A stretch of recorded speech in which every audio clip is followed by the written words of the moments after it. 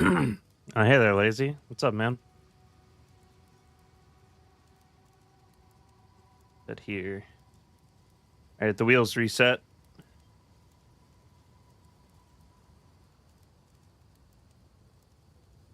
We're good to go on there. Check if we got YouTube on deck. It looks like we're live. Feels like we're live. I think we are live. Yep. Maybe. Yep. Looks like we're all good on the YouTube front. Cool. Saying hi back. What's up, brother? How's your stream? Hey there, Bum Shoes. What's up, Ugo? Seraph, how's it going?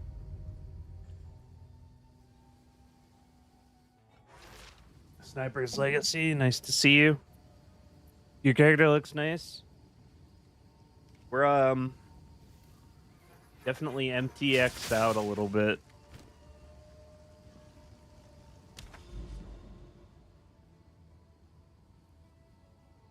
I forget where I wanted to clear to.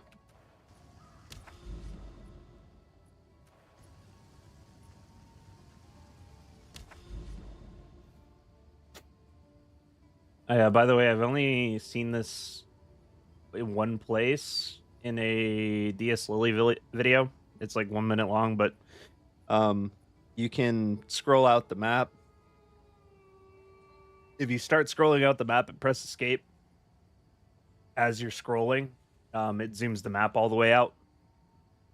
I don't know why they didn't just make it like this by default, but you know, at least there's a glitch to do it.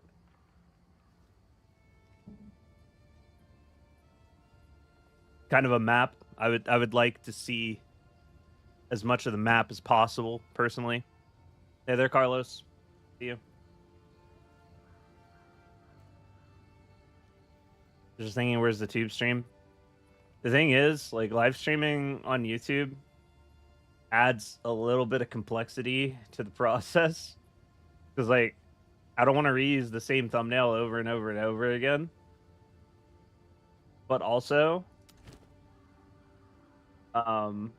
spending a ton of time on it doesn't seem like a good idea either, right? Because it's like, I don't know. We'll do this one.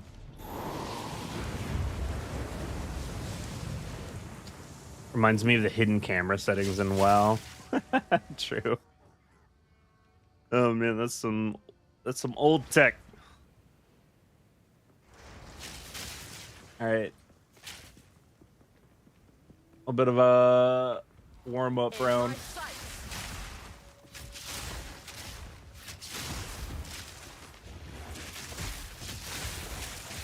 I pretty much haven't gotten to play the game at all since we talked last. I've just been working on the build guide.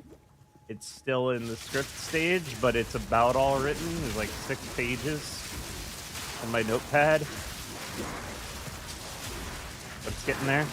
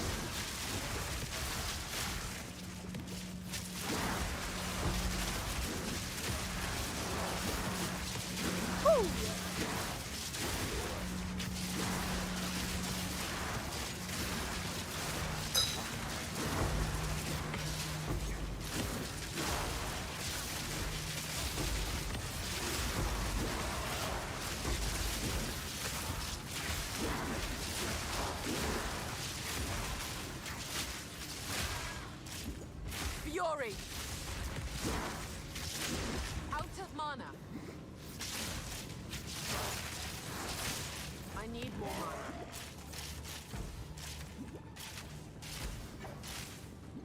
think that's about it. Pretty good breach. This is wild. There's so much going on. Yeah, my build's pretty nuts. A lot going on is a good way to describe it.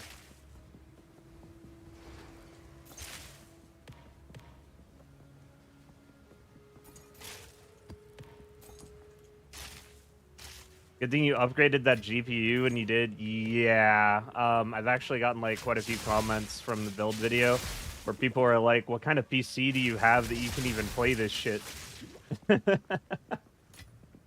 What luck. It's insane. There's so much happening.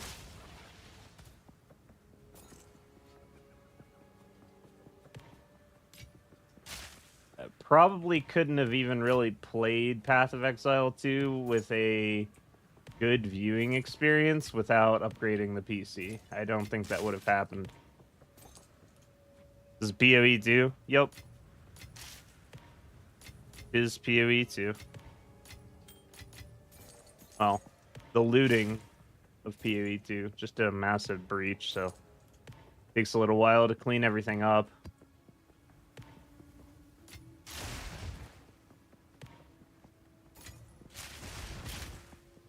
Up. Hey there, Shy Guy. Is it worth having the capstone shock enabled for clearing? Yeah. It is. Well, that's why you just fire rods. Like, there are times where you want to fire rods. It doesn't take you a significant amount of additional time to fire off a rod at a larger pack of mobs. Like, you know, there's weaker stuff that you can just trust that the lightning arrow is going to get it done. But whenever it comes to like, oh, there's a rare there, pop, pop, and it's dead.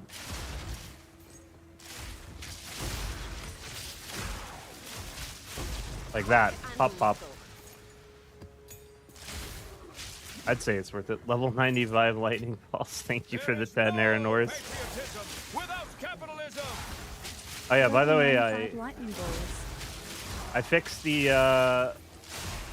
yeah, nice. I fixed us not having any alerts from YouTube.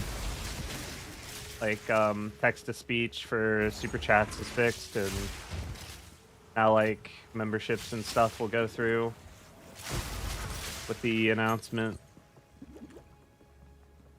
Figured out a workaround for that. Guaranteed 120. Oh my god. That's crazy. Sweet liberty the dopamine. True. Is there a min amount of mana regen you think is good for this build to feel good?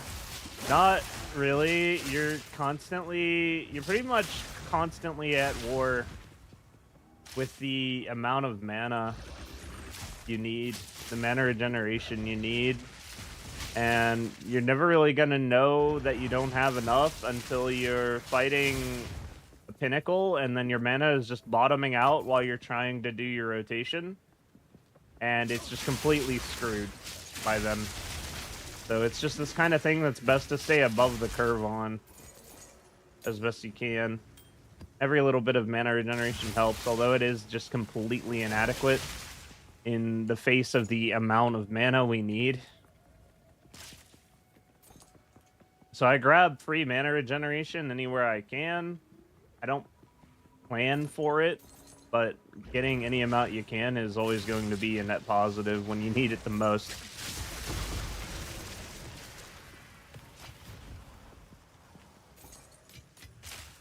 Now this will come And of handy. course, once you have the Thief's Torment ring, like, things are so much better. Mana is an absolute struggle bus until you've got Thief's Torment.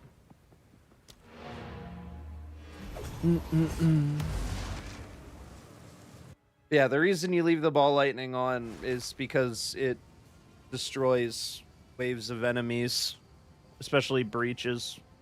Like, you're firing on a breach, you hit lightning rods, arrow, you destroy everything in that pack, but then, I mean, they're still coming, they're still spawning out of that side of the map. And now there's lightning rods there with a ball of lightning slowly flying towards it. It's going to get there, and then kill whatever just spawned up. Rare spawns, throw lightning rods, arrow. If it's not dead from just that 1-2 punch, then the orb's gonna fly into the lightning rods and finish it off. How much is this game? The base cost right now is $30, but the game will be free on release. But I would say Path of Exile 2 is a free in quotes game. In Endgame, you'll pretty much always end up wanting to get some stash tabs so that you have somewhere to put your shit. And those cost real money normally. But if you have an early access package, it comes with an amount of gold equivalent to the supporter pack you bought. So you just kind of like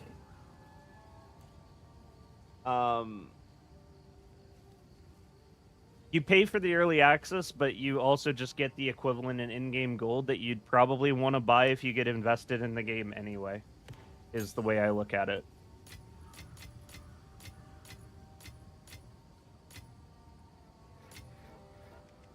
Because it's a very free in quotes kind of game. Most people who get invested in PoE 2 are probably post-launch going to drop between $30 and $60 on it anyway, just for tabs. It's that C using your quiver. Just notice you don't have your avatar up. What's up with that? I'm just kind of doing a whole faceless vibe lately. Kind of preferring it at the moment. Feel like my avatar doesn't really fit with the game I'm playing, so I'd rather just not even use it, I think, is how I feel about it. What stats do I use for my quiver? It's pretty much perfect stats, but the tiers are not perfect. Like it's tier 9 lightning, but only tier 8 fizz and only tier 3 bow skills. And then the suffixes are just tier 1, tier 2, tier 2. I mean, projectile skills, that's as good as it gets at +2 levels, just tier 2. But the dexterity roll could be better, and the gain life per enemy killed is a deadline. Overall, still pretty good quiver. It would be better if it was a primed quiver, but the thing is, if you try to get a primed quiver with stats as good as this quiver, it's like 15 divs, and I got mine for 2. How do you keep your mana up? Thief's Torment.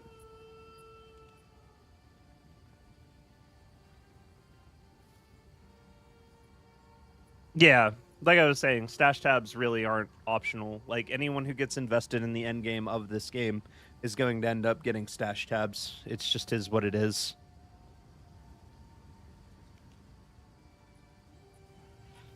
And yeah, the early access is a good deal because it comes with the amount of gold that you would need to purchase the stash tabs that you're going to end up purchasing anyway if you're invested in the game.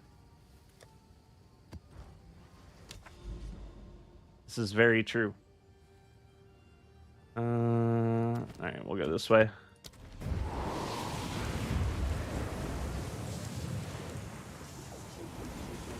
How to ball of lightning proc.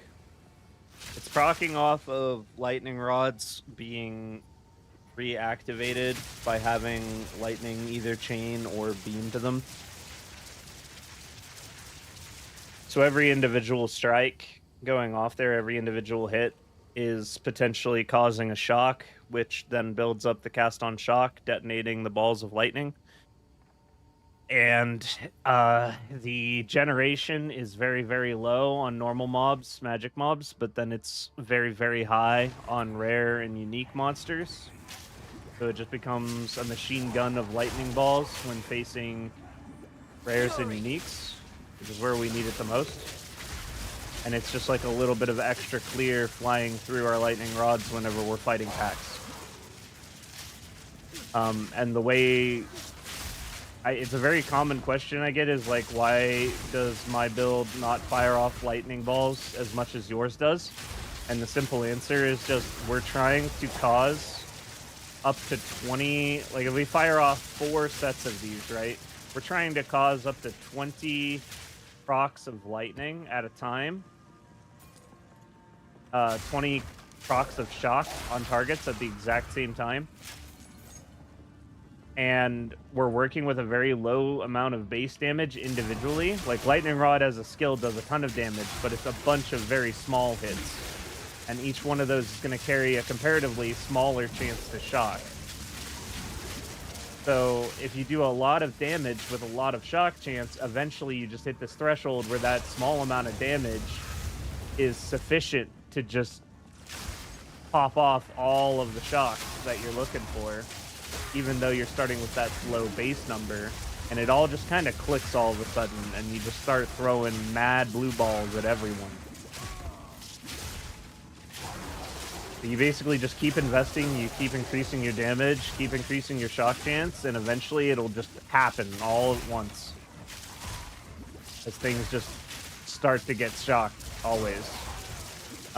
Until you have a lot of damage, though, and like a lot of shock chance, you do want to avoid maps with the 98% increased ailment threshold, because that will ruin your shock chance if you don't have enough of it.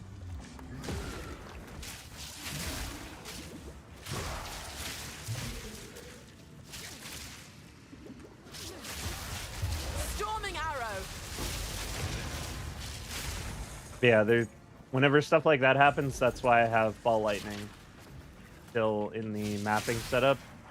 Just like, oh, a boss, and then I just, clicked on him a couple times, a million balls of lightning flew at him, and he died in an instant. I can feel my Xbox sweating watching this stream. Oh, we're not even in a breach yet.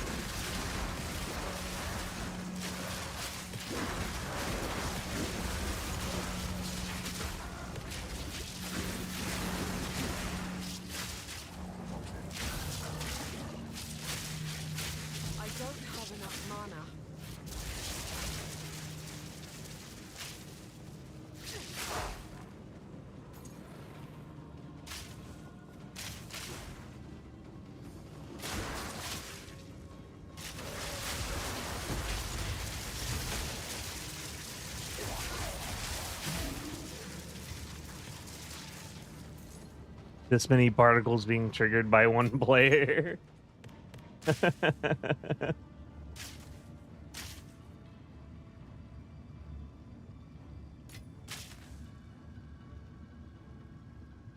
think, how come with 90% all resist and acro with 70% evasion still feels squishy and die to random hits? Well, I can't help but notice that you didn't mention how much max life you have, because no matter how much evasion you have, if you don't have enough maximum life to not soak... If you don't have enough maximum life to soak any individual hit, there's always going to be a chance that you just get one shot. So the answer is more maximum life. And even then, like, you can still be one shot. It's Path of Exile. Like, it'll happen sometimes, but you can reduce the frequency. Now this will come in handy. You have 2,500? Wait, okay, I don't know how you're being one shot, man. Can't tell you. You have way more life than I do. Are you sure you're being, like, one shot? Because that's crazy. Losing juice, man. Some random pop you can't avoid. Random pop you can't avoid. Yeah, I mean, I don't know. You are tankier than me. I mean, like I said, I die sometimes, but pretty rare. Back to the dirt. Gotten to test the Howa for a while now. What stats are the important ones on it, or is it worth going ham on it? I mean, both are equally important because when you think about it, you could just shift the stats on your passive tree to address whatever you want, right? Like, you need more int, you just switch your passive tree to more int. You need more dex, you just switch your dex. So at the end of the day, it's just 50 up to 50 effective stats on the Howa glove, and all of them are good for you. So there isn't really like a best way.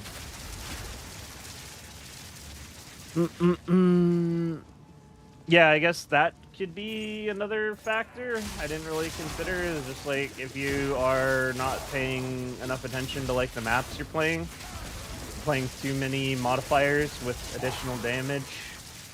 Like if you give enemies crit and then give them like 2 damage mods on top of that, that's probably a pretty rippy map. It's something I went over in my defenses guide, which admittedly did not do very well, but it was a very complete video on that topic. Notice some magic dudes dropped the meteors in the ground. Detonation died last night. The mob dropped an anchor. Never saw it before. Okay, yeah, I mean those are pretty pretty like telegraphed slow hits.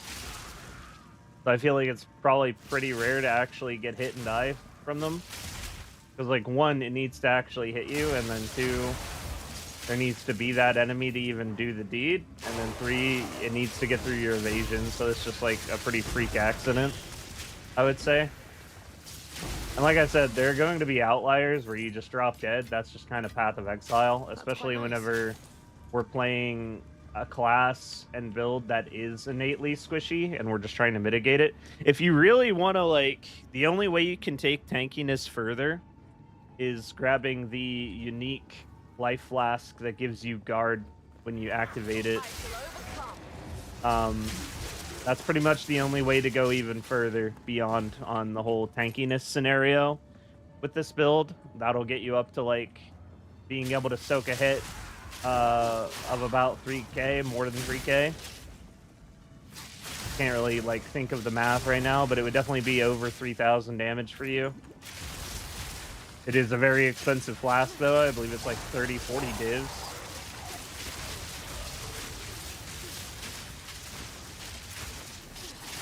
Too weak, too slow. But yeah. Okay, yeah. I also mentioned that in my defense guide. I said if you're an evasion character, you definitely shouldn't play maps with bonus accuracy on the mobs, because that's just kind of bound to happen, right? Death Harp. The unique bows are just not good for this build. Pretty much all there is to it on that.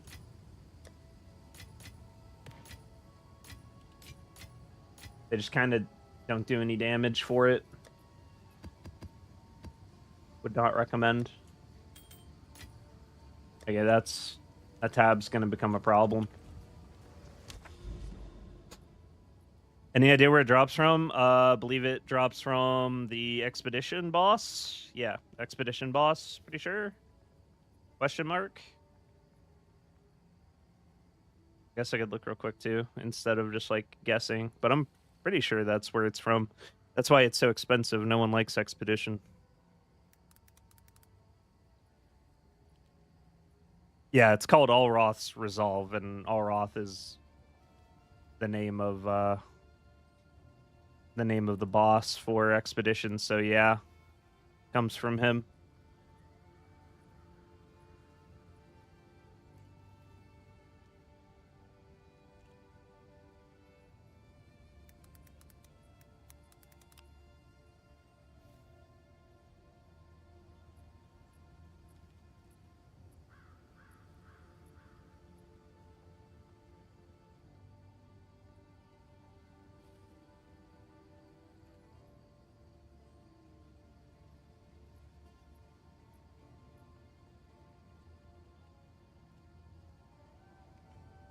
Are you enjoying Endgame? I'm really enjoying Endgame. I'm having a lot of fun. Uniques can be upgraded. Most of the ones in the game kind of suck. This is true. Most of them do suck.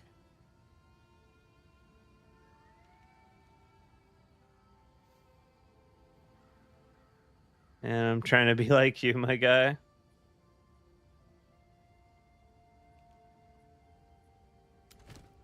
All right, on to the next. Kind of want to try to make good progress towards 96. I'm pretty sure 96 is going to be this character's last level. How much energy shield you're running? None. I just have a Howa glove. Howa glove is just like providing 23, but it's virtually nothing. Storm point.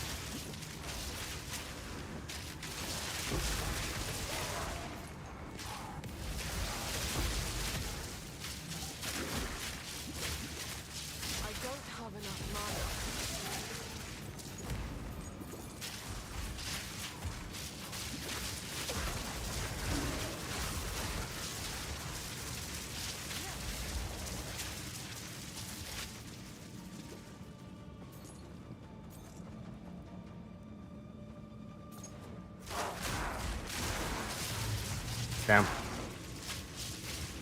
Out of mana.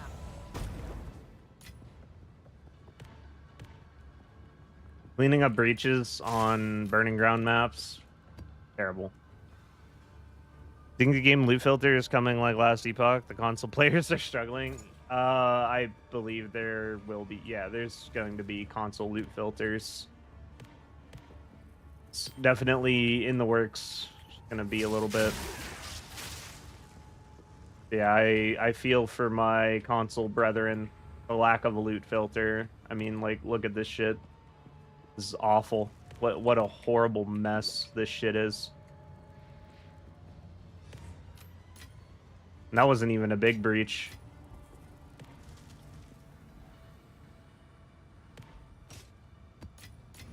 Don't mind if I do.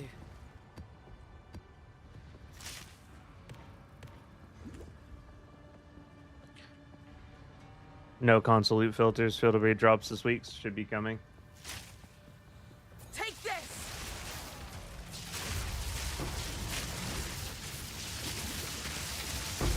Too weak. Slow.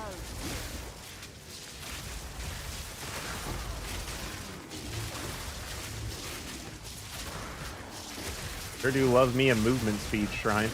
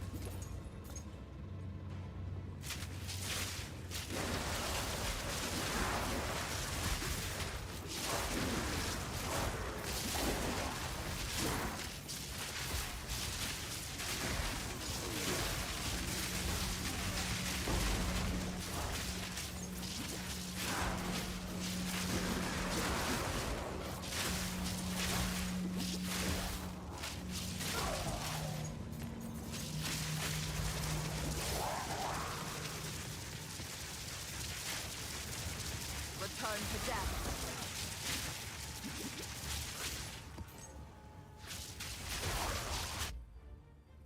There's a lot going on right now. Rechards always drop. No. This is a item quantity map though, so they're dropping pretty frequently. Didn't realize GG has their own site to make glue filters. Kind of clunky UI, but honestly, text editing never syncs filters. Pretty simple. Need to upload into GGG login site for console filters, and that option is not currently available. Item filter for console and a friggin' map tab like yesterday. Yeah, how is there no map tab? Play with no music. Music's on. Or do you mean like no like music? Like non-game music? In which case, no. I just leave the game music on like a psychopath. I don't listen to any music because I'd have to listen to like some copyright-free nonsense.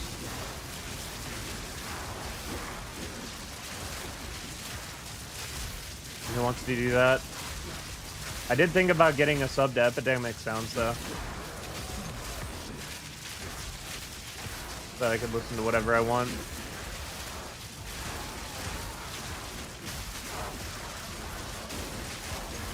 Okay, this is the 10 breach, by the way. This map has 10 breaches on it.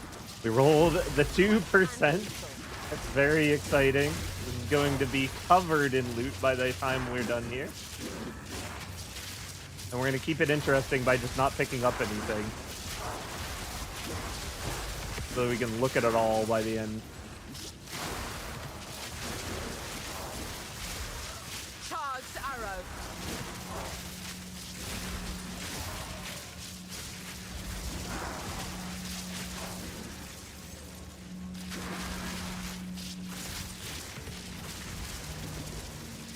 Another democratic soldier for the cause!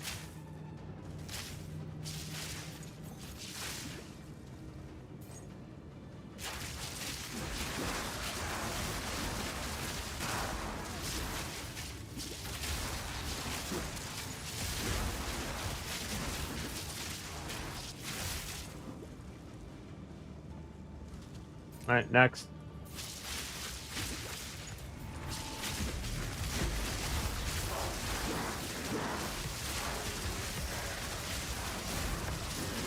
Okay. Perfect jeweler orb. Nice.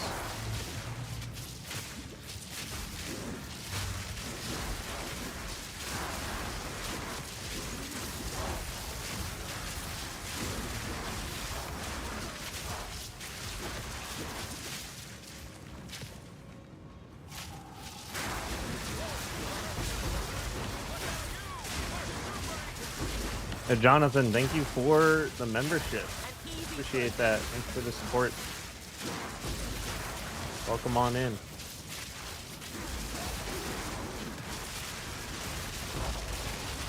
This is crazy. Finally actually rolled the tenor on a good map. Has not happened yet. It's always on something terrible like Crypt. There's just no fun. Fortress is actually pretty solid though. The breaches.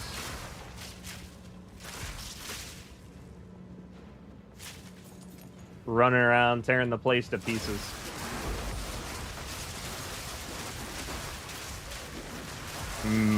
We love big proliferations on the Herald proc.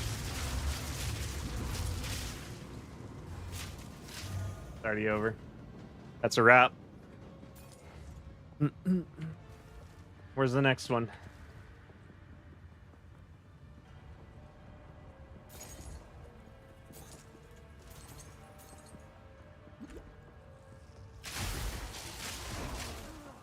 Hey, they're taken.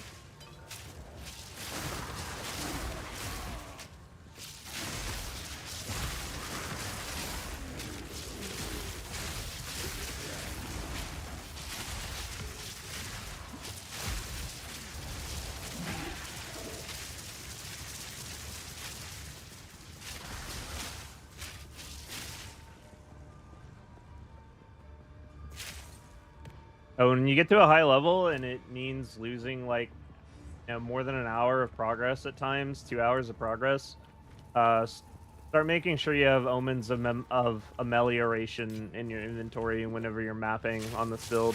It'll cost you like 60, 70x, but then when you die, you're only losing like 2.5% of your bar instead of 10%. Don't mind if I do. In my opinion, that's worth it. If you're like above level 90.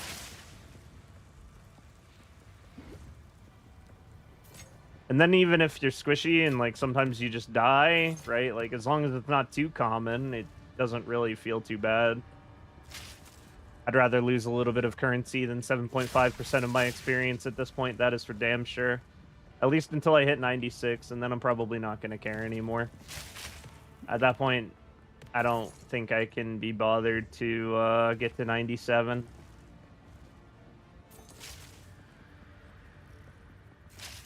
What was he?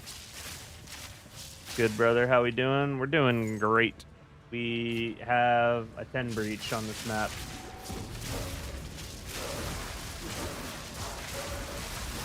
Rolled the 2% chance for 10 breaches. Having a time. Stacking all the loot to grab at the end. To keep it suspenseful in case I go rip. It'd be fun. Well, not for me. It'd be funny for you guys.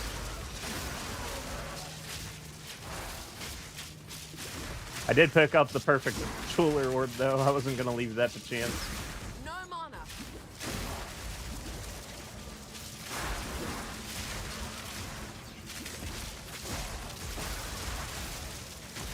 PoE2, my game just crashed because of loot and lost XP at 96, and I'm pissed. It's 89%.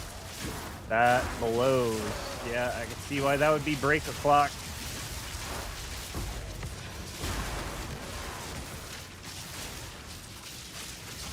Guy has.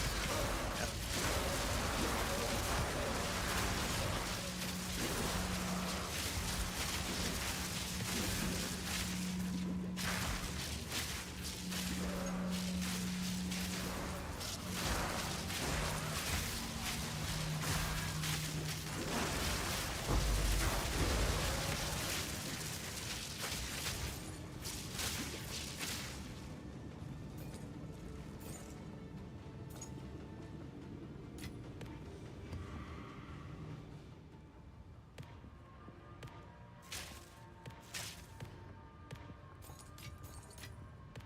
Now this will come in handy. Doesn't tank a crash, sadly. No. Imagine if you could D-level. God. Game would suck. That would be rough.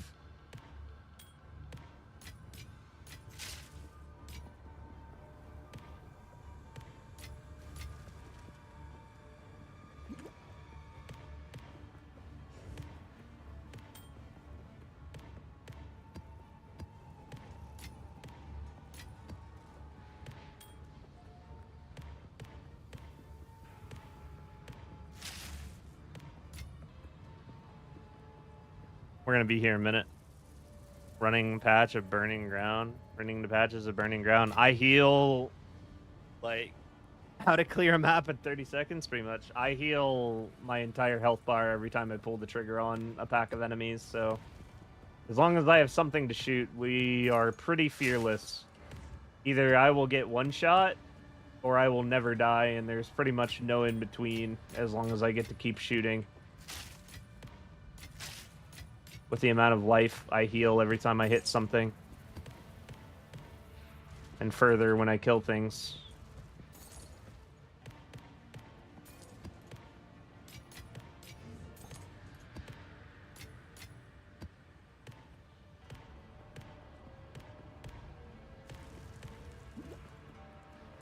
I'm probably actually being hit quite often while we're running through all of that shit. It's just, you can't even tell because I'm instantly healing it.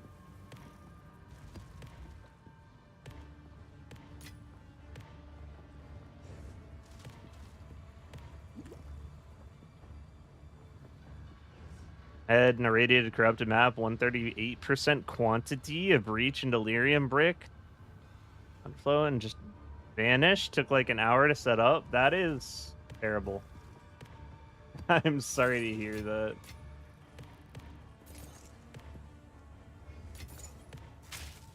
We're at 67%. Getting there. We are getting there.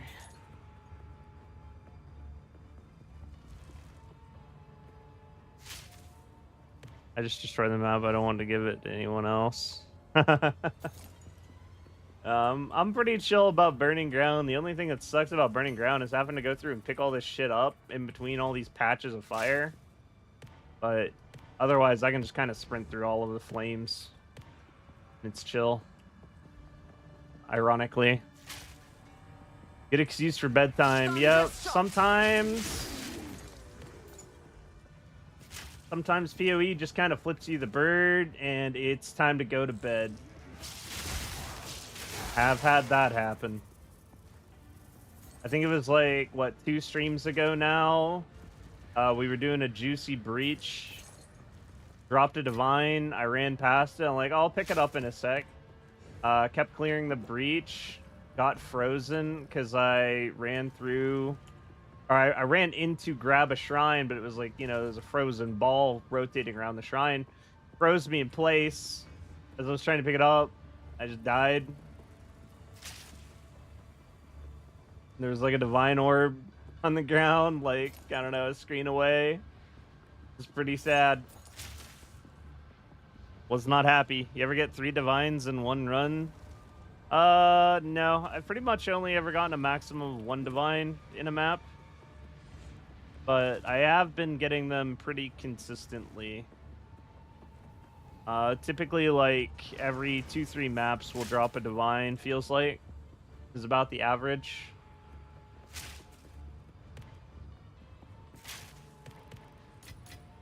What luck?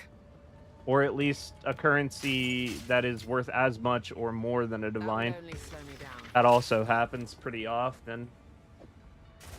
I don't feel like going back. Try to get everything in one go. I definitely don't need those. Throw that shit back on the ground. I need to take that out of the filter again. Infinite supply of those now.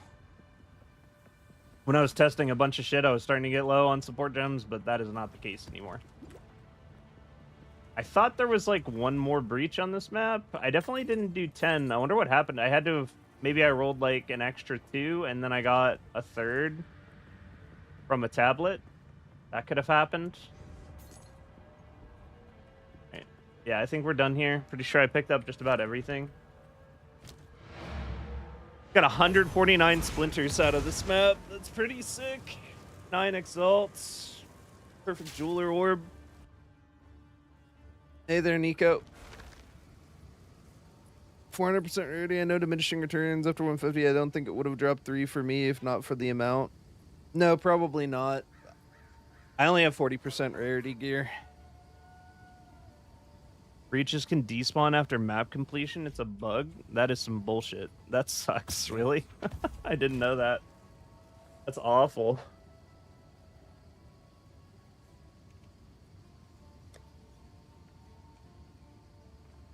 Not sure how I feel about the 1 portal maps. I feel like it raises the stakes, which is nice, because when I think about it, I feel like Softcore Trade League could use a bit more stakes than what it had. Because otherwise they're just kind of like, oh, I died. Well, I'll just go back in and finish it. And once you're past the point of caring about experience, there just was pretty much no stakes more, I would say. The only time there were stakes is when you were doing something that had an expensive entry fee. That was about it. How much are perfect jewelers going for now? Probably not a lot. Imagine it is on... Oh, no, it's actually still pretty good. 286x. Is there anything I actually want a 6-link on, though? I kind of want a 6-link Herald of Thunder. And try to figure out something to put... I can definitely figure out something to put in Herald of Thunder. Surely I can think of something to put in Herald of Thunder. I'm 6-linking. Yeah, I'm 6-linking Herald of Thunder. Shocking. Much more of an issue of bosses. Well, yeah, but I mean, like, if the boss fight, if there's no stakes on the boss fight, I don't think it's very interesting. The only thing that I would say is I don't think it's good that Arbiter of Ash has like a kill mechanic in phase 1, and it's just a kill mechanic. It's not like, oh, you might survive this. It's just like you either evade it or you're dead. Like, deals thousands and thousands and thousands of damage. And also the arrangement that they drop in feels very untested. And I'm not speaking from experience. I skipped all of that shit. I just blew his brains out. But, you know, I've seen people struggle with the boss. You know, I can look at that objectively and say that's kind of bullshit. I don't think this is a div. I just don't want to play with it anymore right now.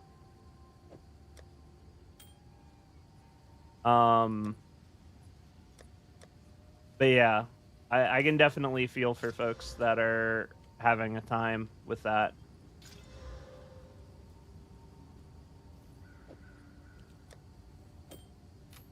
There.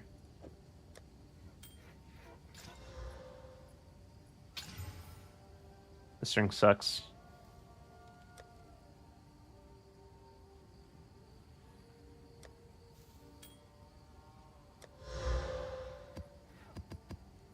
We got a lot of maps. What shit?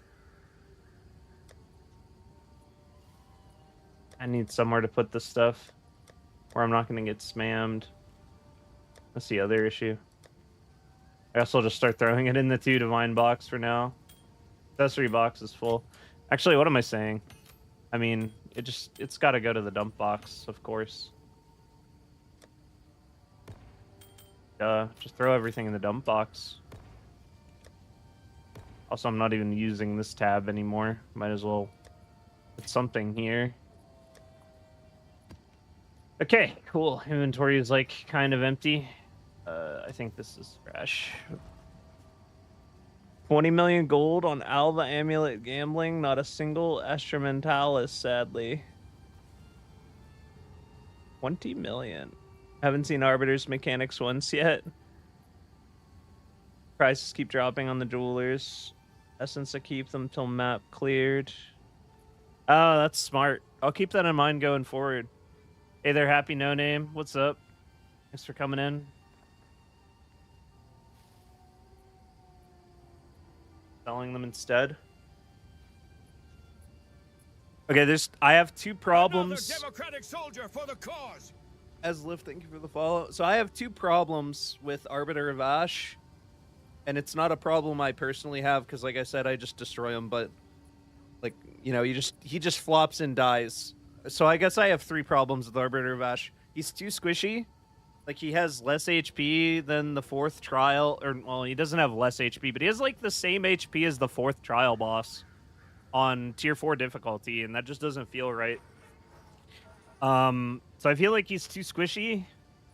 I feel like his mechanics, if they're actually allowed to play out, are unfair. And I feel like the time investment it takes to get a Citadel key, like to get your Citadel keys, is too high. I think those are like the 3 problems with Arbiter of Ash. And I think those are all kind of culminating into people just feeling like they want to sell their keys rather than do it. Unless they have a sure thing, like they know they're just going to walk in and like blow them to pieces, right?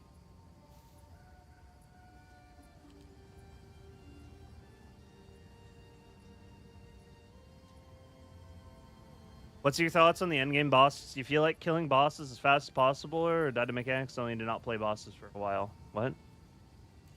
I'm not really sure what your question is. I feel like the endgame bosses are probably too easily trivialized by CC.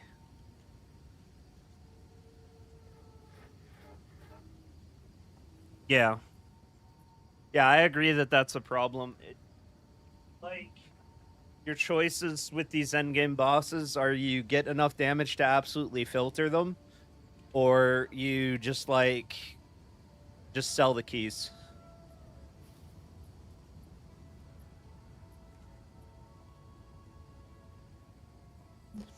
Because the mechanics don't scale well either.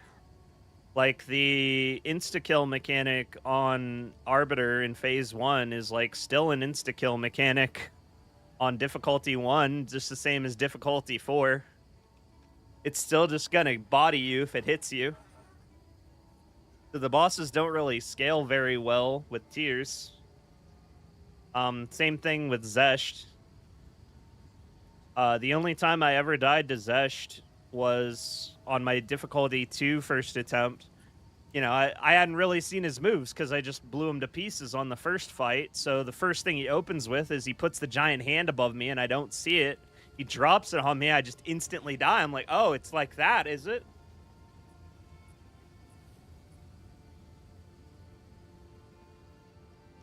Because he had never hit me before. And then all of a sudden, I'm just splattered on the floor. Like, damn, I guess he's like that, huh?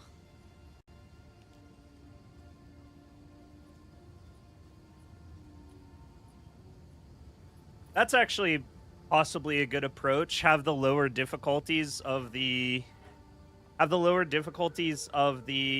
Pinnacle bosses allow you to use more portals instead of a one and done. I think that would be a pretty decent idea. It would make them a bit more approachable. You would still get punished for failing, but then you would not get as punished for failing, and you would actually get more of an attempt to learn the mechanics. If you did have a build that, like, didn't absolutely blow them to pieces and it was going to be a real fight, you'd actually get an opportunity to learn. I think that's a great idea.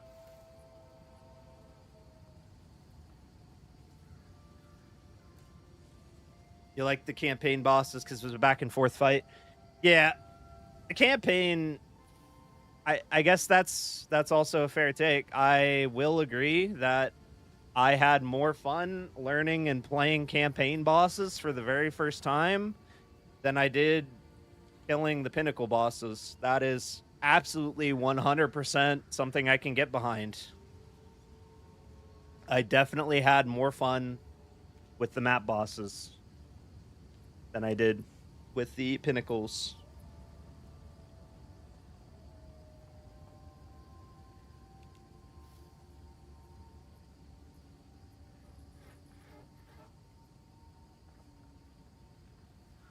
Very, very true. All right. What do we do from here?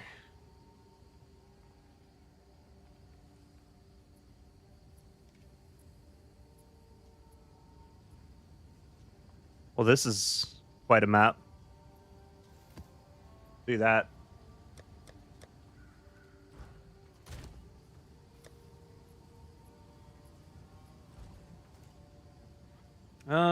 Give me a minute. I'll be right back.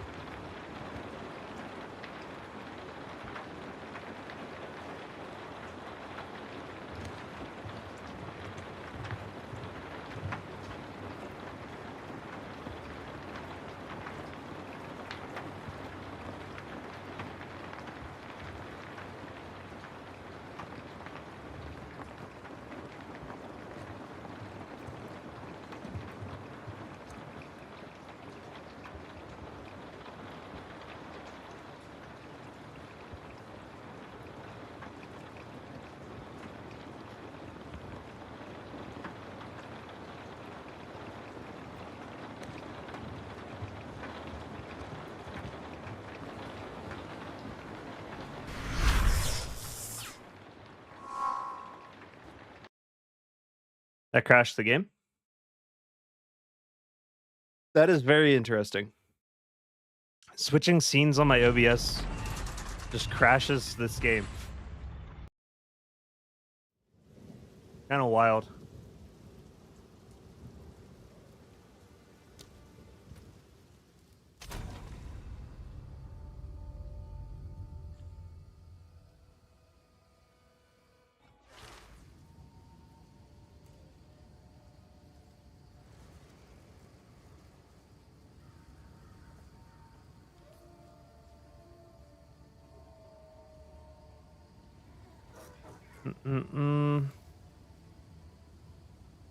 Pinnacles look like interesting fights. Too punishing takes same approach. Endgame far from finished. I'm not too worried. Making their endgame bosses their 1% again, like PoE 1 was. Still blew my mind. No, 90% never made it to maps. Oh yeah, like a large percentage of players never made it to maps in PoE 1. I would imagine a much greater percentage of players in PoE 2 made it to maps, though. I think PoE 2 is a lot more accessible than the first game for the average gamer. I still think you have to be a gamer to do well in this game. You guys know what I mean, right? Like, you gotta understand things. You gotta be a halfway decent player to get through this shit, for sure. I'm just gonna tear my way to the tower so that we can get this area buffed up. Probably just gonna do some of the 14s in my bag just to get this out of the way. Oh, once I get to that point, the boss fights must be memorable and engaging, not just kill them fast enough to not deal with sometimes the bullshit mechanics. Yeah, well, I mean, when you kill the bosses, it's not so... In their current form, at least, I think something that is lacking is it doesn't feel like when you kill them, you've accomplished something in the sense of, like, you've overcome a difficult encounter. It just feels like, damn, I built something pretty cool if I just absolutely laid that guy out like that. And that's kind of your reward. That's your dopamine from the boss encounters right now. Not so much that you overcame difficult mechanics or played well.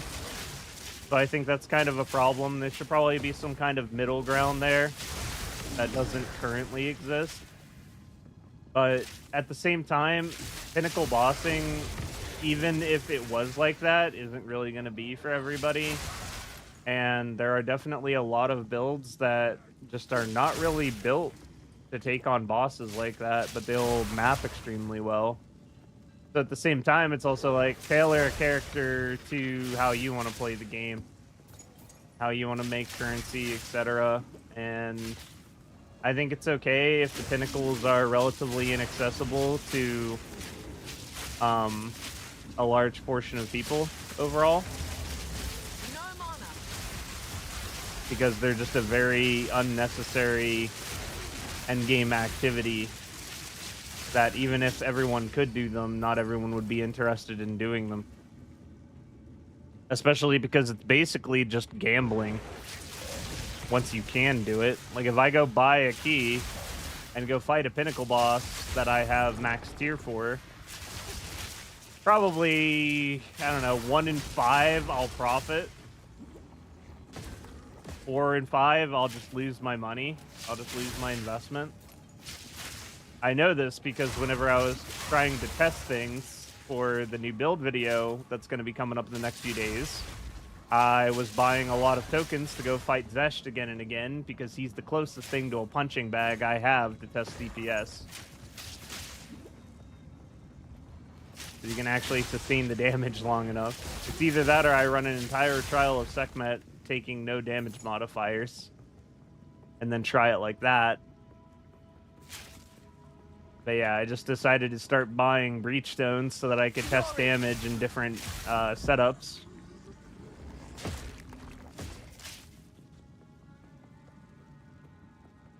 Players are 100% quitting due to 1 portal deaths. I mean, players are quitting because of a lot of things, though. But there's also tons of players not doing that.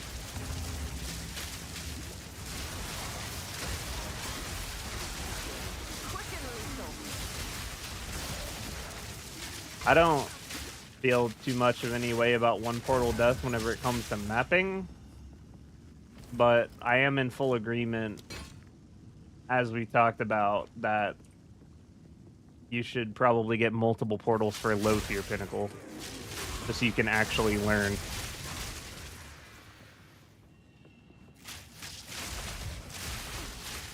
If they're gonna just keep the mechanics as one-shotty as they are, you need to at least be able to get the opportunity to learn firsthand.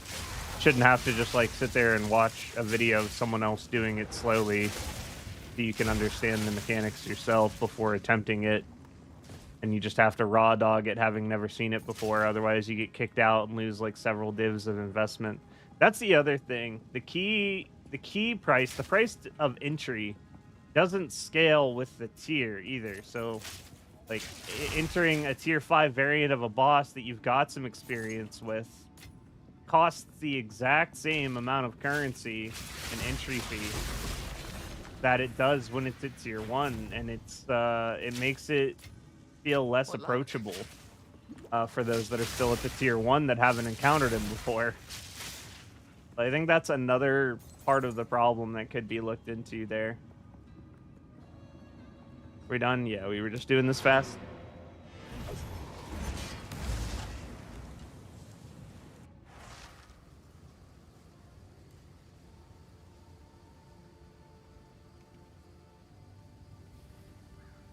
The deck is for PoE1 players who at some point got disenfranchised and are back and ready to bitch.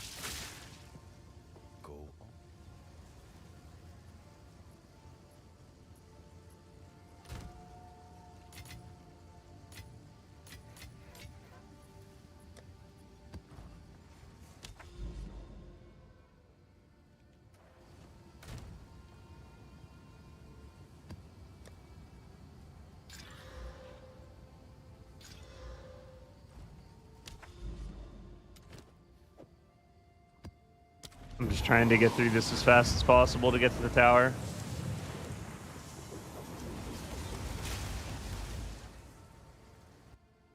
It doesn't mean only meta builds can down pinnacles.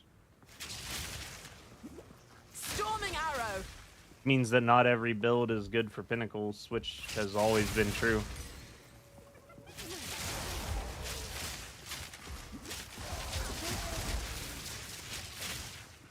And there are just builds with low bossing DPS.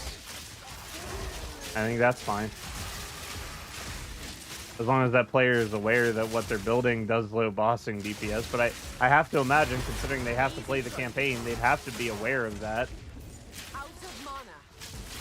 Like, oh, this thing I'm building really doesn't do that much damage on bosses.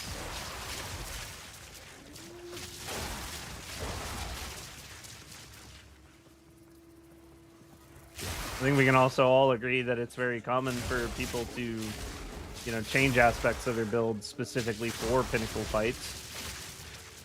I think that's a good thing. I think the fact that you don't just go in with your standard mapping setup and have it be optimal is a good thing.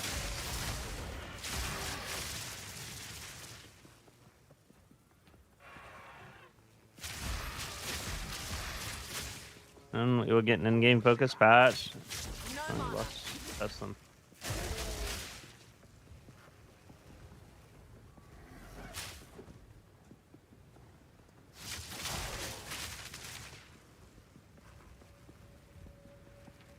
That is normally the bossers.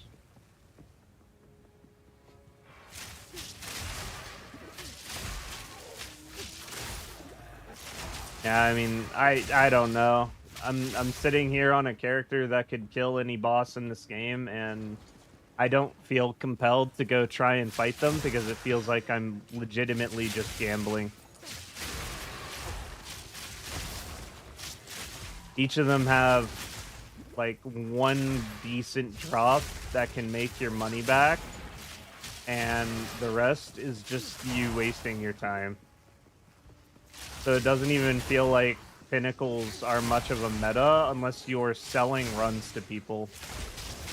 for in-game currency. Like, if you're just selling boss kills to people, then you're probably making out pretty well.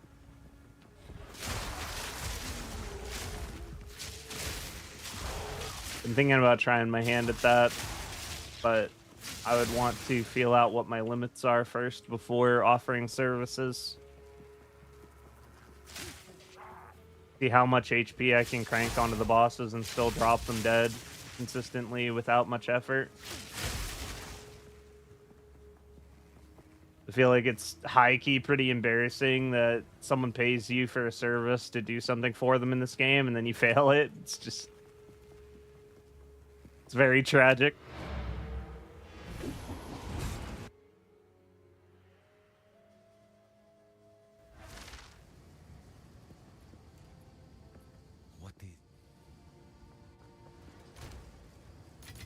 I think the EA for this game is likely to be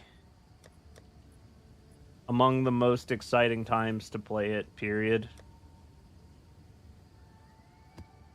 With the amount of new classes being added in still, new abilities, all within the span of EA, it's going to just be dramatically changing the game every EA league or however often they decide to drop content like that. I think it's going to keep things really fresh going forward. It's going to be a really good time, from what I can tell. Definitely hyped for it. I can't be bothered. Just get me in there. Get the stun. I kind of ran out of good spots to juice up breaches. Got to clear to some towers again.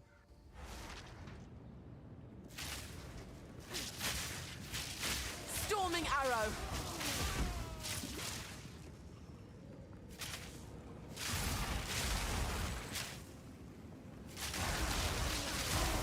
Barely broke a sweat.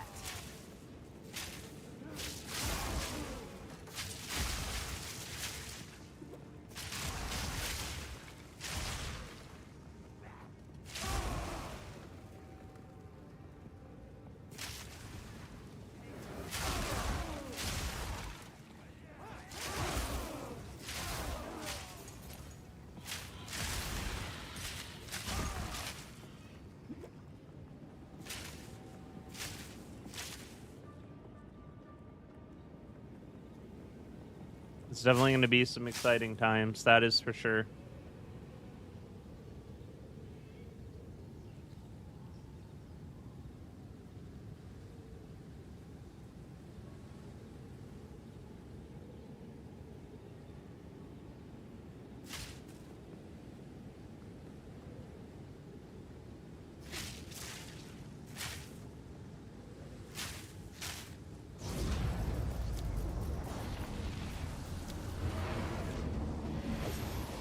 Warriors are having a real bad time. Warriors kind of cooked on the real.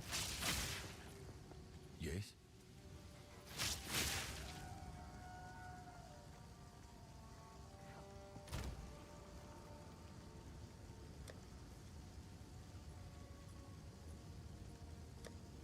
I definitely don't feel like the lack of life nodes was a very good idea for the passive tree.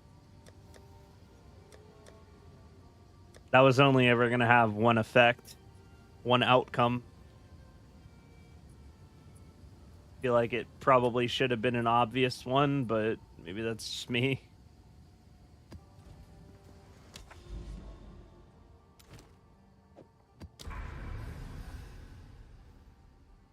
Did I really just... No. Is this a dead end? Is the dead end? There's no way to... Oh, God.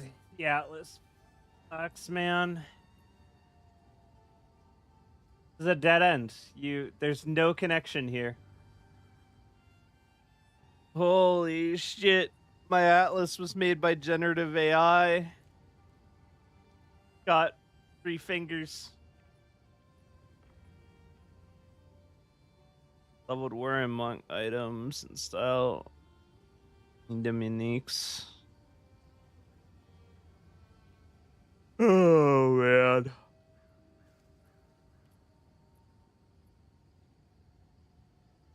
Well, that happened.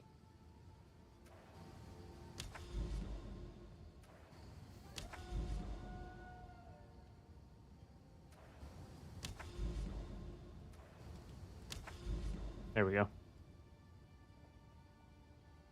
This is such a sad dead end.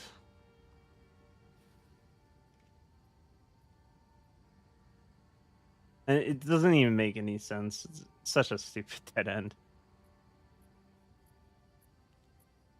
Alright. Go somewhere else, I guess. Do this delirium. Mirror. Need a normal map, though.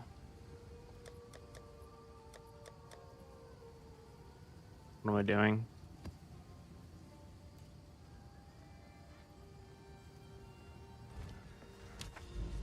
It should be fine.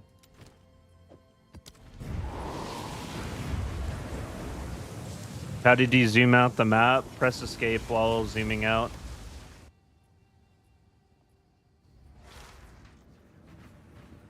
Take this! I don't have enough mana. You are lost in the middle of the jungle.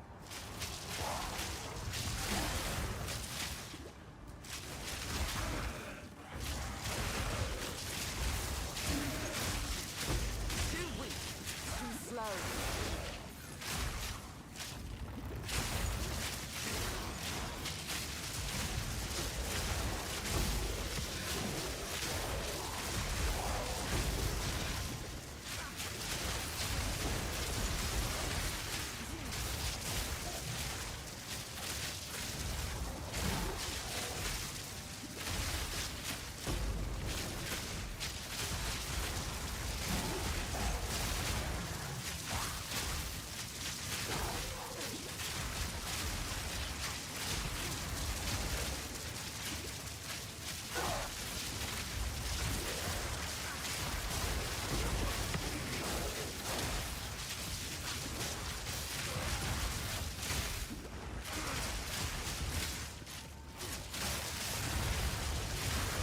Fury!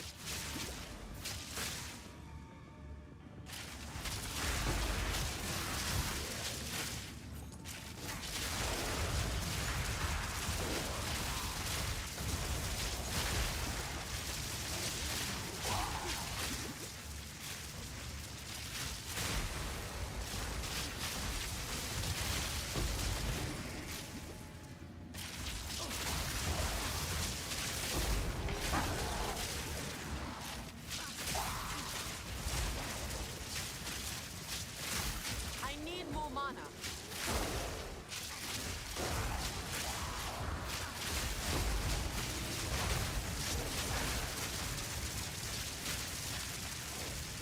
It's quite nice. Mirrors just suck in PoE too. Reforged on 1560 maps, dead maps for our current builds, kind of dookie. I would have been up for being able to reforge T15 maps. I think that would have been okay. Reforge T15s into other 15s. I think that would have been a good idea. An easy trophy. Prepare yourself.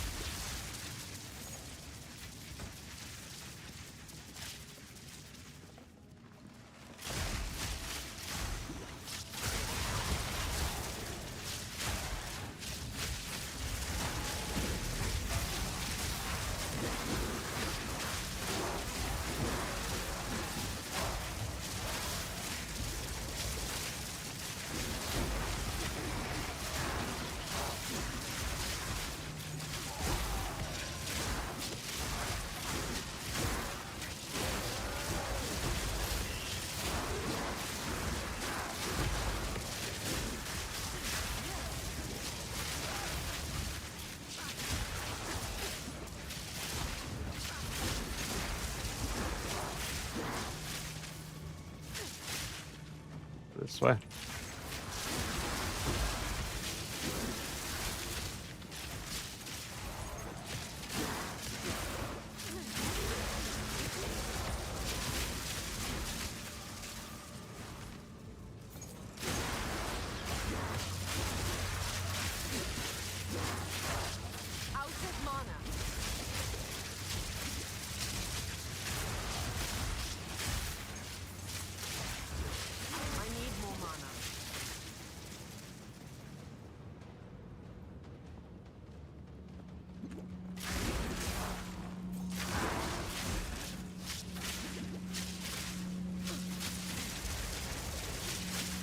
But Modulus link most up to date stuff with your build. Yep. I keep the mobilytics updated. Mobilytics will always be my current setup.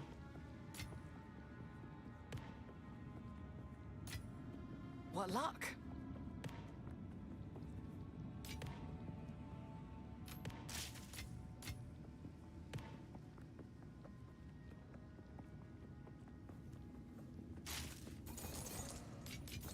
I'm gonna have a lot of backtracking to do because I really didn't loot anything while we were doing the mirror.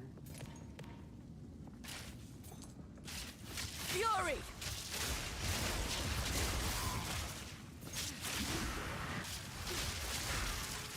The only thing that's not currently up to date with the mobilytics guide is the Howa glove.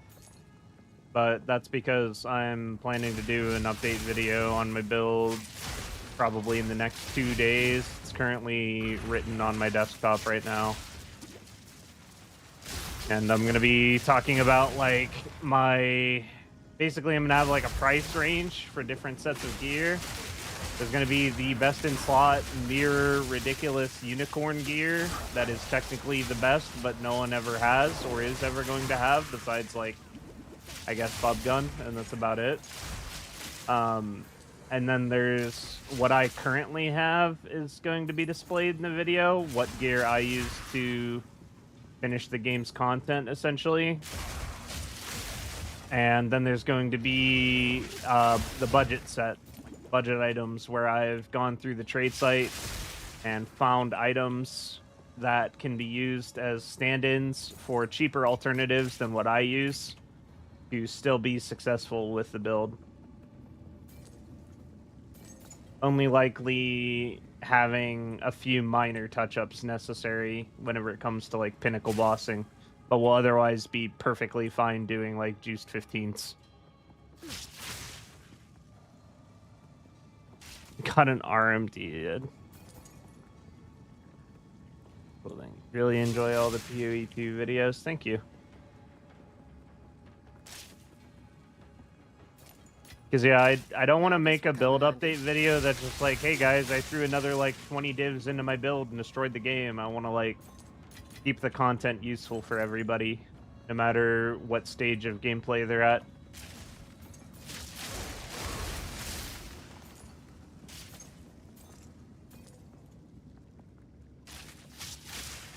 Snow in the desert for once. Say there, Ori. Welcome, welcome.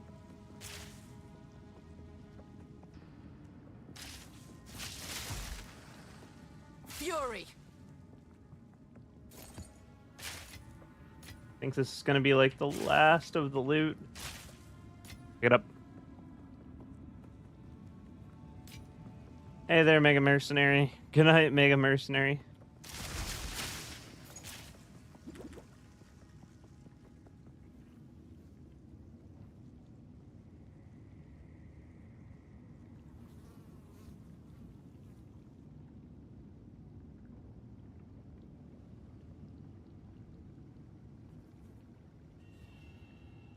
A message.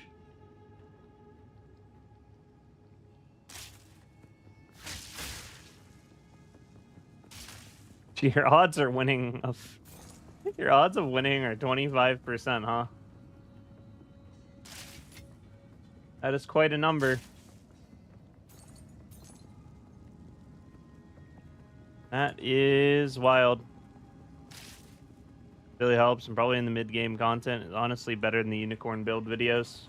Yeah, I mean, the unicorn build videos are kind of fun to watch, but they don't actually help anybody.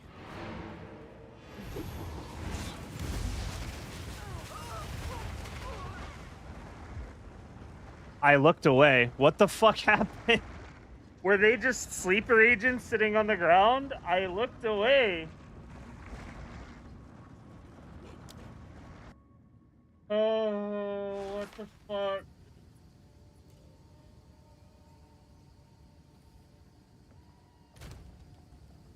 That's tilting.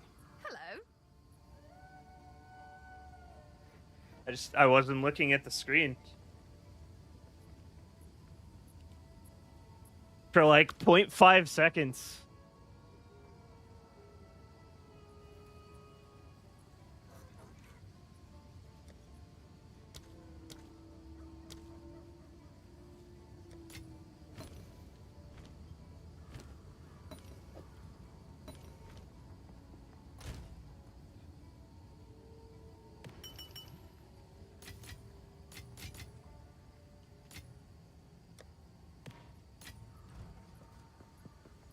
Speak.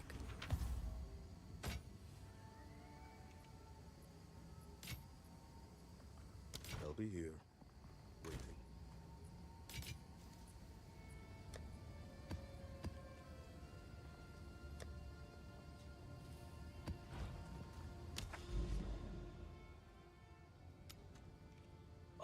I looked away for actual seconds.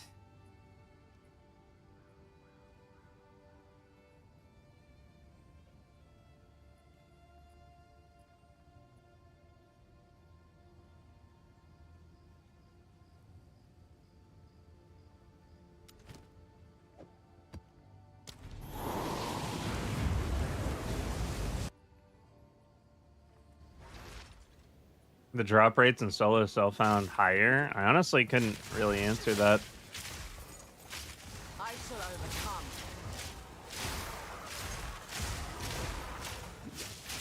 Getting ball lightning rod sometimes get nothing on rares and No bosses. mana.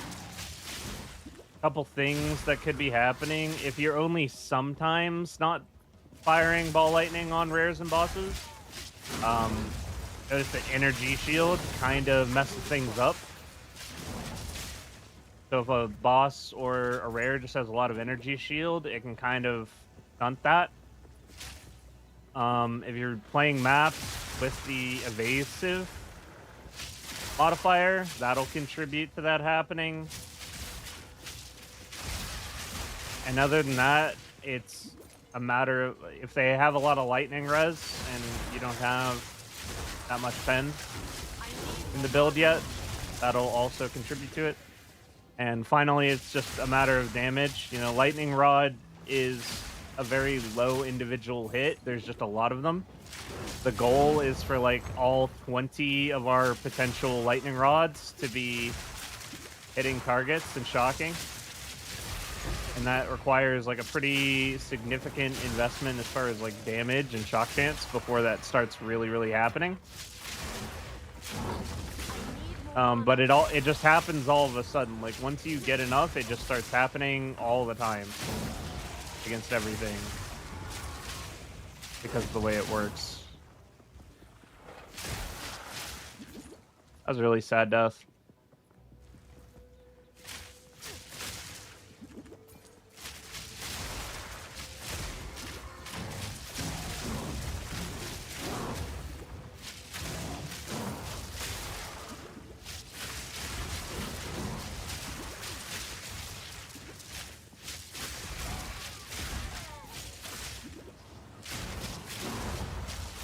Barely broke a sweat. The density in this map, very unimpressive. Storm point. I'm out of mana.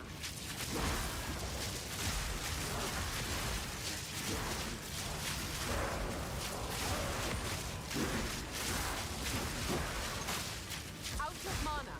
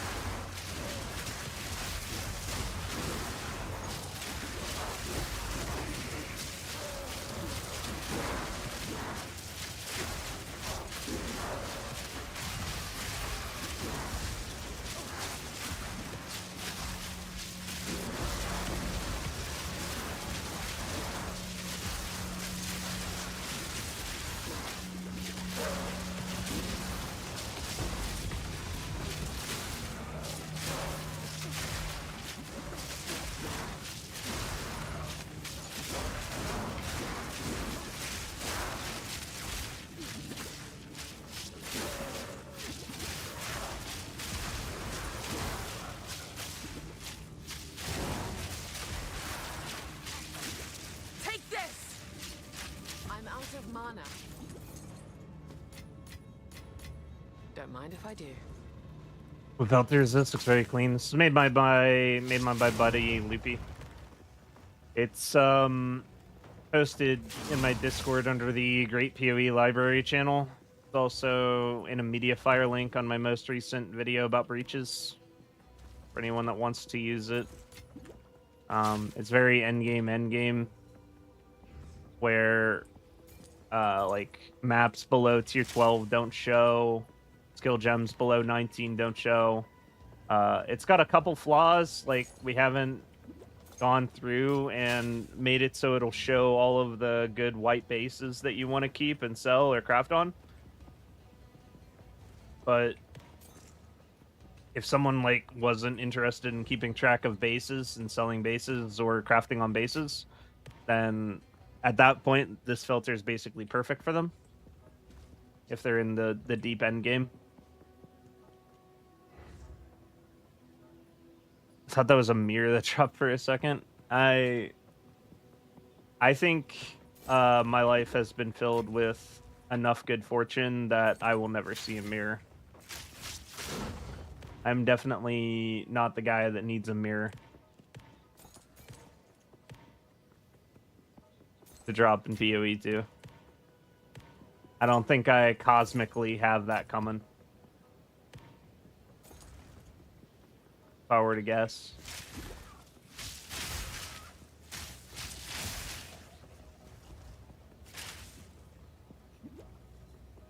Build guy, better gear maybe.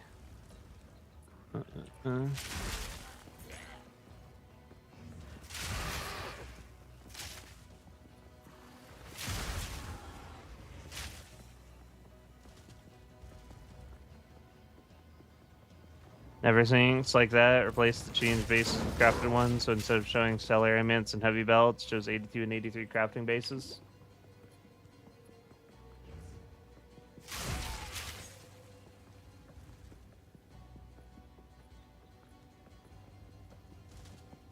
That does sound pretty solid.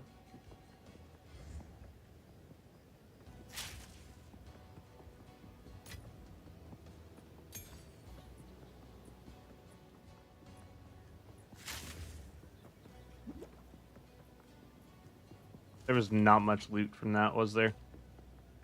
Doesn't feel like it.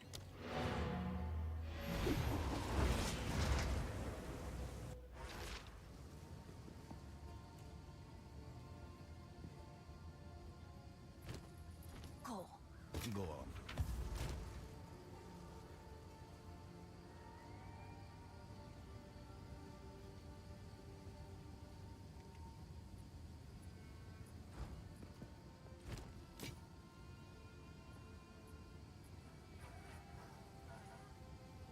On with the work.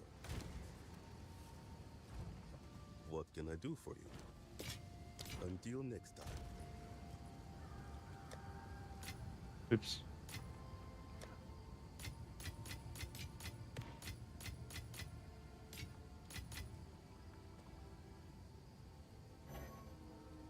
Oh. This actually has a T11 mana roll. That's pretty solid. 9 all at.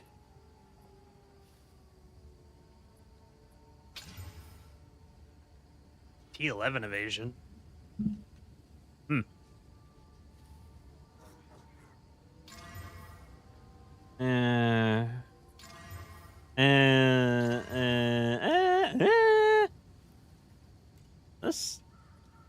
That's kind of cooking. I'm gonna put this here. I'll mess with it later. Not very good amulet yet, but could chaos that maybe. Wouldn't be the worst decision I ever made.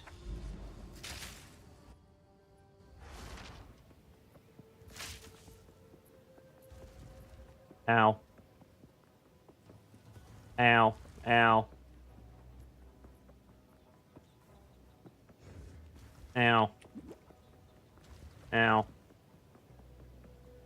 Ow. Ouch. Much better.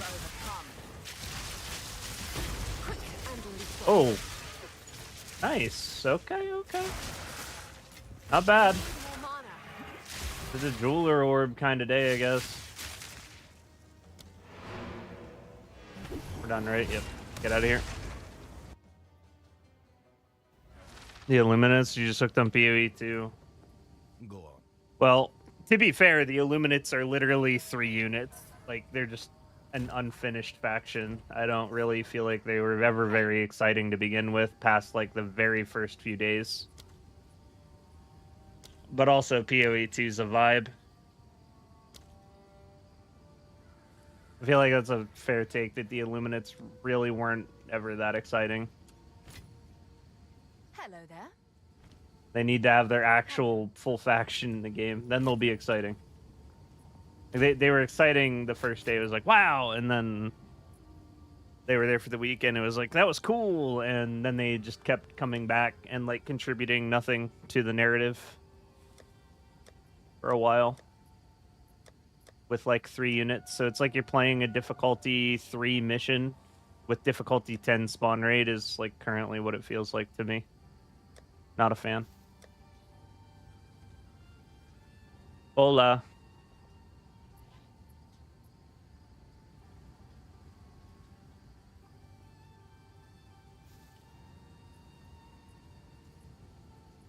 But they canceled my Another coin too. democratic soldier for the cause. Thanks for the follow, Ninja Senpai. And also Rick. What am I doing? Guess this map next. Lost a little bit of experience, but not too bad. Oh, right. Before I forget, I need to figure out what I want to put into a 6-link for Herald of Thunder.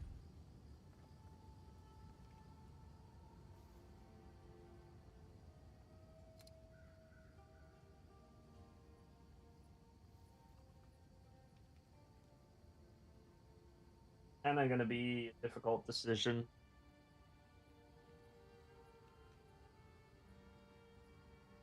Because there really isn't a whole lot left.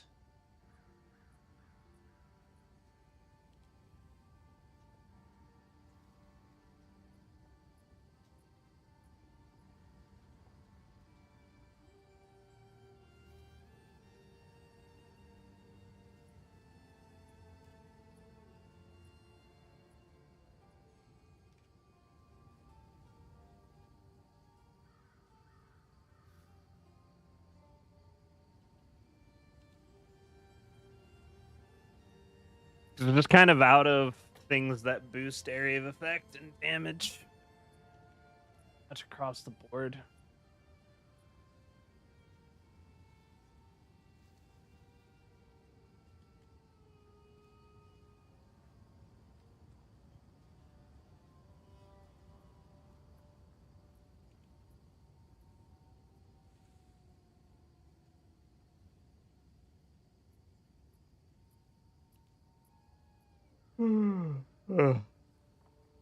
No, it won't be useful. Maybe.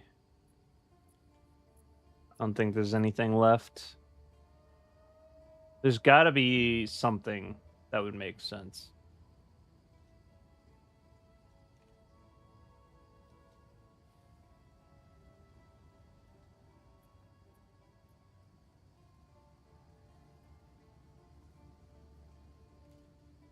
I feel like it might just be super critical. There's not really much else. Otherwise, I'm just stealing something from somewhere. That's always an option. There might be something that I can move. It'd be better served with Herald at this point. Good old Herald.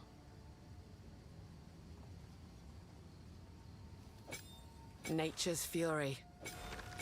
It's kind of a decent argument to put heft on Herald.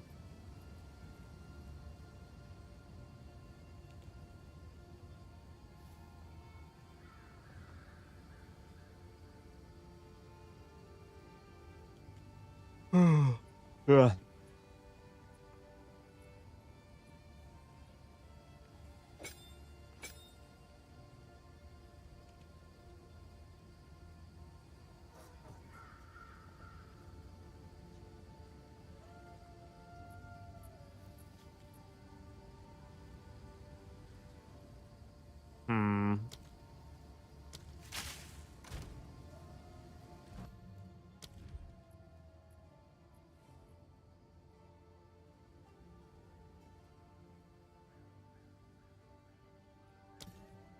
I guess I haven't used execute yet.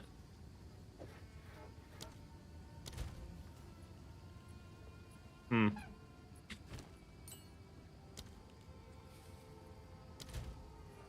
That's easy to fix. Go on. A shift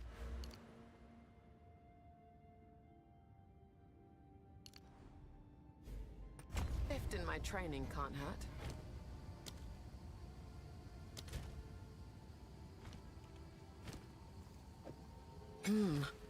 Shocking.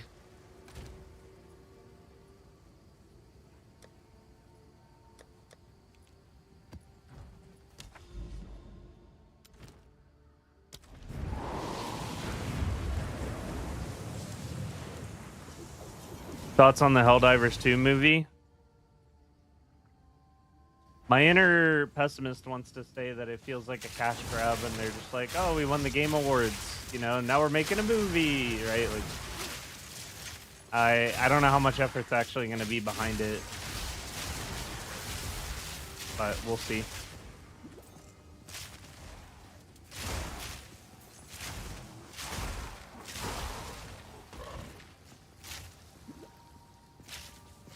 Excited to watch it regardless.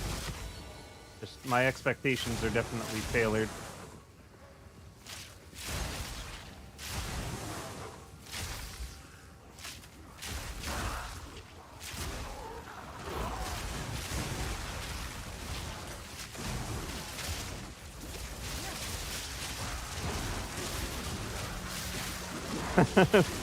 Chris Pratt is Bile Titan.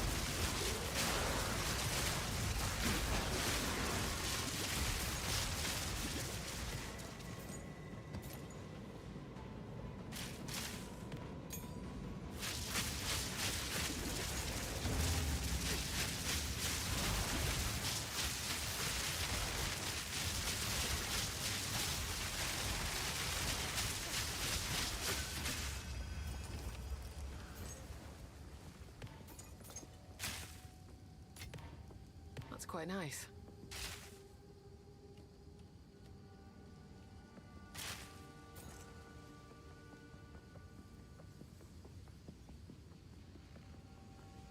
Which one? Venom and Spider. I'm looking for. Looking forward to it being so bad that it'll become good. Oh yeah, that's another possibility, isn't it? It could always just be so bad that it's good. I wouldn't be against that either.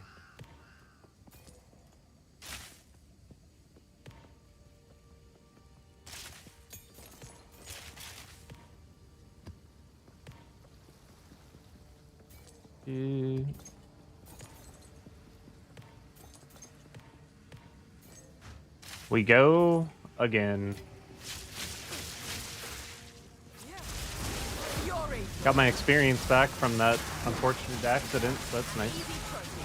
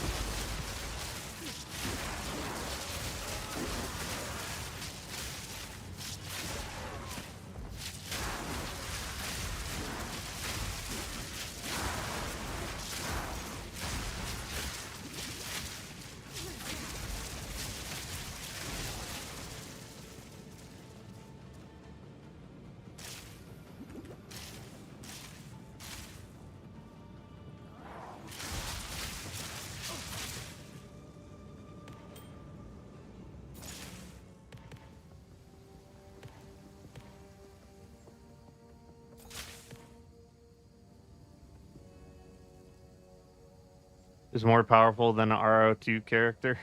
Probably.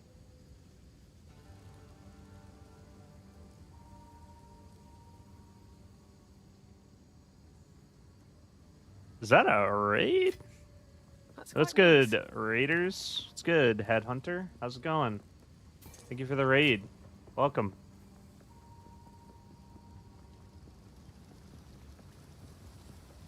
I still will never understand why YouTube thought it was a good idea to make that text white. Make that text white, but welcome in. Definitely very hard to read whenever someone raids on YouTube.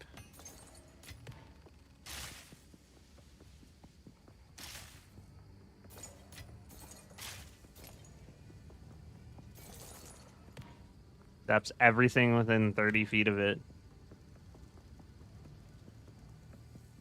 Same thing you're doing now. Metro? I mean, I haven't played Metro, but I have played Stalker, and Stalker has anomalies. There's electrical anomalies in Stalker. I guess you could say that I'm playing as an electrical anomaly. That would track. Take this! Barely broke a sweat.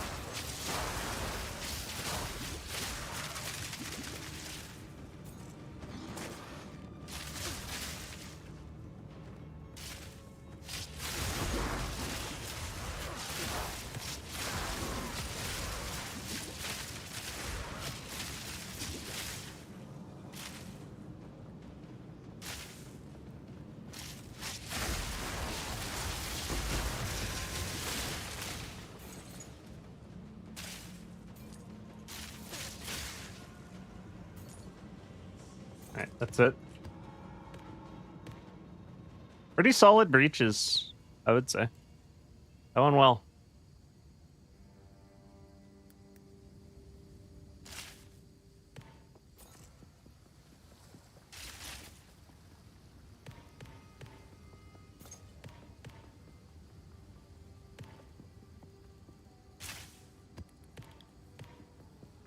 Probably have a second breach down from this one.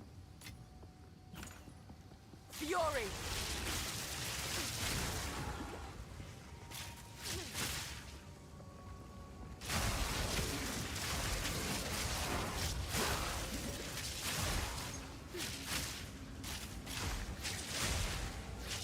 I'm out of mana.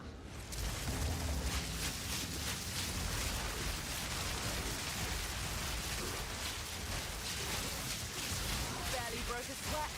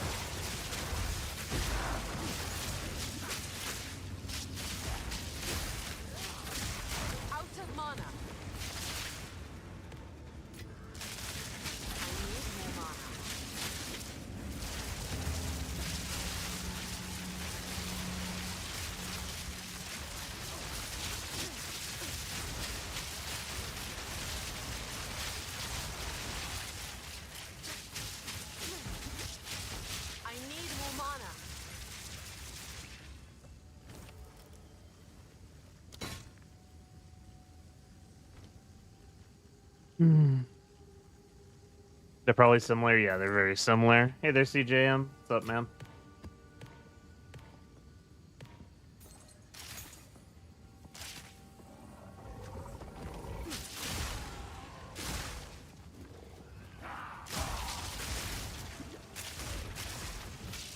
Just grinding. Trying to hit 96 today. Finish up the guide tonight.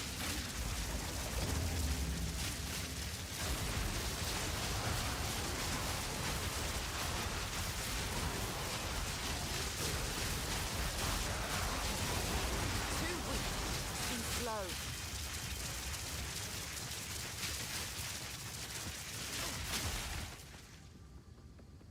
Okay, now we have to loot the map. It's quite a lot to loot.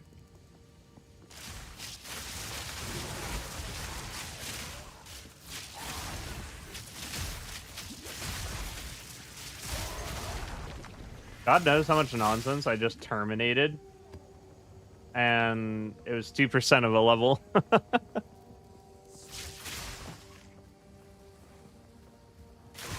Basically gotta commit a forest-wide genocide 50 times to gain 1 level at this point.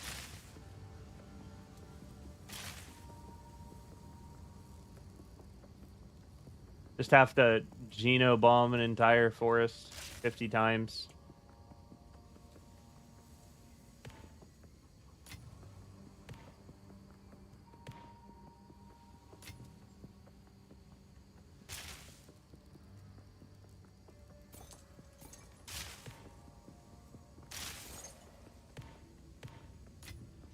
Don't mind if I do.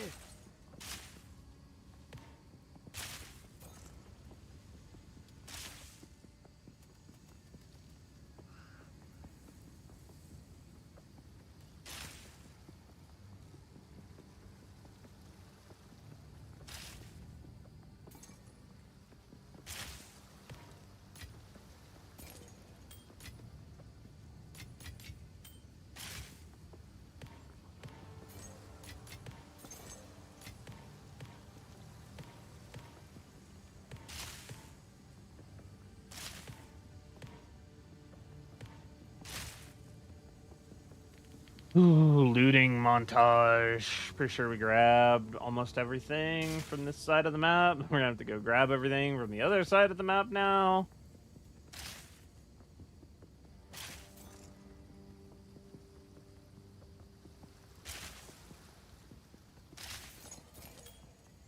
The only unfun part about doing breaches is all the cleanup after.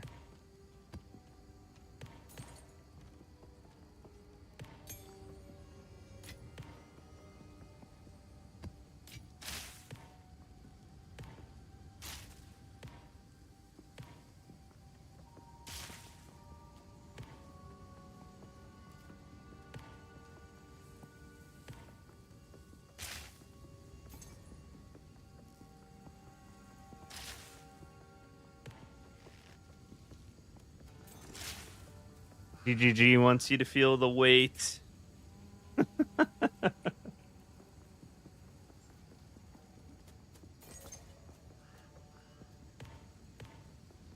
I feel like years of this shit are just going to culminate into them one day opening the floodgates and saying, new $60 currency looting I pet. shall overcome.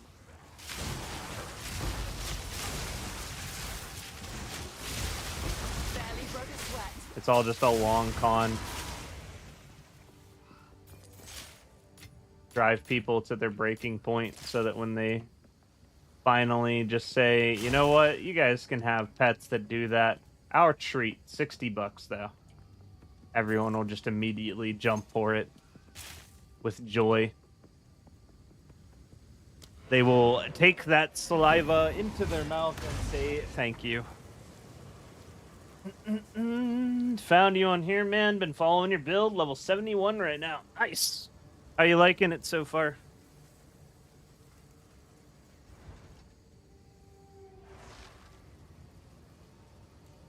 Money prepped waiting for 10 years for it, though. Yeah, that's fair.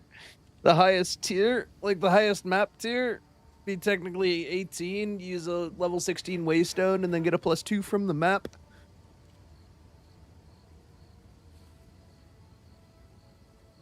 No Geneva suggestions out here, pretty much. Got 105 splinters from Until that. next time. Big splinters.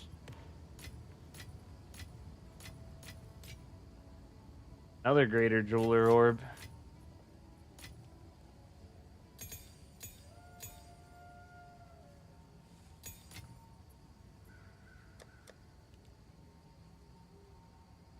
This is becoming an issue.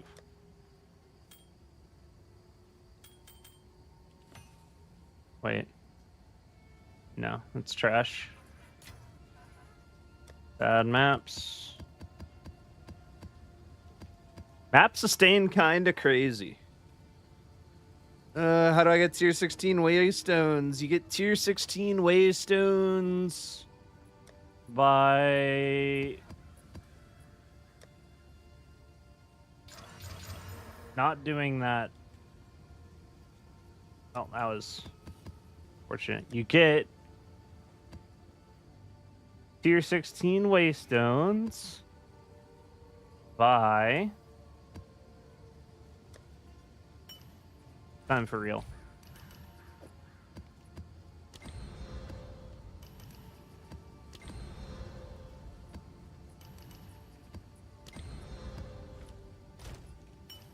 Okay. Like that. There we go. You have to vow a T15. That's how you do it. Need to adjust my passive tree from axe to mapping now. I need to get all my resistance up and only do 2 maps so far. Yeah, once you fix your resistances, get your max life up, you'll start cruising. How do I get 216 distance? Okay, I read that. Yeah, that's how you do it.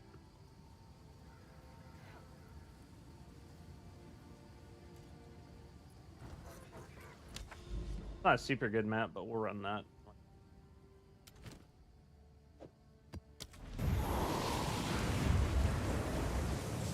That would have been awkward. I did that again and didn't get it.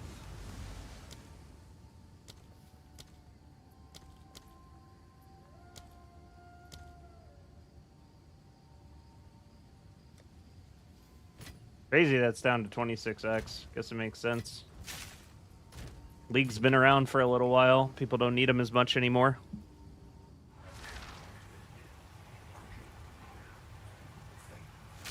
Okay. Game on. Take this.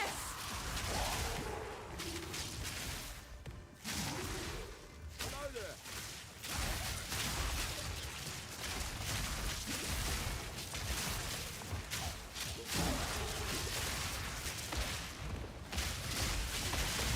Too weak, too slow.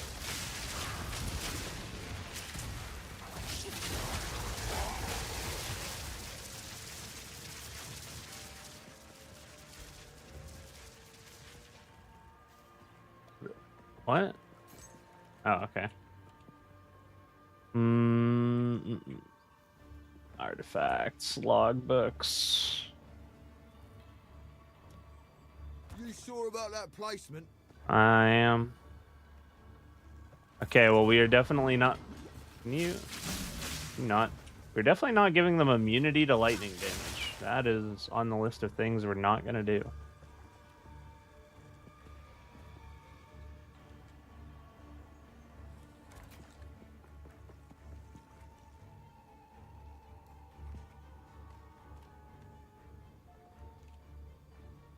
That's gonna wake the dead.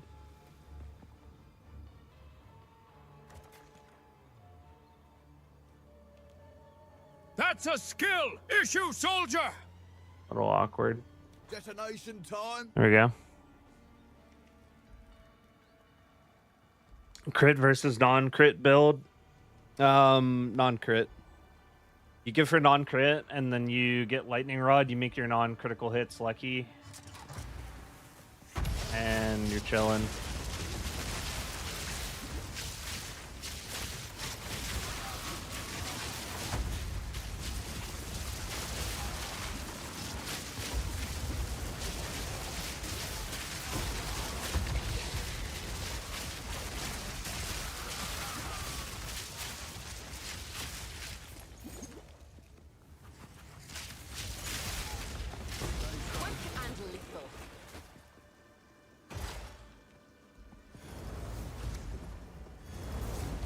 And a logbook. What luck?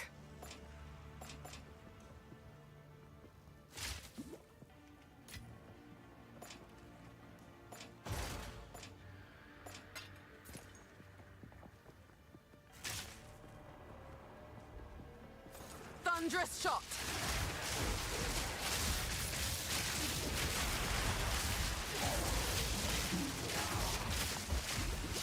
Working from a base 5% crit chance and not really being able to utilize Eye of Winter too well makes going for crit pretty suboptimal for us.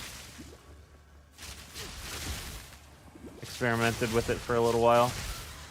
We're kind of just better off getting lightning damage becomes lucky and killing on criticals. Critical still is like a damage increase, but we're not trying to stack it or anything.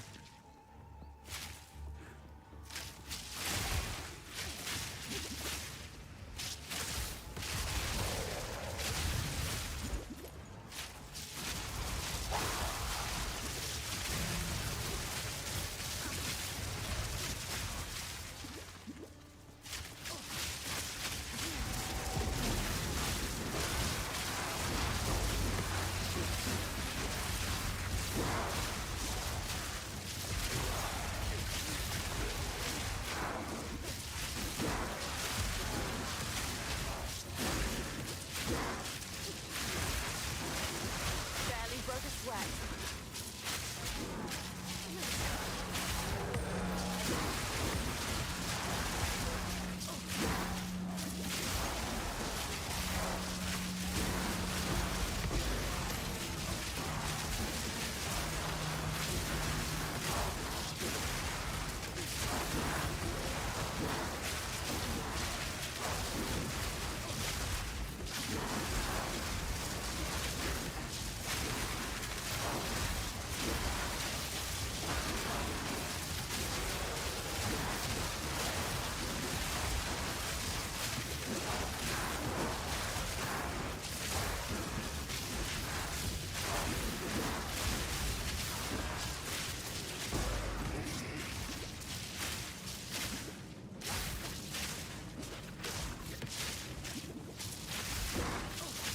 No mana.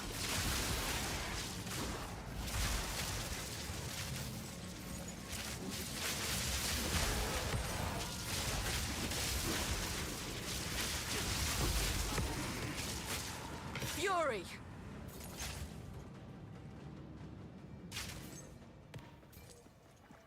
Bad. Gotta appreciate it, man. No problem.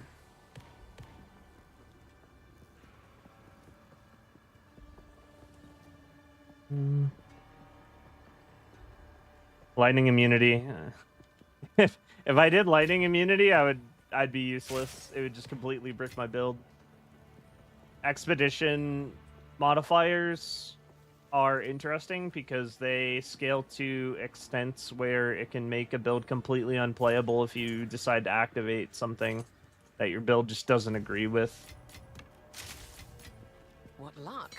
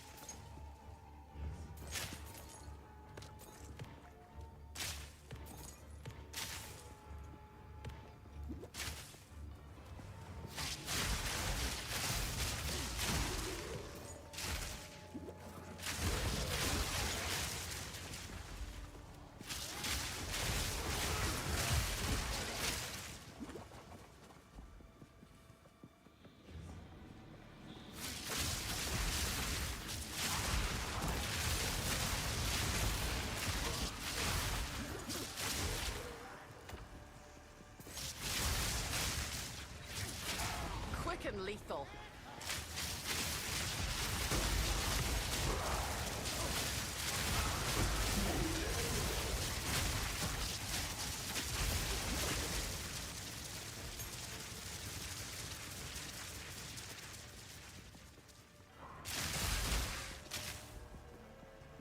Thunderous shot.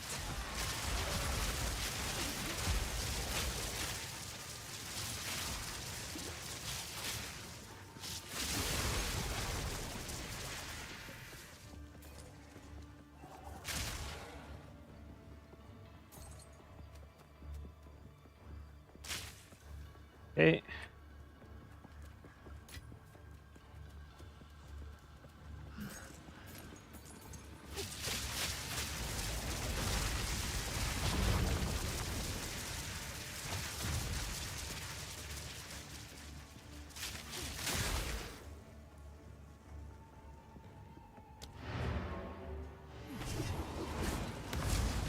We inch 1% closer.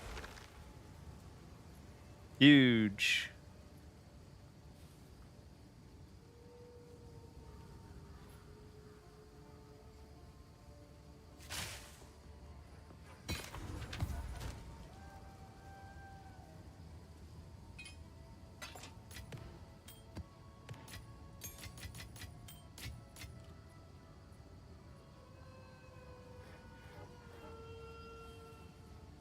Interesting.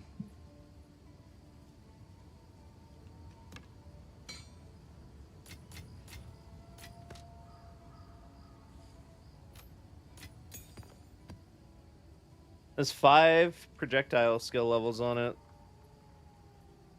Wonder how bad that feels as far as mana consumption. I've never held a +5 bow in my hands to see what effect that would have on mana consumption. Interested. 140 base mana cost. Oh Nature's god. fury. Woo! That doubles the ball lightning mana cost. Yeah, I don't know about that. I don't think I would ever tell anybody to do that. You will run into issues, I think. Look at that chunk. I lose like 1/3 of my mana every time I cast a lightning rod.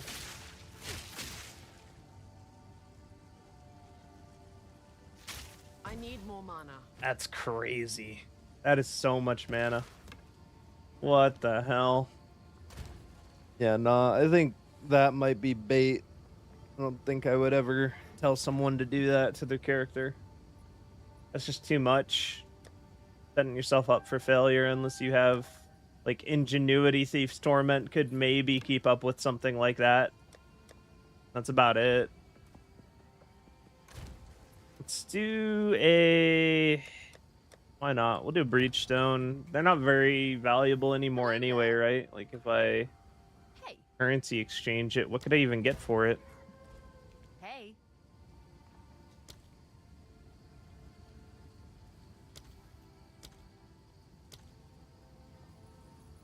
70x?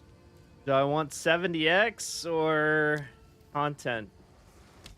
Obviously, I want the content. Oops.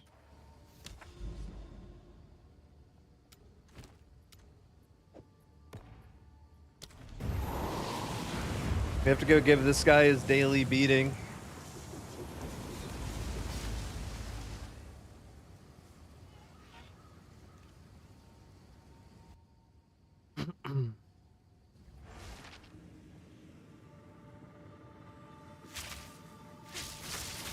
Cult to type. For to download the loot filter you use, it's on a Mediafire link on my latest video I released in the description. It's also posted in my Discord under the Great PoE Library section. So you can get it from either place. Easy trophy.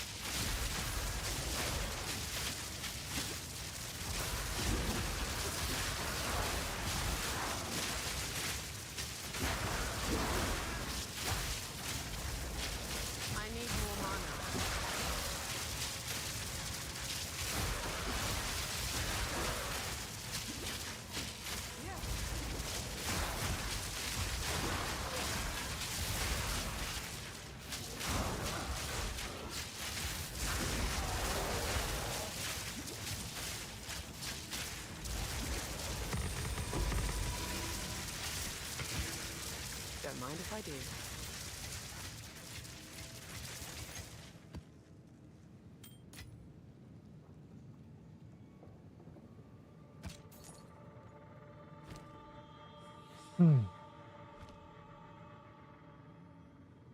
Who needs exalts when you have content? True. Watching a menu, you get a lot back on kills. You occasionally did down like 40%. If you had double cost, you'd for sure be running dry. Yeah, I believe in it. Let's go gambling. Oh, dang it. That's what we're doing. But also, I get to show off something that I've been expanding on with the build. So the build actually now has a weapon swap.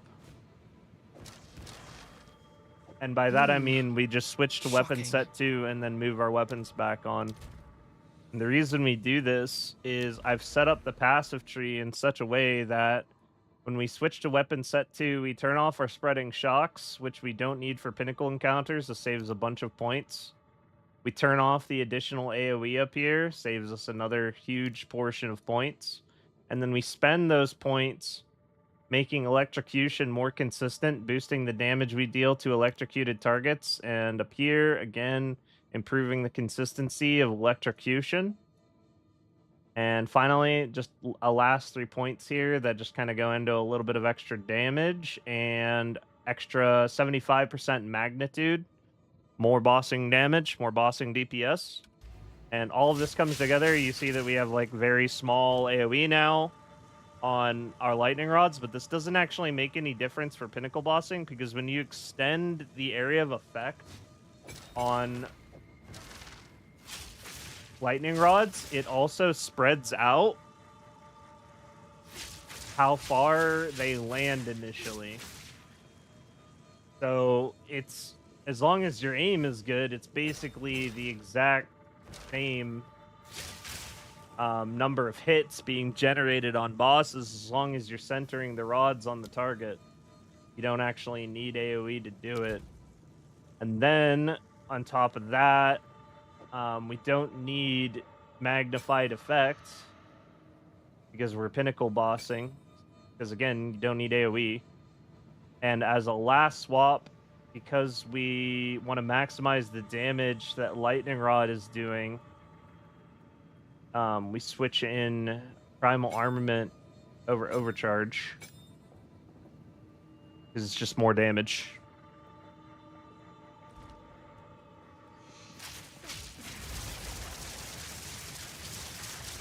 So we just do a couple gem swaps for the boss fight.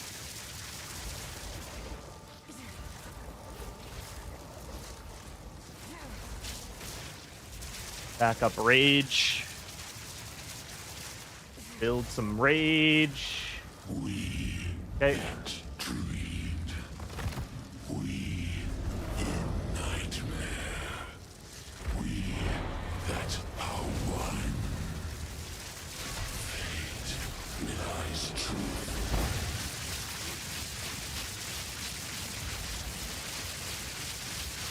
Red fire blooms. And he dies.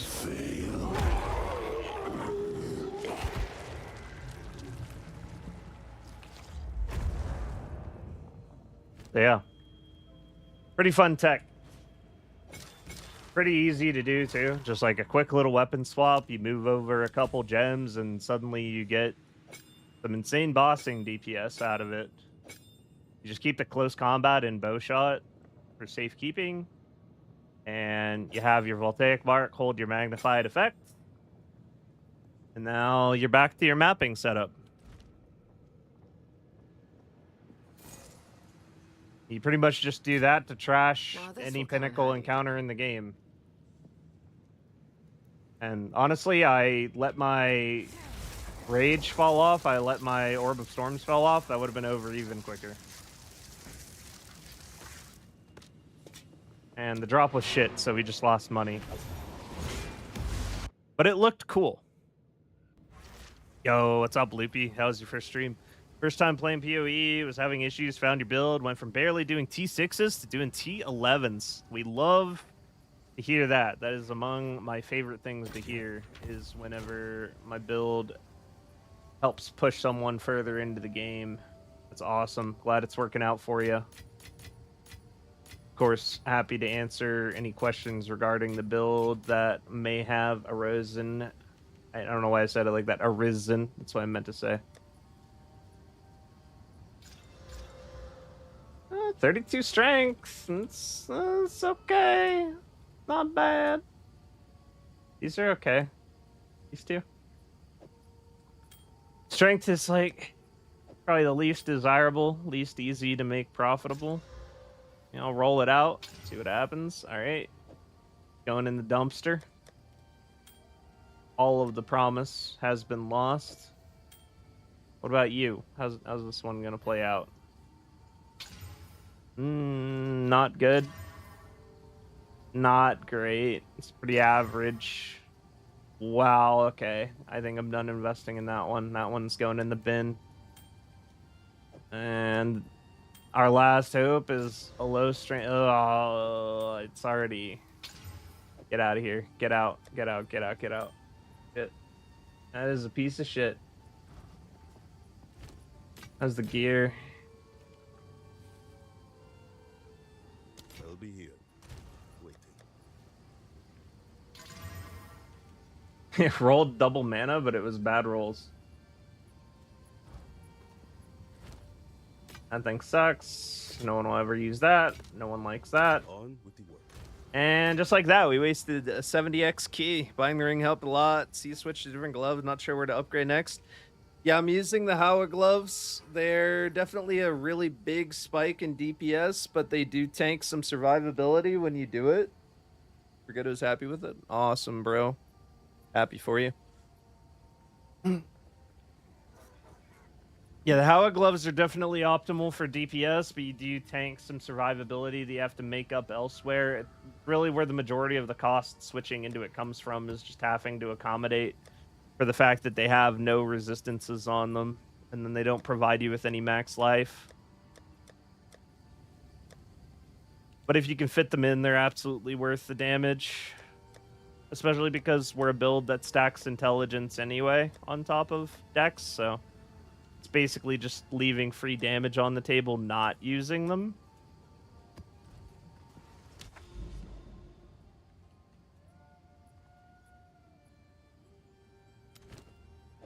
Down for an oasis. That is an aw dang it moment for sure. That was total waste. I didn't mess anything up with the skill gems, right? I switched it back properly. I did. We're back on set 1. All right, cool. Yeah, the weapon swapping tech, like how you want to set up your Pinnacle setup, how you want to set up your AoE setup, that will be in the video. Granted, I have beaten the Pinnacles with the mapping setup. It's just, I wanted to provide an optimal setup for both scenarios, especially if someone's going to be running the budget version of the gear. It's going to be highly advisable that they do the few gem swaps and do the weapon swap tech on Pinnacle encounters to give themselves a much better fighting chance.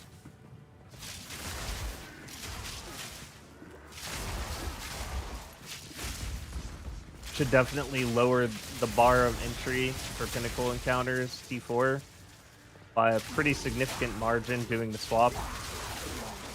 Because you get a very rapid electrocution proc off.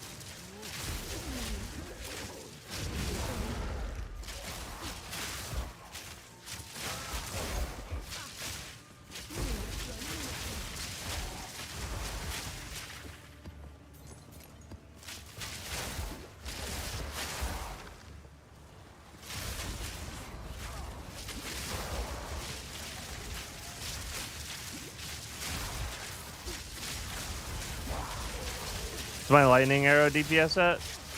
Ready to make some divines, sir? I haven't had a divine drop tonight. We got a perfect jeweler's orb, but no divine. An easy trophy. That would have been funny if that annulment would have been one.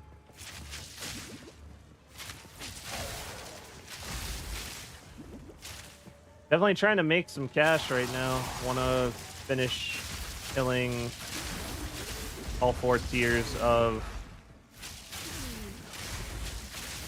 the ritual pinnacle, just to have that done. But it's very expensive buying 4 audiences with the king. Fury. Boost your name on it for that 4th run.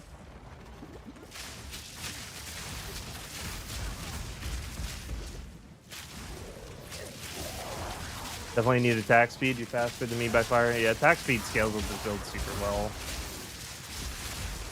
Starts feeling really good whenever you can just like activate a lightning rod, lightning arrow in the same frame. Don't mind if I do.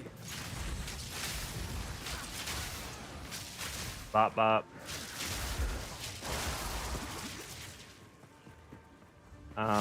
As far as lightning arrow DPS, on the mapping setup, sitting at 75,000. And then if we're bossing, we're stacking rage.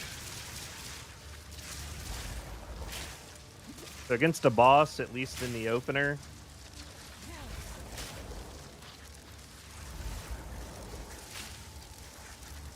currently opening at 98.4 thousand on lightning arrow. More importantly, though, 12,000 on lightning rod.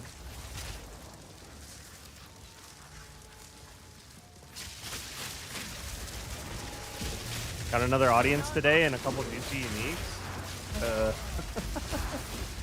That's awesome.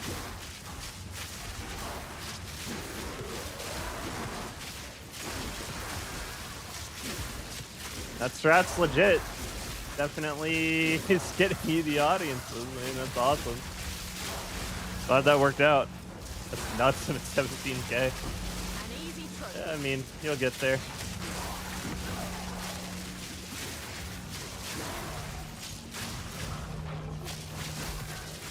Another democratic soldier. It's not even like my gear's particularly nuts either. It's mostly just build synergy. Like, I'm still using a 400 DPS bow here. It's not like this thing cost me a mirror or something. It cost me 7 divs.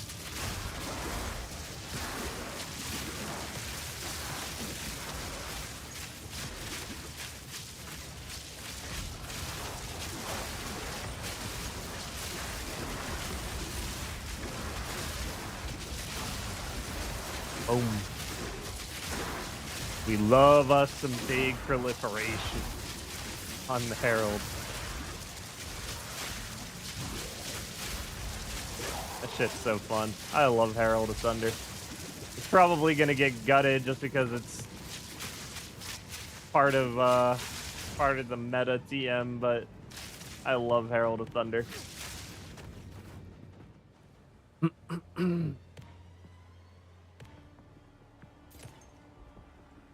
Pretty bad. Too expensive to upgrade. Is it about like 350 DPS or so? I was browsing earlier because I'm trying to put together a budget set for the next update video. I was looking at like you can get quite a few different 350 DPS bows for 1 div.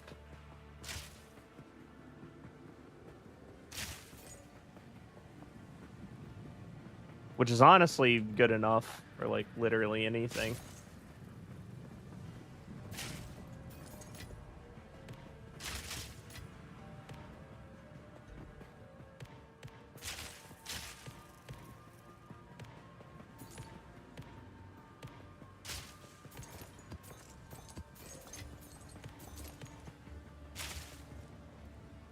Best skill to get quality on first. I would probably say, considering the first thing you're going to quality is whenever your only concern is mapping, I'd probably say Lightning Rod. Putting quality into Lightning Rod is going to increase its base AoE by 25%. It's very, very good. Say that's definitely first. Second would definitely be Herald of Thunder, since that gives it 2 extra lightning bolts for proc. Third would probably go to Ball Lightning, because it gets extra AoE, makes it easier for it to hit the lightning rods, proc the lightning rods. After that, it'd be COS. Following that, probably finally Lightning Arrow. You can also do Lightning Arrow sooner. Really, just start doing... You'd pretty much just start doing Ball Lightning and COS whenever you're concerned about bossing damage. Before that, Lightning Arrow. Ow, ow, ow.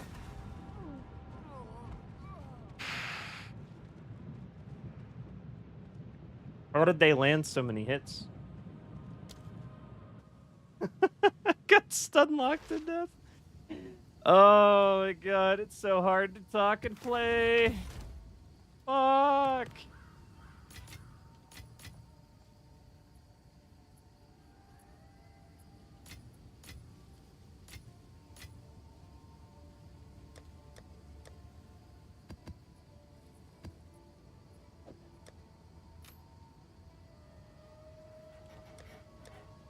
Oh, that hurts.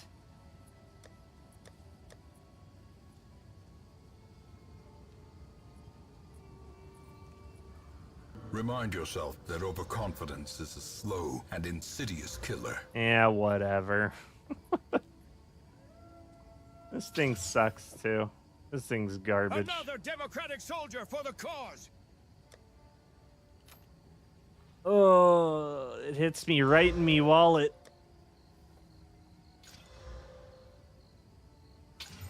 Feel like I just got flogged by Activision. Hello.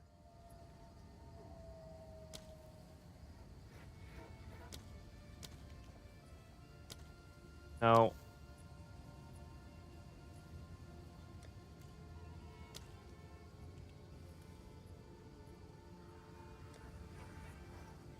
What? God damn it.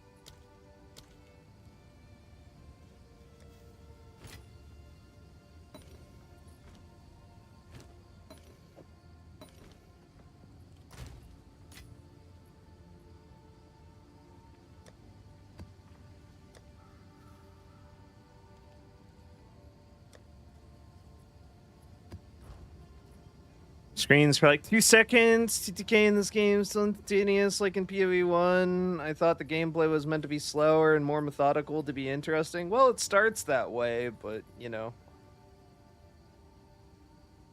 Feel you contributed to that with my question. Not really. I just it's a learning process, getting used to like talking and playing at the same time. Typically, I'm paying pretty close attention to what's going on. And something like that wouldn't happen because I would have just, you know, shot those guys. That was crazy, though. The fact that they managed to hit stun after stun after stun. I couldn't even fight back through my evasion with ranged attacks, no less. That was impressive. I think those guys had aim hacks. The fact they were able to hit me that many times in a row.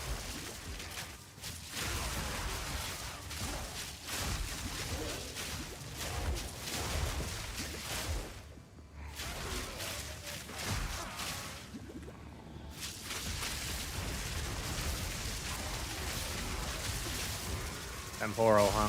Yep.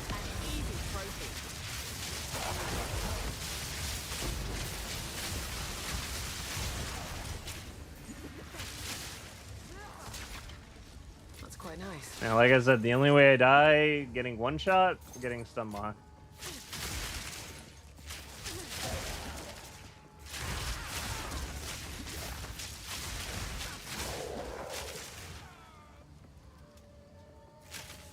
I guess it's entirely possible that I didn't read the map close enough and maybe the enemies had accuracy. I have just been kind of glazing over the maps and not thinking about it too much. If they had accuracy, it would make sense. I shouldn't be playing maps with accuracy. At that point, it's just my own fault. Fury.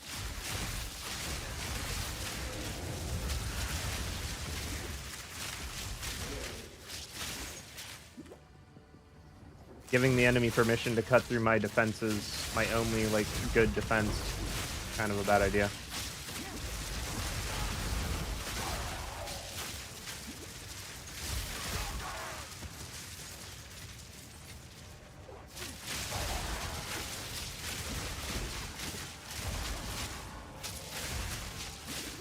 Out of mana.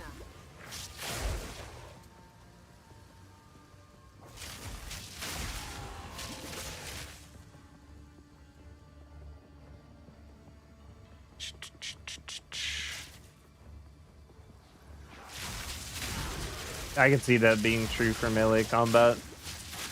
Although in its current iteration of how bad armor is, I don't think I would ever engage in melee combat in this game. Melee feels kind of cooked. Unless you can just Karma CC everything. Kind of what Invoker does. Ball lightning fires a minimum of 2 balls and it activates what allows that? Ascendancy. I have an extra projectile from Ascendancy. Ball lightning counts as a projectile. Out of mana. Too weak. Too slow. Storm point.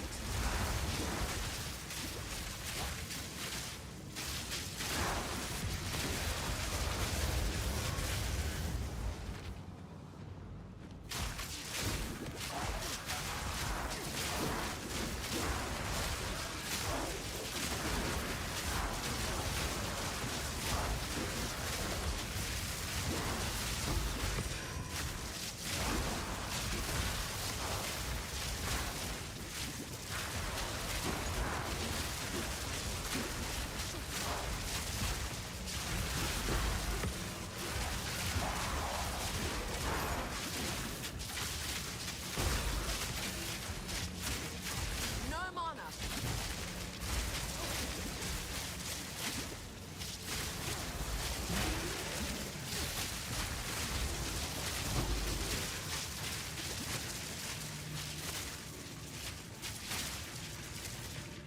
Don't mind if I do. Yeah, it comes from the Ascendancy.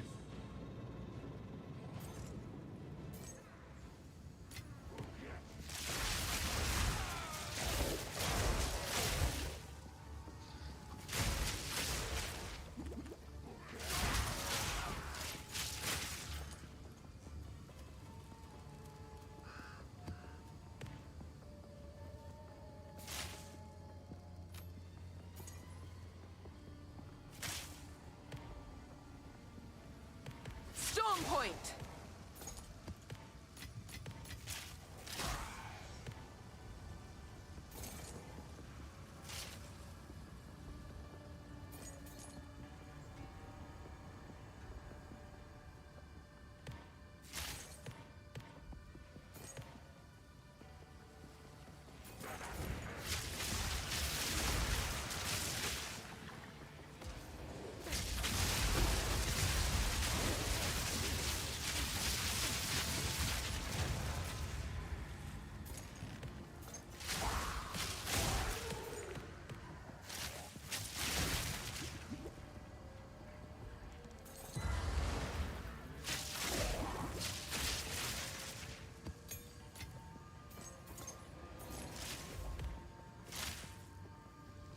Just gameplay change between now and full release. They want to make the game slower, more tactical. Need to change a lot about the end game. Well, the thing is, I think the game is kind of fundamentally flawed to be that more methodical, engaging experience because of the way they did the dodge rolling. The way it has an iframe, but that iframe only actually functions against non-area of effect attacks. And whenever they make every single slam, like every single melee attack for bosses a slam, so it's just an AoE in disguise, it basically made dodging pretty useless I need more mana. throughout the campaign in a lot of situations. And it made it useless in the worst way, because it made the player feel like it was a skill issue, when in reality, it's just dodging isn't very useful, because it just can't dodge the majority of things that kill you. in the campaign, which are AoEs. You can't roll into AoEs. You can't roll out of AoEs unless you get completely out of it. The iframe at the beginning won't help you at all. And there's a special pair of boots that only drops from the Arbiter that allows you to do otherwise. So it's like, I don't know. I understand why they didn't want people to be spamming untouchable iframes around with rolls, but also, why even include it in the first place if you're not going to do it right?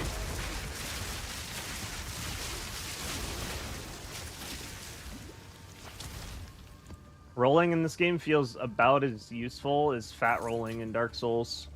The only time you actually want to roll is if you need to get through a monster. Like, you need to get your body on the opposite side of an enemy.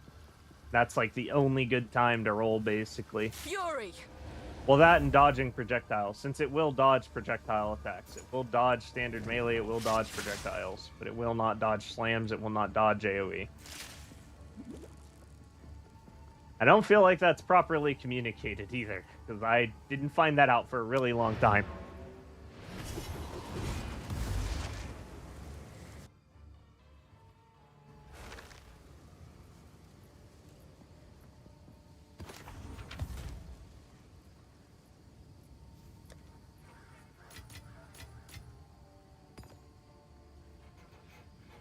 I haven't seen this one before. Full tether.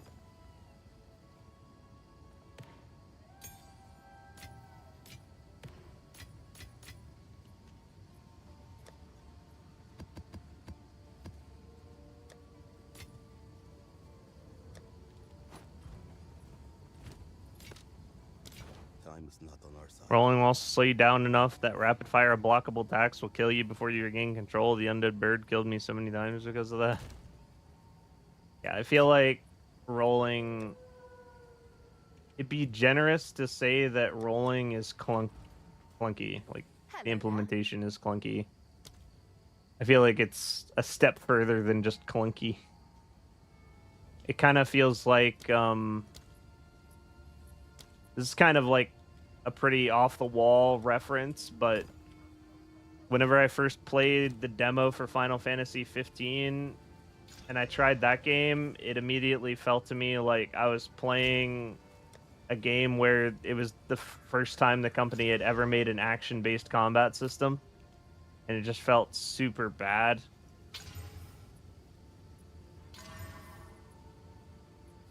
I feel like the value is already lost from this thing.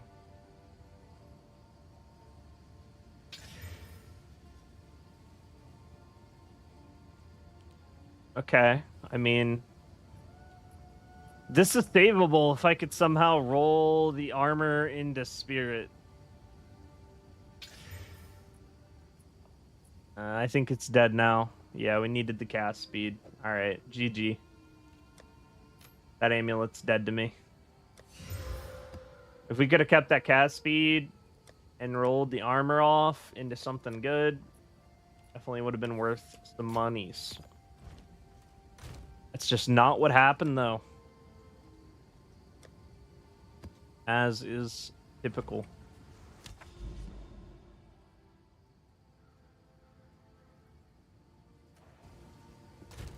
Pretty spicy map. A lot going on. Let's do... It says XP, pack size. This has so much. Also, quite a lot wrong with it. Yeah, we ball.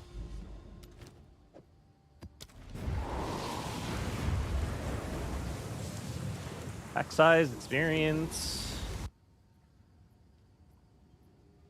Should be fun. Maybe.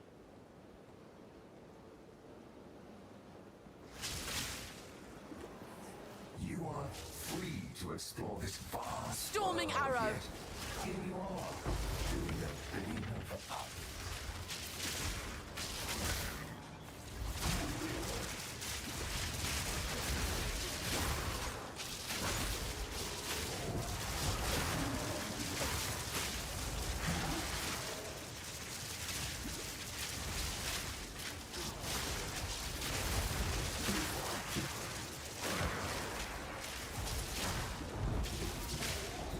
Herald of Thunder is not going to be super useful here because we playing 99% additional ailment resistance, ailment threshold.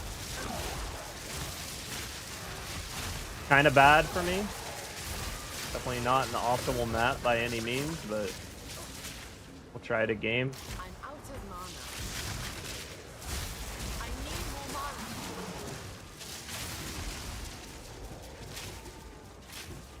Level 4 reward.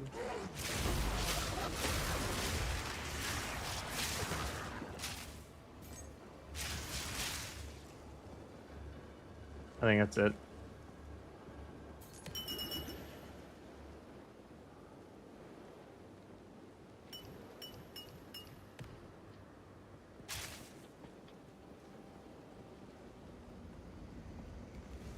Face me.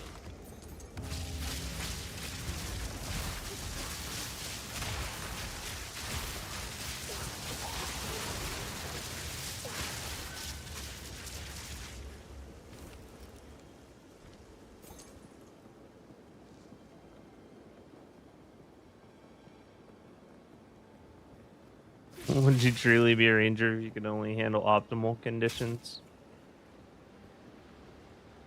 Fair enough, I guess. I need more mana. An easy trophy.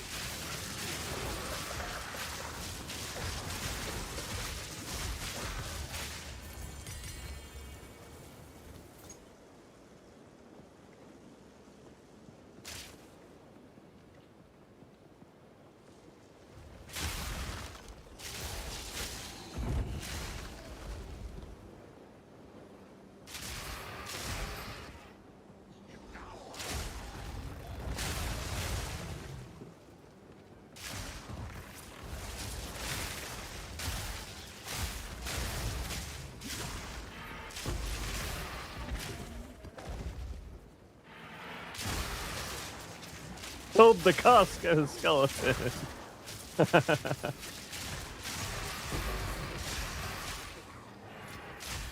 What luck?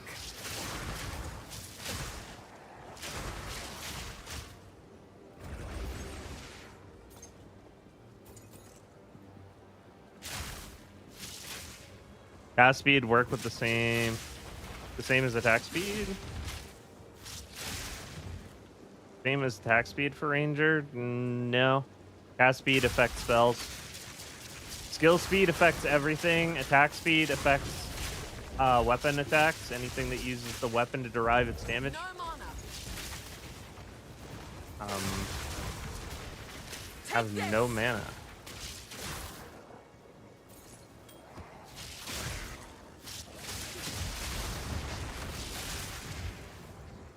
Yeah, skill speed's everything. Cast speed is spells. Attacks are anything that uses weapon damage. Another democratic soldier for the cause. Thank you for the follow. Shelter Guardian. Welcome in.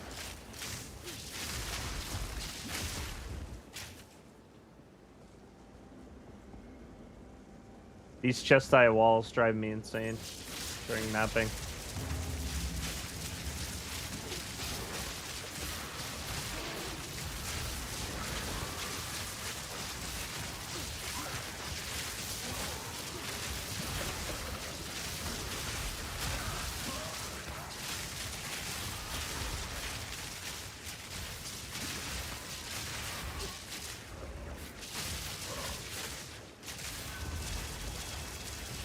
Out of mana.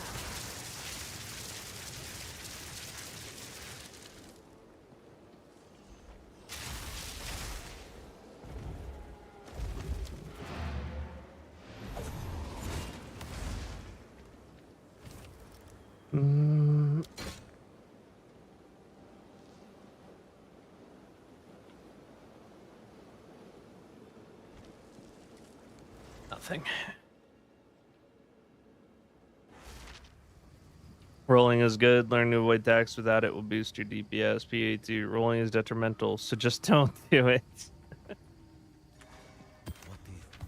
And yeah, I mean, there's like the rare occasion where rolling is a good thing, but for the most part, it's kind of a trap. The game implies that it's a good idea to roll, but then fails to mention to you that, by the way, the majority of attacks you're actually going to want to roll out of the way of. You, in fact, actually cannot roll out of the way of those. They're just going to hit you anyway because the animation speed is far too slow.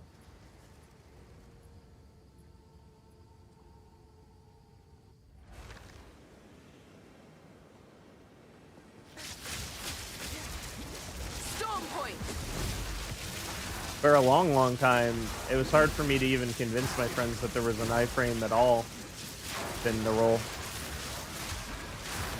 Quick and lethal. It wasn't until I started doing Trial of Sekhmet that I could prove it definitively. That you could dodge projectiles and normal melee attacks with it.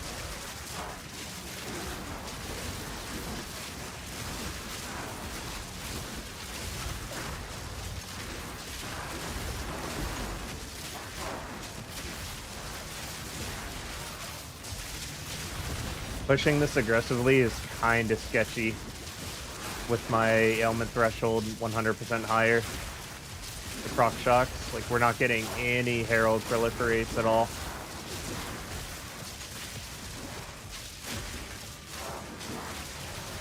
As a result, our clear is a lot less consistent. It really doesn't take much whenever you're pushing like this to just drop dead. Off of a little bit of inconsistency. Another inconsistency is we're just draining mana. We're not getting any back, really, or we're getting a lot less back.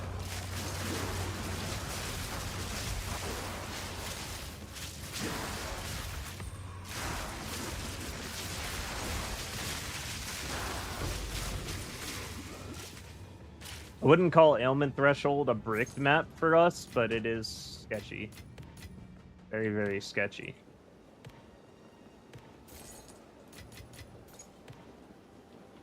Never feel comfortable playing these. How can I be sure about my build so I can do Trial of Sekhmet 3rd floor? I'm low on coins. I'd like to know before I ruin it. Well, Trial of Sekhmet is majority going to be about how good of a setup you have with your reliquary.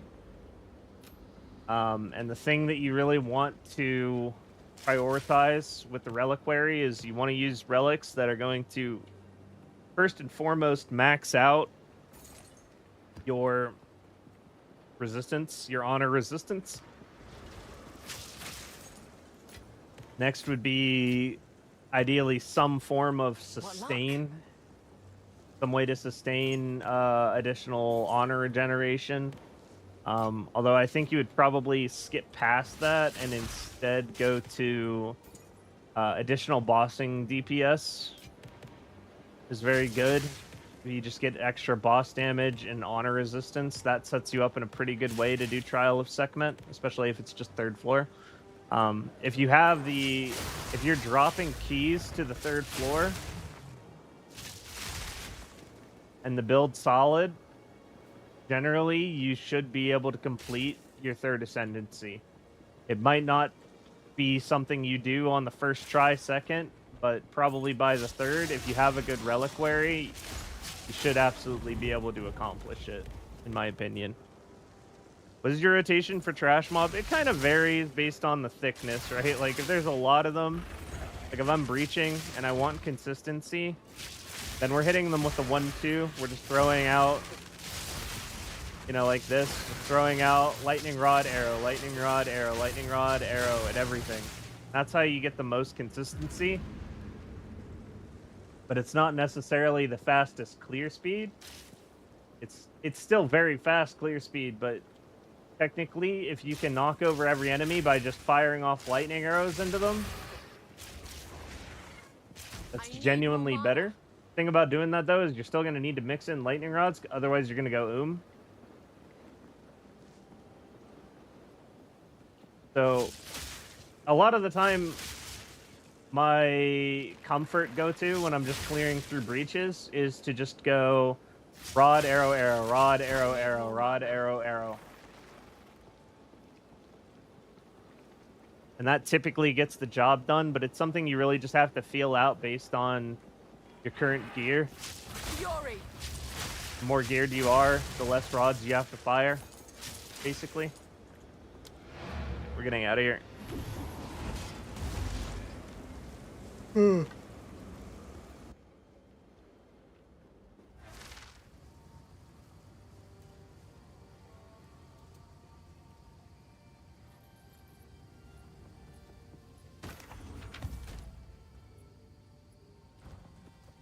on. A shift in my training. What can I do for you? What am I doing? Okay, there we go. I'll be here, waiting.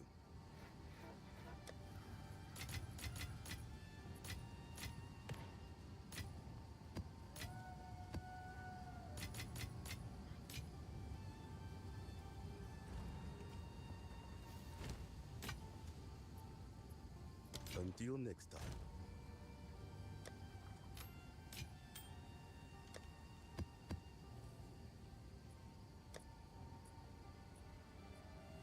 Is your skill tree passive all int nodes? Mostly. Mostly int nodes. Be sure about my relics. I guess I'll wait for the level up to 75, 74 right now, so I can be more sure of it. That's probably not a bad idea. I noticed that even with the Thief's Ring. How you make a layout like that? A layout like that? Oh, sorry, I'm a little bit behind on chat. Somebody say Dark Souls. Absolutely love the Endgame Ball Lightning video. Subbed. How do you normally get your int high enough to be able to use some of the skills? So I have a lot of intelligence in my passive tree, as you can see. Just a lot of int nodes. Mostly int nodes. But that's also because I'm running the Hawa glove, so you know I'm getting extra damage out of intelligence. And there's basically some breakpoints with dexterity where it's worth it to just sit. So like 250 dexterity, the next best position to sit in would be 275. But what's nice about being up at 150 intelligence is I've taken my Orb of Storms up to level 15. And this actually increases the number of chains and also increases the speed at which the chains go out. This improves bossing DPS a decent bit since you're stacking this on top of your lightning rods to deal damage. And because I've just been sitting at 150 intelligence for quite a while anyway, just for Hawa damage, it was kind of time that I just upped this to level 15. But that's definitely deep end game. Otherwise, everyone should be leaving their casting gems on just 11, just to keep the requirement as low as possible. Any changes to your tree since last update on website? Mobilytics is current. Mobilytics is completely current outside of the Hawa glove. I am going to be making a build update video. It's scripted right now. I need to record it, and then I need to put the video together. I just kind of didn't want to miss stream. Just wanted to hang out and play the game a bit. Pretty much the only time I've had to play the game the last, like, I don't know, 4 days, because I was busy with the Breach video, and now I'm busy with the build update video. The only time I've been able to even play has been on stream, so I've just kind of been trying to actually make the streams and not cancel because I want to get to play the damn game. But yeah, there's a build update video on the way. It's probably going to be dropping in like 2 days, or tomorrow. It depends. I might just not sleep tonight and do it. Who knows? But besides that, everything on Mobilytics is kept current. I try to keep it as up to date as possible. Even when I do the build update video tomorrow, if anything changes with the build, it's always going to be reflected in Mobilytics. And I believe if you're following the build on Mobilytics, it'll probably tell you that's happened. I would hope. I would hope there's like a point to following it. No worries, it's helped a lot. Been having more fun since your build. Awesome. That's like my favorite thing to hear is whenever it's been helpful for someone. I'm gonna make sure about my build. Okay, I read that. Is your skill tree passable? Int nodes, right? Read that. All right, thank you. Cool. All right, I think I'm caught up. Yeah, that's basically how I'm getting to 95 intelligence. That, and I have a good amount of stats in my gear, like I'm running Hawa gloves, so it's plus 25 int. I've got 32 dexterity on my amulet, which is nice. The strength on my belt is actually saving me quite a bit in stat requirements. Because I would have to have a little bit of strength just to have 8 strength supports in my build. Got a little bit of dex on the quiver, which is helping. And, you know, I got a bit of dex on my bow as well. So I've got quite a lot of stats going on in my build, which makes sense because this has changed into a Hawa stacking build as well. Just if we do lightning damage, there's basically no reason to not convert in the late game, like the late game, into a stat stacker. With this build to some degree, not like a true stat stacker, but we like stacks in this house. We like stats, right? That's basically where we're at with it. Not like the only thing the build has going on, but we are definitely a Hawa enjoyer.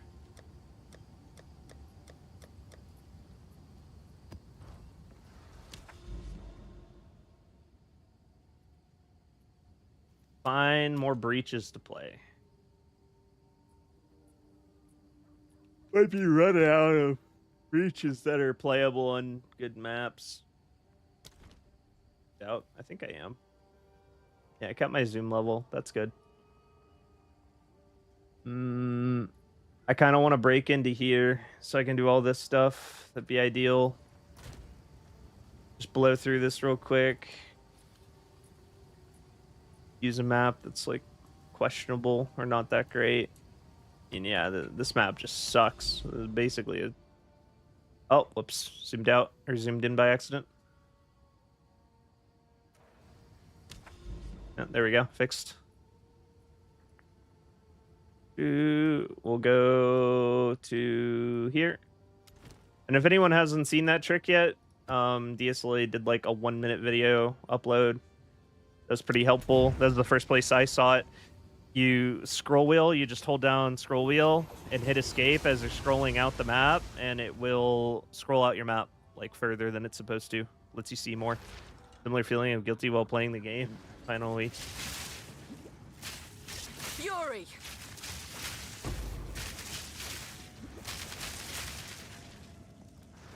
I was looking at chat, can you tell? I'm just shooting walls. My finals are in this week. Gotcha. Good luck.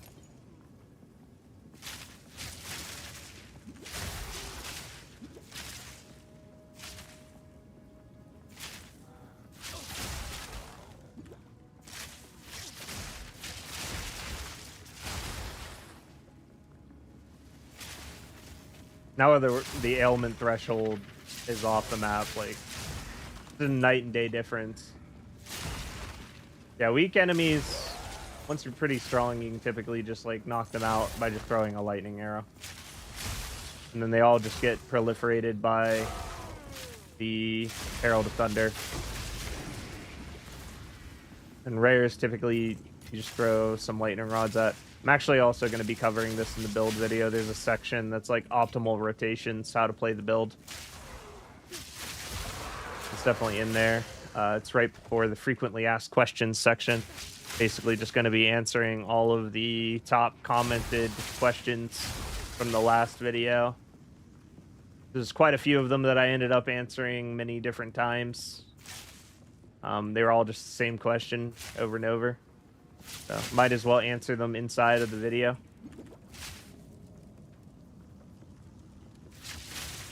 Fury! I'm a little bit worried that the update video is going to be a little bit too long. I'm pretty sure it's going to be on the verge of like 40 minutes with what I have written down already.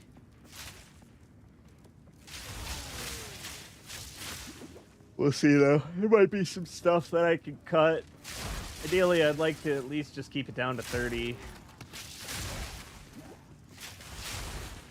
Up. Up. Up. Very fun.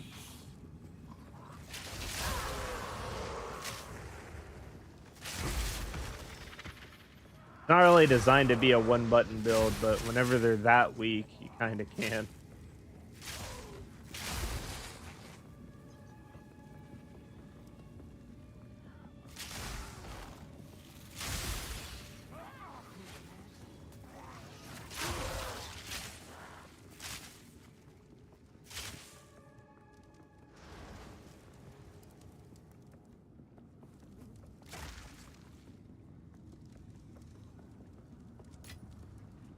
Not anything exciting on this map. Just gonna tear through it. Have to be a little bit careful still. There's some really bad damage modifiers on this map. Trying to get it out of my inventory, but it's definitely a pretty rippy map potentially. Barely broke a sweat. I've been forgetting for a while that I can also just do that to dumpster rares. That's something else that's kind of nice about the new iteration of this build is you have barrage, so oh, there's a rare, and you just dump the triple lightning rod on them, they evaporate. It didn't happen there, but that was because the wall blocked it. Happened to the last one though.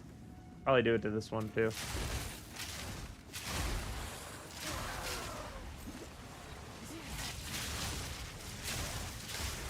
And you just barrage and it's dead. You can do that as you're walking up to it as well. It kind of snuck up on me.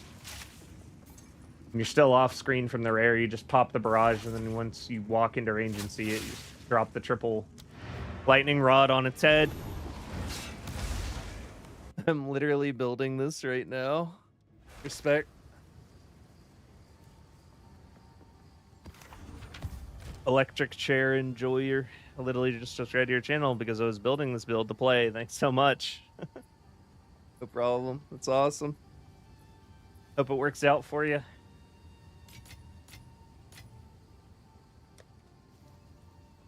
Yeah.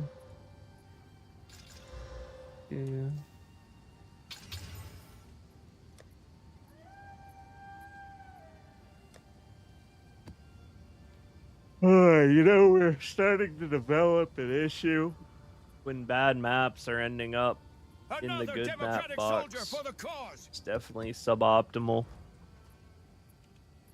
Aoife, thank you for the follow. Look at you, Aravan. Look at me.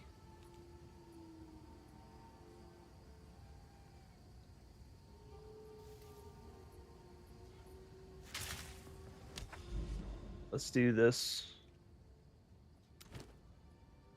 Maps that actually have breaches, ideally.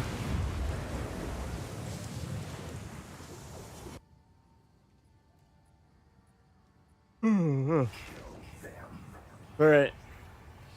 Game on.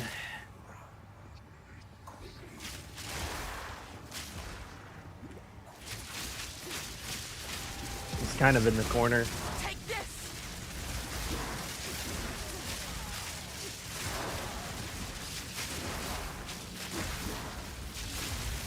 Barely broke a sweat.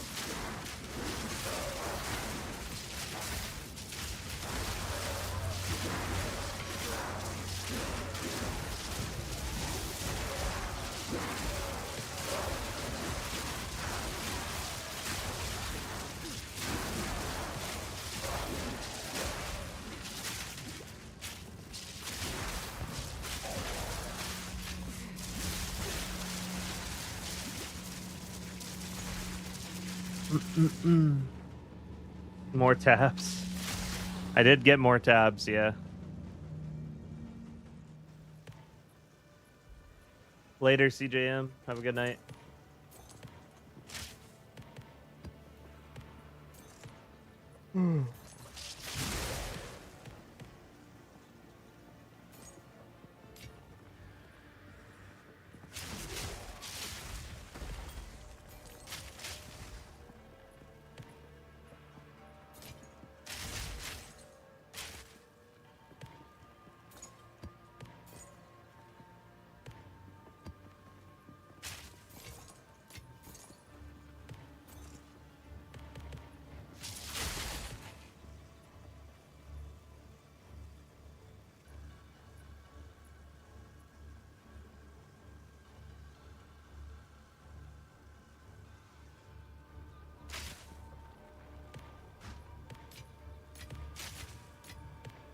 Now this will come in handy. Clear out this event. Do I need to catch up to the circle for getting most of the void currency? Also might be my DPS is low, but I'm getting swarmed a lot in this. You do have to have some pretty good DPS to avoid getting swarmed and keep up with it. Definitely, it's the most accessible endgame activity, but it's also, you know, it requires some pretty high-end DPS and clear speed to keep up with.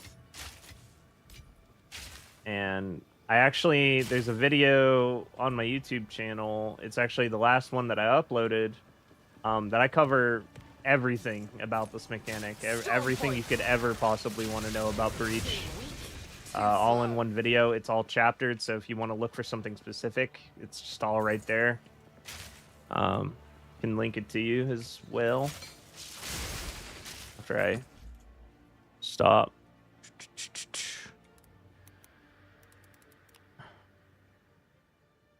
Da, da, da, da, da, da, da.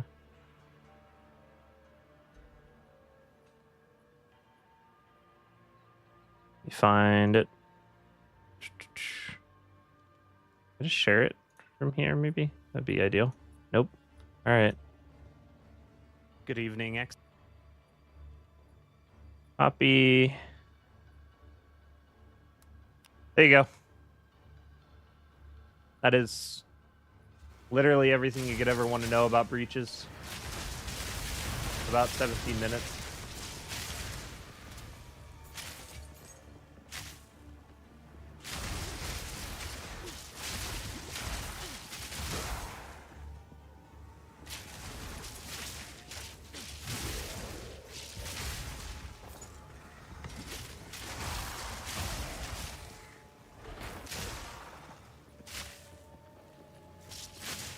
They need loot pets. I was making jokes about that earlier. They're just one day gonna hit everyone with a loot pet. Starve them for it for 10+ years, and all of a sudden, like, hey, currency loot pets, $60.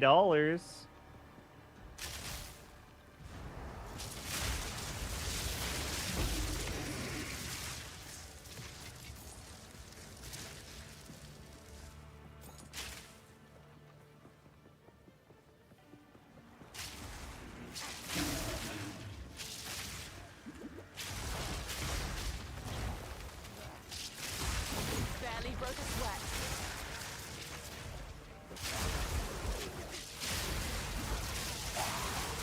Not likely to be a whole lot left of value on the map.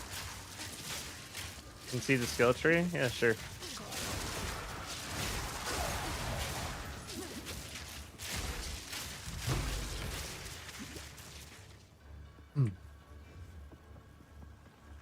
One sec.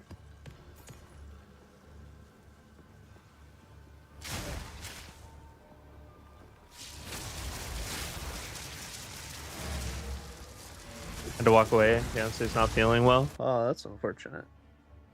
But it's nothing too serious. Okay. We can look at passive tree. Here are the passives. Passive tree. I guess it's going to be slightly confusing because I am using weapon sets to my advantage. But basically, red is mapping, blue is Pinnacle boss.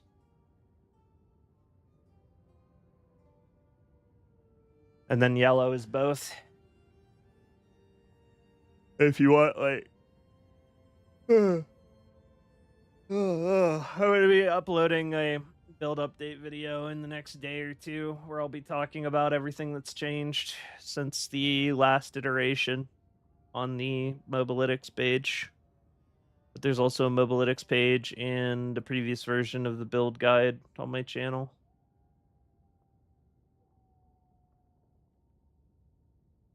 And it's pretty much what we're working with, though. Pretty dialed in that this is just about the best you could realistically do with it. Not really feeling like there's much left to test or explore. Until next time. Involving the passive tree. Definitely just about figured it out, I would say.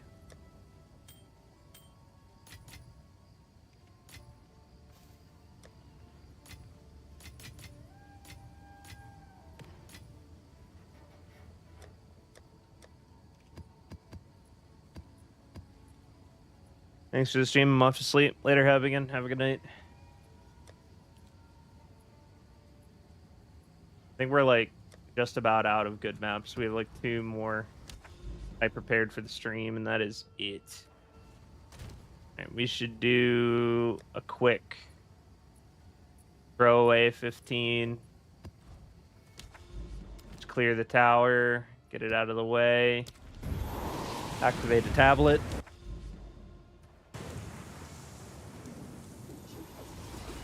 Going down south was a better DPS overall than.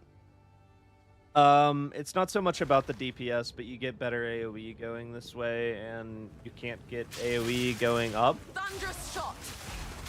That's really like the tipping factor.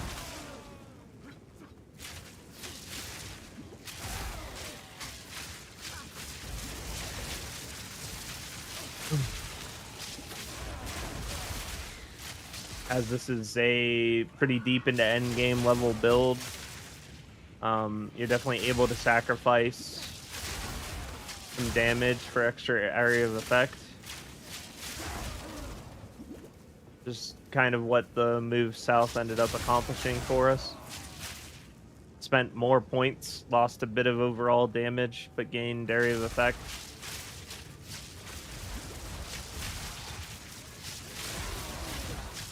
What's the radius on the rods now? It will tell me, actually. Burst radius is currently 3.4 meters.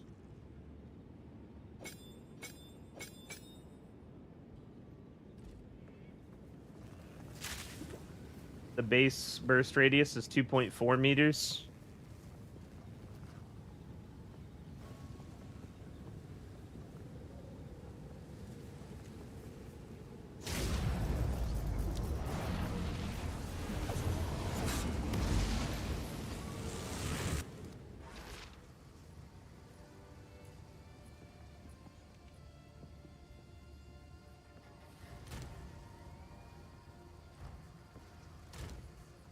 All right, tablets.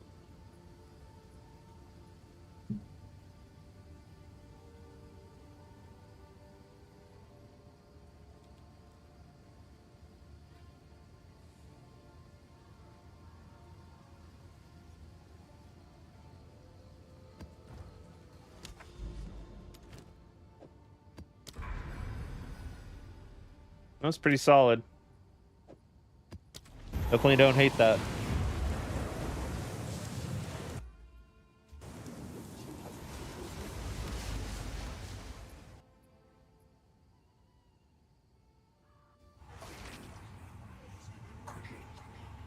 Ew, I just realized I'm in Valve Factory. No, that sucks.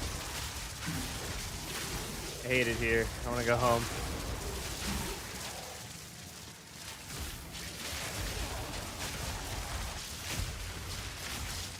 Barely broke a sweat.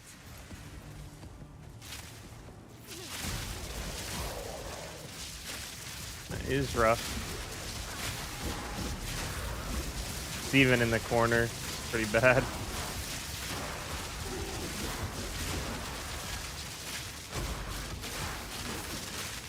I need more mana.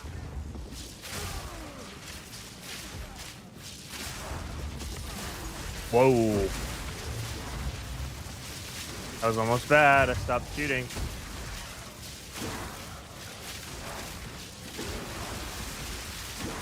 Be careful in those doorways. Opening them.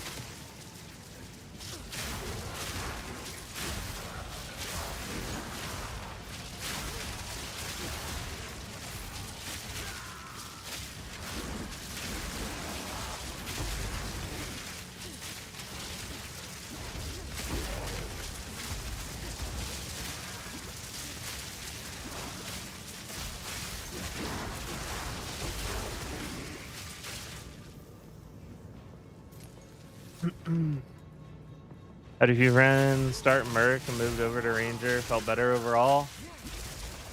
That's decently typical whenever it comes to like crossbow mercenary.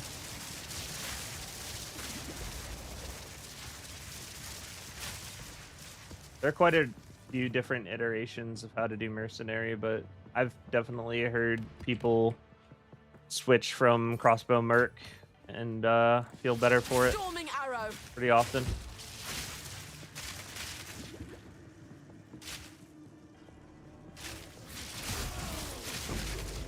And time's better than lightning. There you go. Yeah, good example.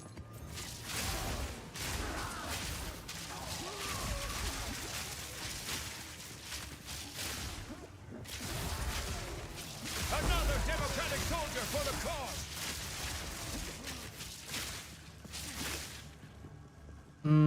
He said 0. Thank you for the follow.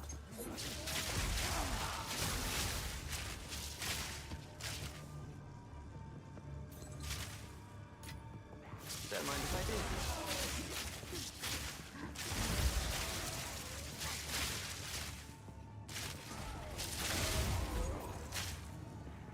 No mana.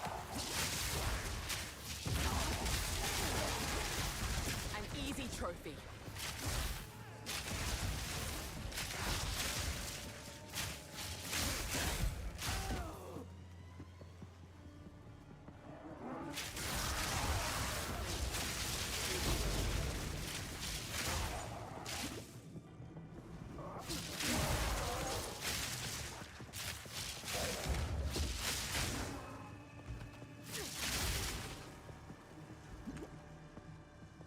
Created a build on max roll. I don't have a build on max roll, but I do have a build on mobilytics.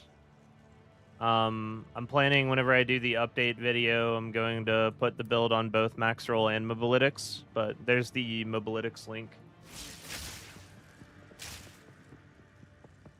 The only thing that's different right now is I'm wearing Hala.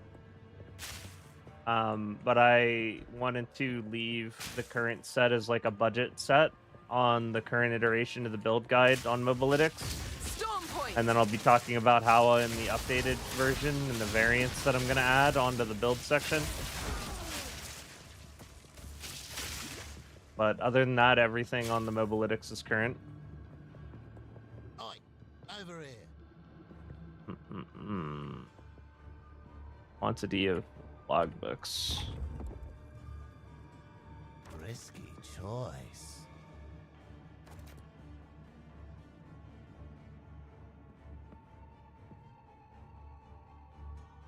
Itching for me to lose another limb, are ya?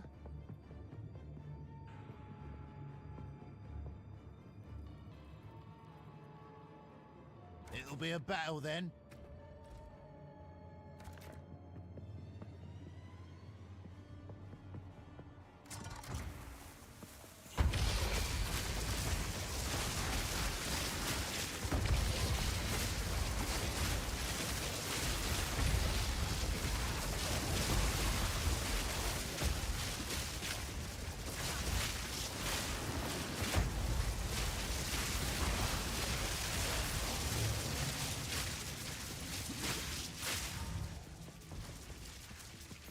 For the Calgar!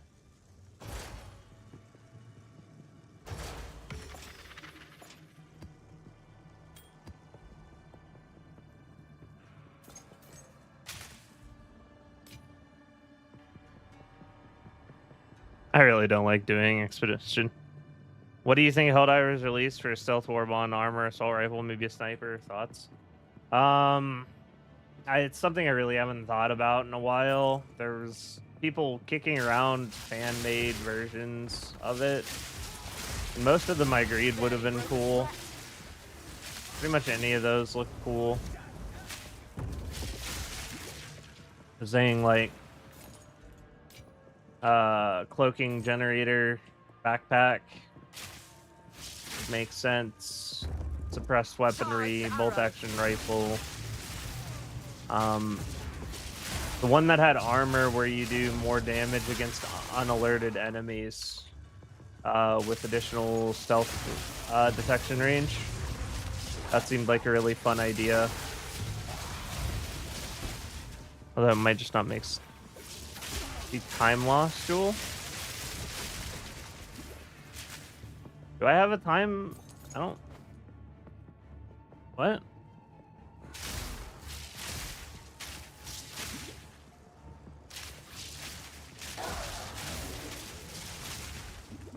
I don't think I have a time loss jewel in there. I shouldn't.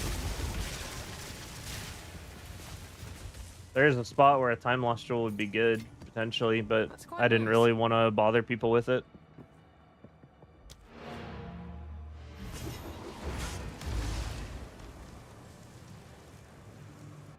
Okay, we're still making progress.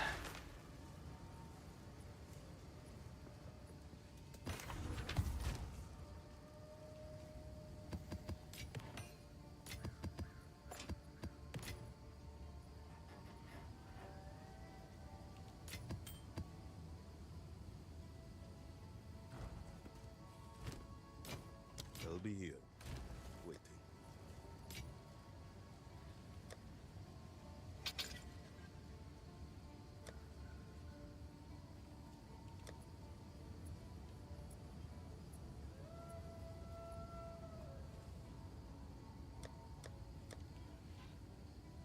What do we have left?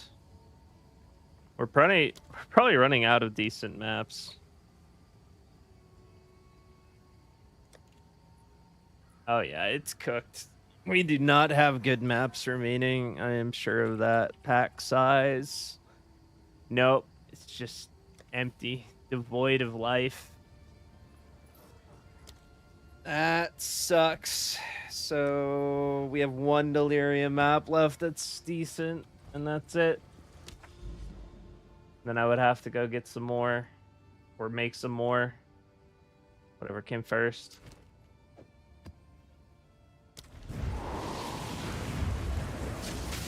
Close to 80%. Skill tree is circle radius. Skill tree is circle radius. Are we referring to... Hold on. I feel like you're referring to this part down here. What, Joel? Expedition buff the whole map after completion. It's only the mobs that are spawned. It's only the mobs are spawned. You don't turbo buff the rest of the enemies on the map. I don't know. I don't have a time loss jewel. I don't have a time loss jewel in the build guide either.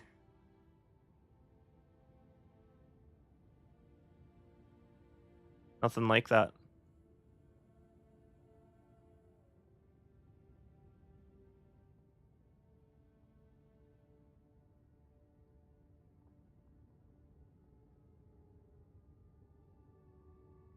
You talking about the diamond? The called Against the Darkness diamond? Because I don't have one of those. What is it?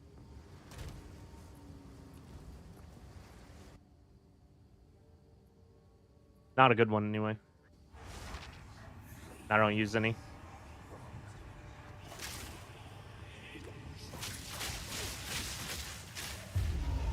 Storm point.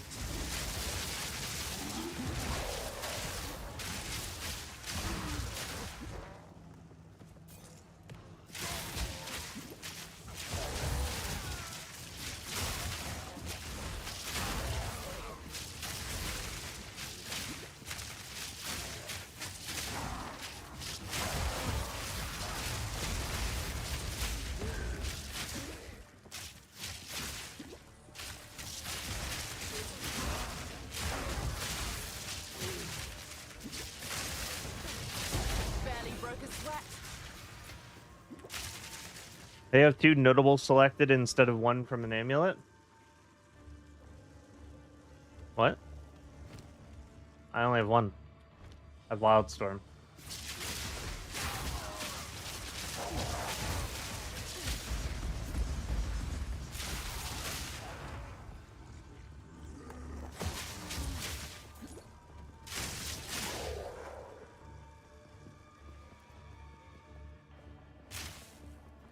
Is your skill tree different from the one on the website?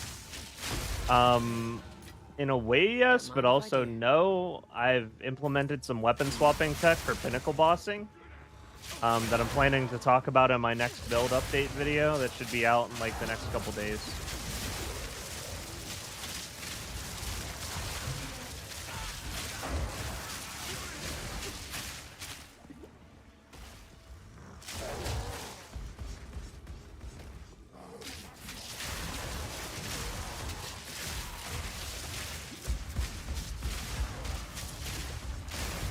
I don't have 2 nodes not connected. I have 1 node not connected.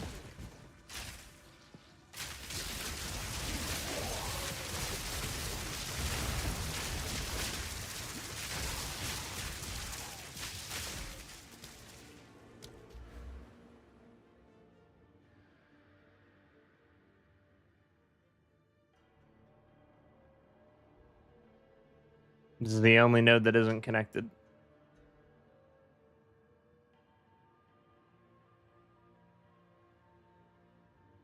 Which is my anointment. If you're talking about this is a weapon swap.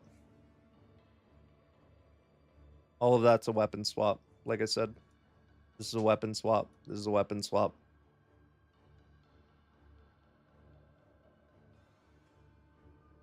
This is a weapon swap.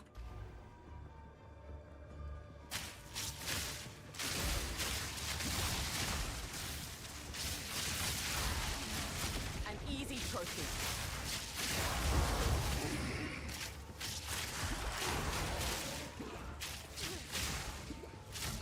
Fury. Dynamism? Probably. That sounds like something I've looked at. Actually, I know this is something that I've looked at, and there was a reason that I didn't care for it. Dynamism. This one.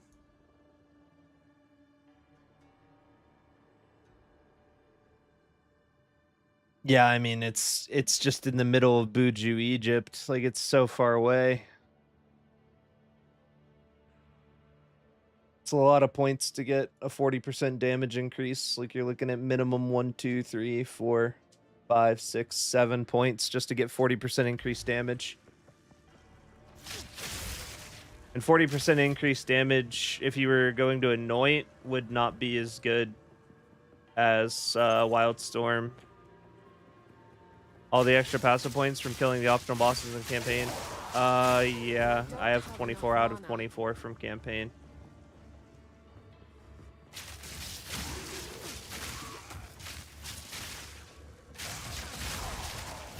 Yeah, we've looked at dynamism before. It'd be nice if we could get it, but it's like just too far out of the way. More mana. Charged arrow.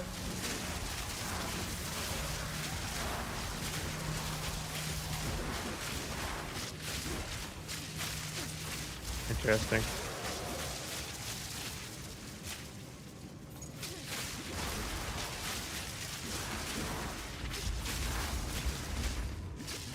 I need more mana.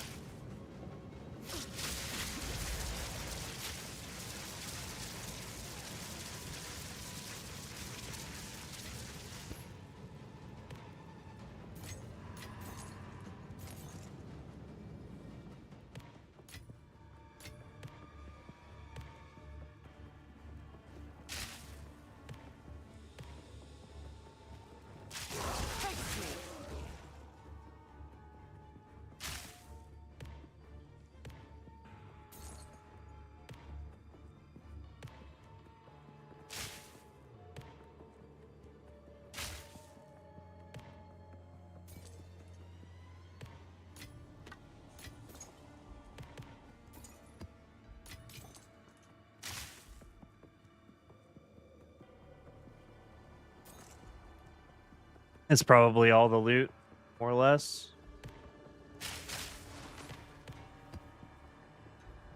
Very close to it. Waystones left. All right. Here we go again.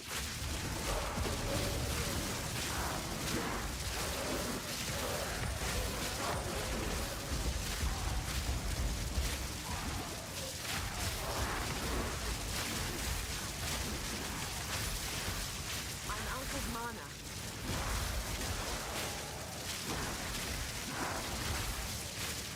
Take this! And it's just in that corner. The tragedy. Really well made, thanks. The question would be about crit chance and crit damage bonus on spells. Trying Blood Mage, figuring out how far I can go with this idea. Is crit damage bonus chance. Blood Mage is definitely one of the builds that it's a very good idea to go for crit. There's a lot of crit support for Blood Mage, a lot of crit support around Witch.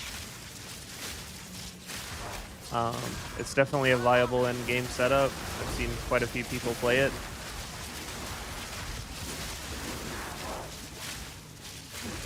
Going like non-minion, non-infernalist, or not infernalist, but like non-demon form witch. Throwing bones at people.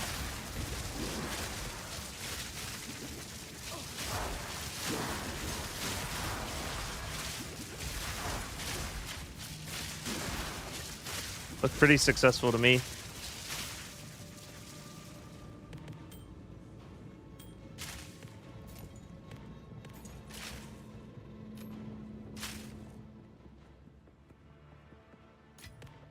That's quite nice.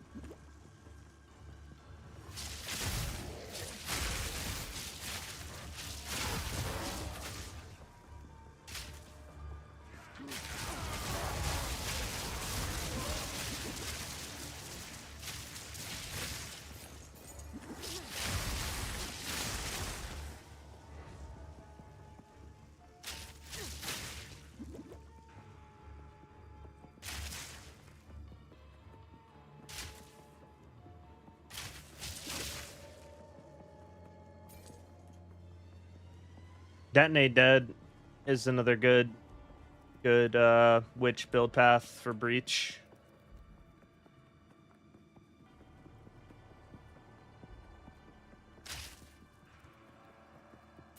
Very comfy. Breach clear.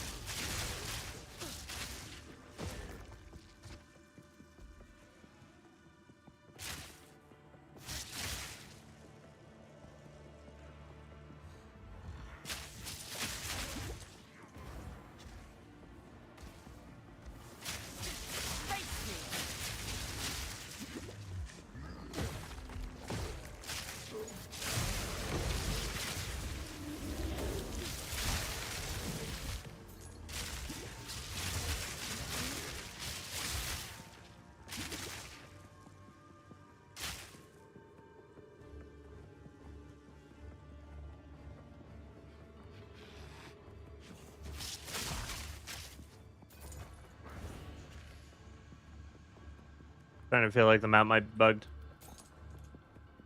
Feels bugged. We'll see though.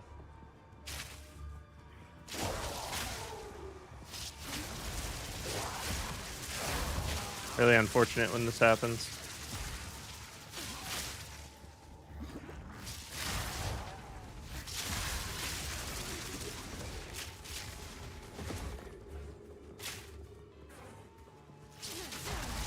Take this!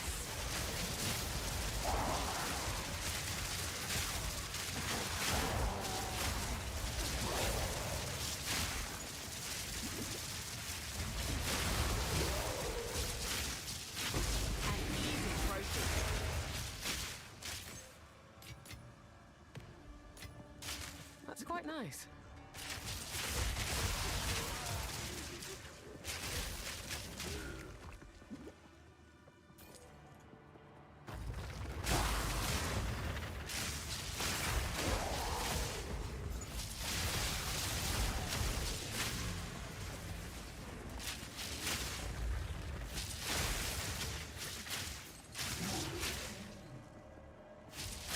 Equipment update on Mobilytics, right?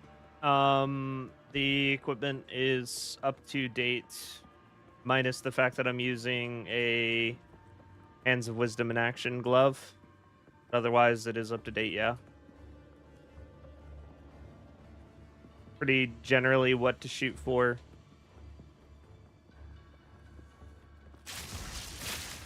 Not necessarily what I have, but just like what would be the unicorn best in slot items that basically don't exist. So trying to emulate as close to that as possible is what's optimal, basically. I was looking for any evidence of, like, say, the best in slot amulet for this build, and there just is not one on trade. One just simply does not exist. Not even with the same rolls. Not even with the right rolls. Just does not exist currently.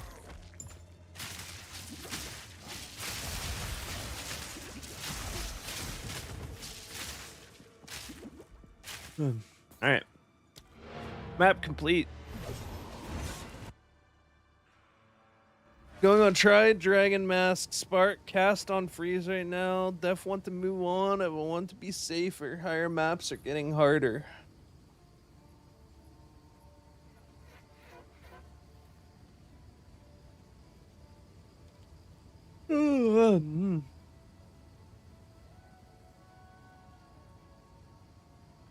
Yeah, I don't know which you'll probably want to convert from a Spark build. Go on. Sooner rather than later would be good. On with the work. This is trash, but kind of too tired to really care where it drops in my stash at the moment. Okay, goes there, and then the map tab is just completely screwed. It's just over. It's so scuffed. Everything is disorganized at this point. And look, we got another breachstone. Oh, might as well run it, right? There's another 70x after all. Called Sleep, man. Do you do it? Not much right now. Not much. Definitely not much of it. Except for like maybe 3 hours. Got a nap in before stream. Didn't sleep last night. Probably won't end up sleeping tonight.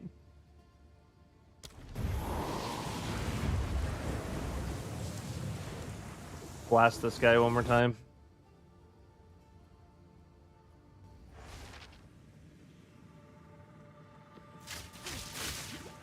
Maybe he'll give me a Hand of Wisdom in action. That would be nice. Or a jewel.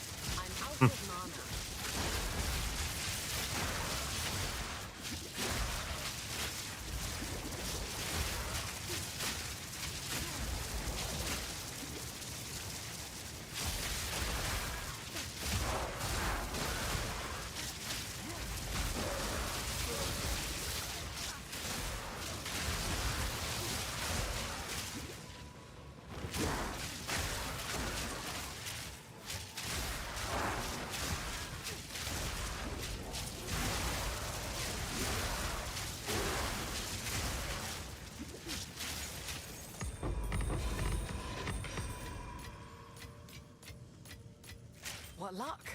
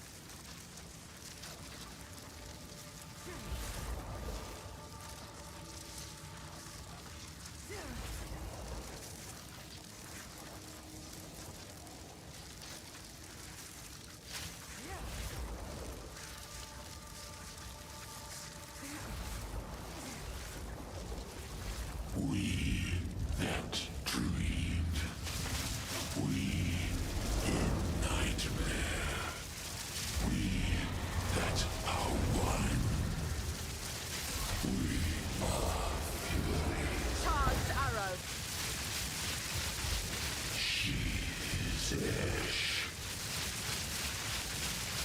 The abyss knocks once. We that fail. I got a diamond.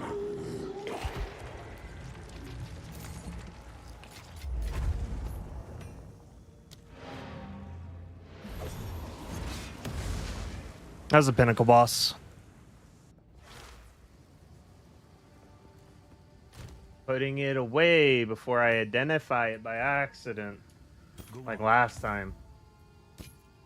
On with the work. I think I found a use for my Chayula monk. The darkness you get from trading in your spirit protects you from getting one shot in the 1 HP trial of Semma. That actually sounds kind of cool, yeah. It does sound neat. Shiny. Yeah. That is a little bit shiny. What the heck's going on? That was a Pinnacle encounter. That is, well, one of the hardest bosses in the game just died. Valiantly defending his home. Like, probably under 30 seconds. But he tried his best, and that's what counts.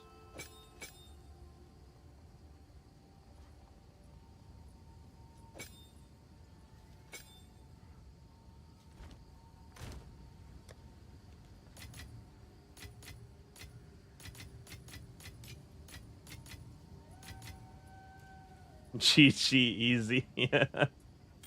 Yeah. GG easy indeed. He's all stuck. All bad. All bad rings. Oh, they're all just so dreadful. These are the worst. That one's bad. That one's maybe savable. One's pretty nothing. That one's fine. Could be saved. This one is just not selling, which is sad. I guess I'm going to finish rolling it. There's not much to do with it. Okay, I don't know. I don't think it got, like, too terribly much more value, if any. We'll just put it back up. Alright, let's smash some of these together. Man, this one's actually really sad that it's not worth anything.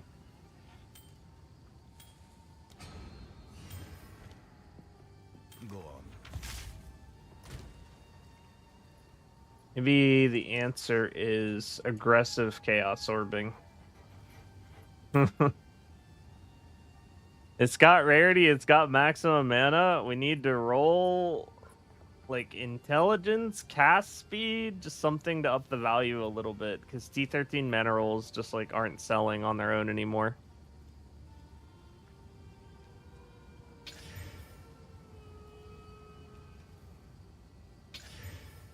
And it's bricked. It's over. The ring's dead to me all of a sudden. think this one's also kind of a brick.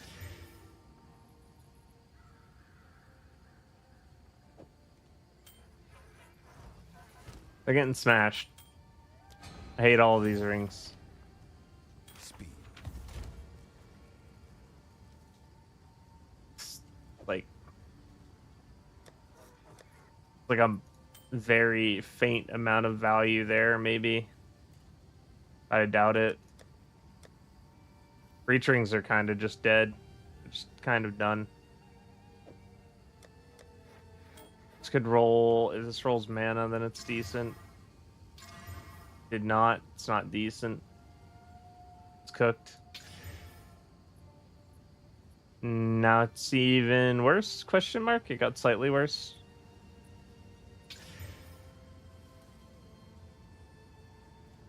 Yeah, I mean, this ring is just bad now.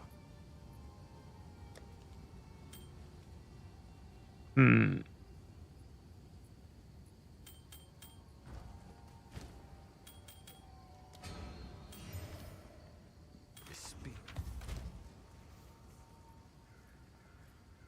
It's two good resistance rolls. Fire damage pretty worthless. These are all bad.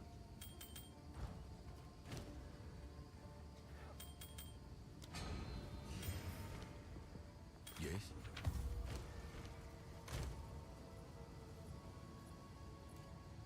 Pretty worthless.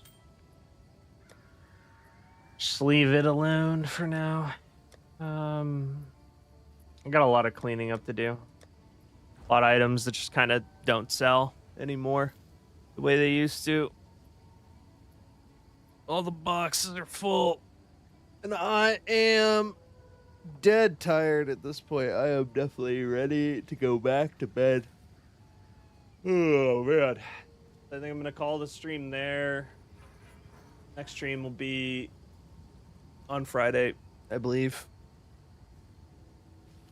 Next stream will be on Friday. Hopefully, a new build guide will come out on Friday. Earlier in the day compared to when I stream. We can discuss it on stream, probably.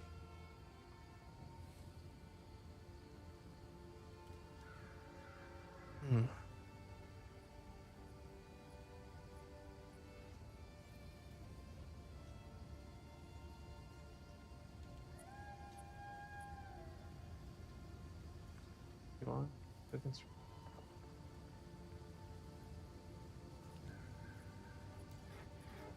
Oh.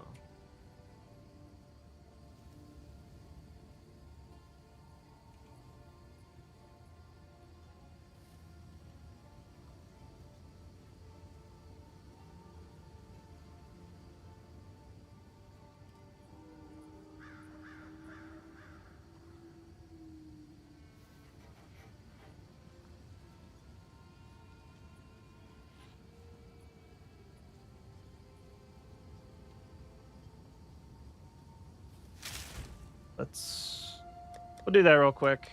Do a trial of Semma balls.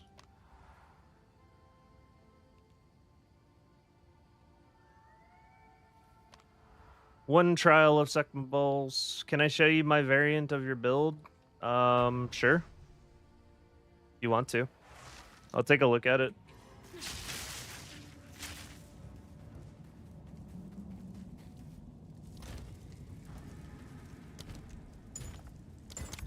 I'm unsure what I've gotten myself into here. Oh, hey there, Superman.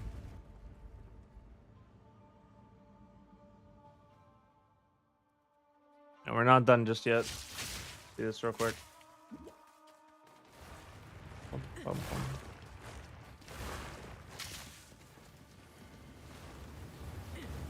Thunderous shot!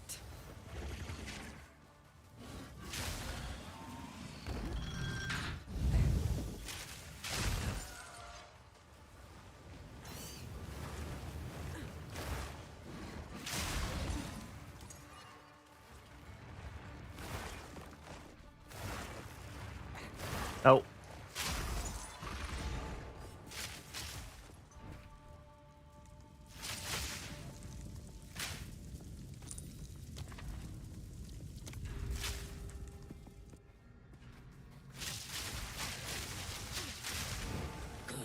super Earth citizens are equal, but now you are super equal. Superman, thank you for the 26 months, man. You are factually the realest one there is. The OG. You been checking out the Stone Shard update at all? Out of curiosity?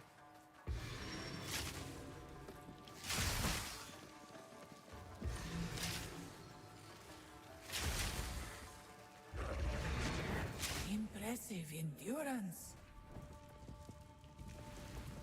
Relish your mortality. Played the SS update too much. I believe it.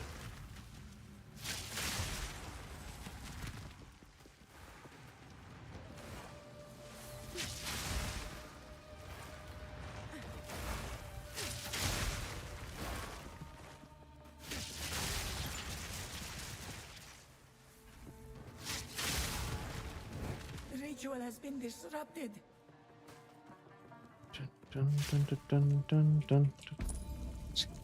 Can't stop. I just keep playing. Have you won yet? You have a winning run?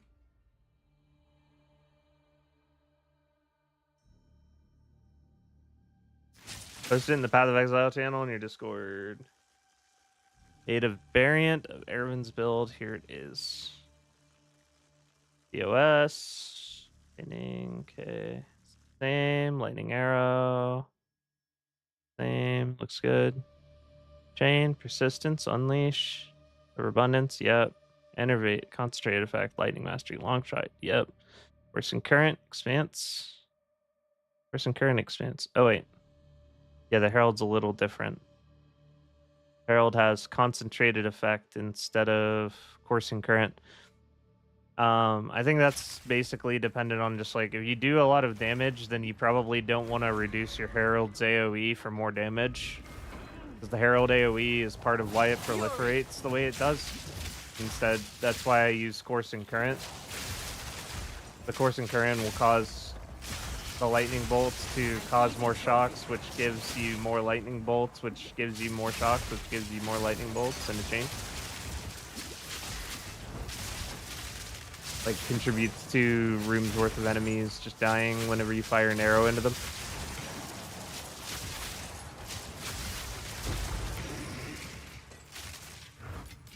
That was close. Barrage, Arcane Tempo, yeah. Clarity, Wind Wave, Blind, yeah.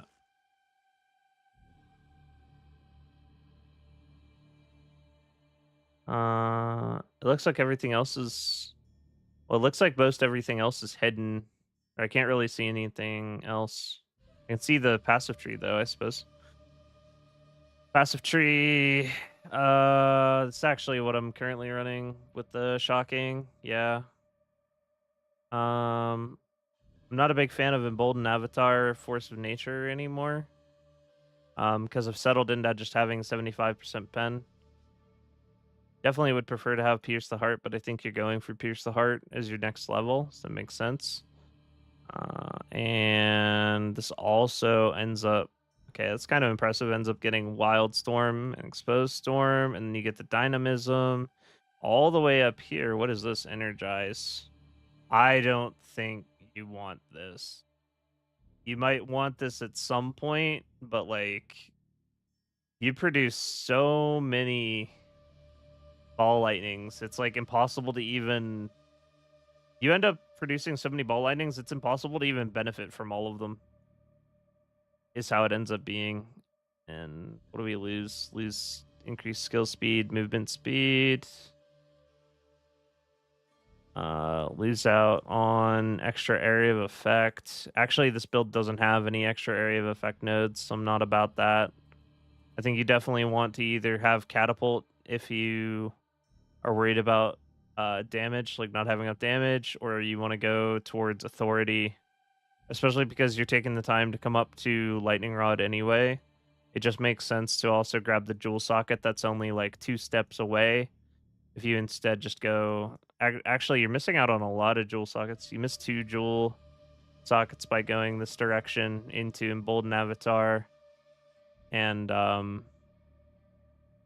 missed 2 potential jewel sockets going to Force of Nature and Emboldened Avatar. And I don't think they really pay the dividends on that.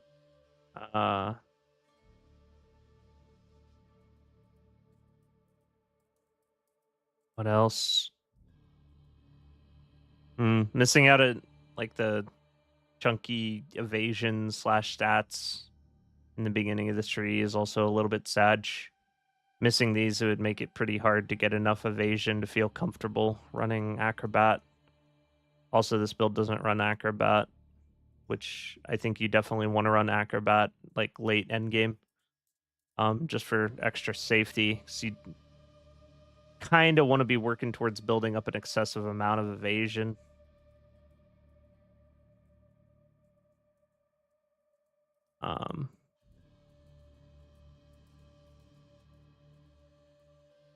That's pretty much my thoughts on it. Just like going over it and just saying whatever I'm thinking. You got to the new tier. I can't talk. You got to the new tier 5s and died. That's sad. I think there's like maybe a point in time where the extra energy generation could feel good on bosses. But once you pass the threshold where you just really don't want any more ball lightning generation, that would actually just get straight up detrimental.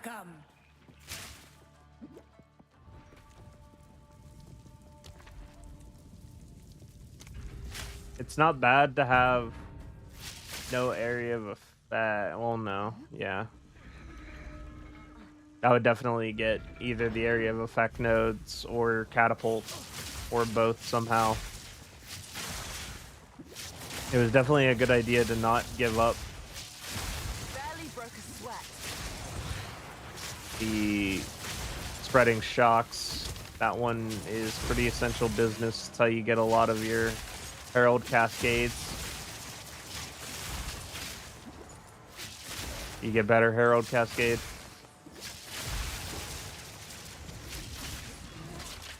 Swift, magnificent. Yeah, originally I was doing reduced area of effect on Herald for extra damage, but that was back whenever my Herald didn't do too terribly much damage. But there's like an invisible line that once you cross it, you might as well take that off and enjoy the extra AoE.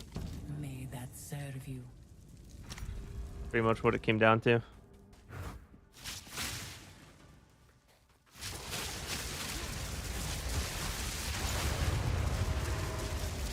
Flashbang. I knew you would succeed. Greetings. The choice is onward. I could have bought that first, but whatever. May that serve you. We're just gaming. I should have opened that. I don't have keys. Doesn't matter. Speed run trial of Semma balls. Let's see. Max honor.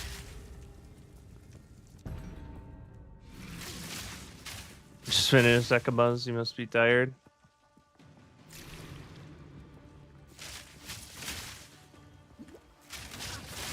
I'm working on it.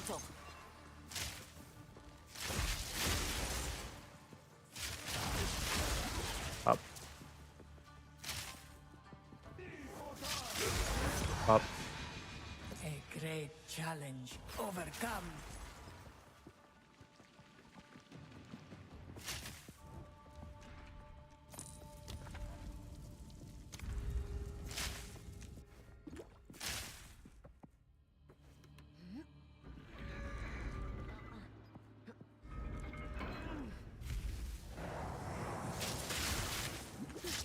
Fury!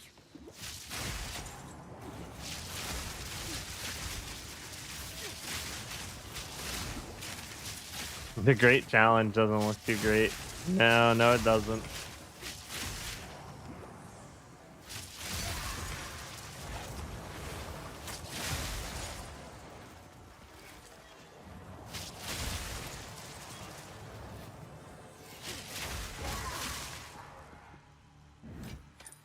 with magnificence. Have to have an exam 4 hours.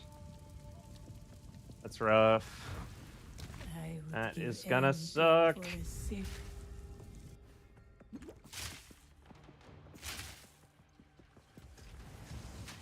Ow.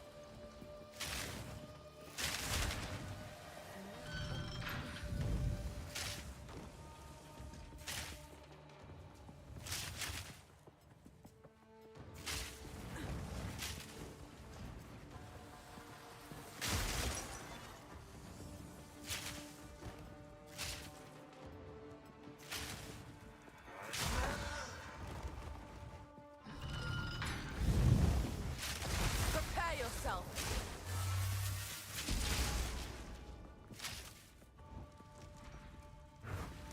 A moment of respite.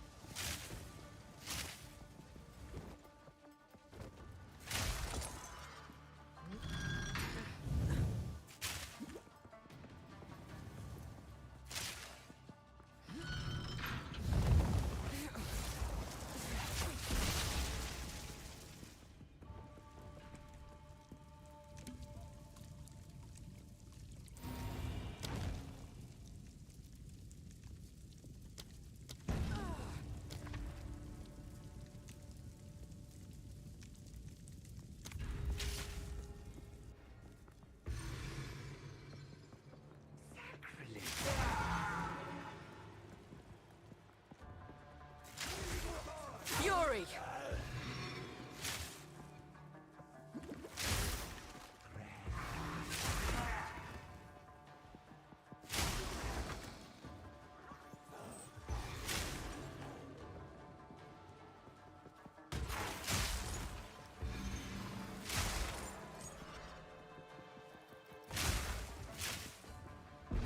Another democratic soldier for the cause! Adelitos, thank you for the follow.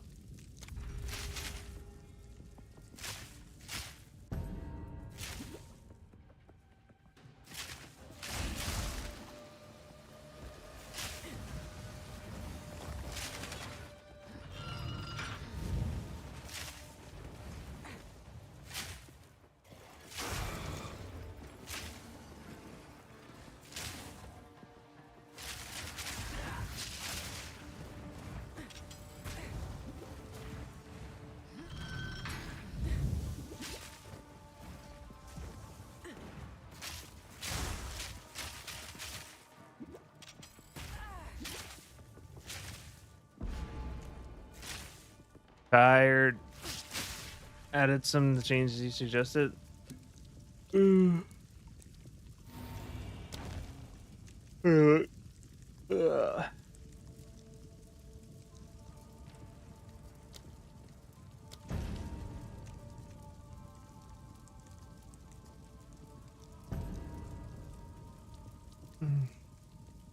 Might take time for it to update, maybe. Looks the same to me.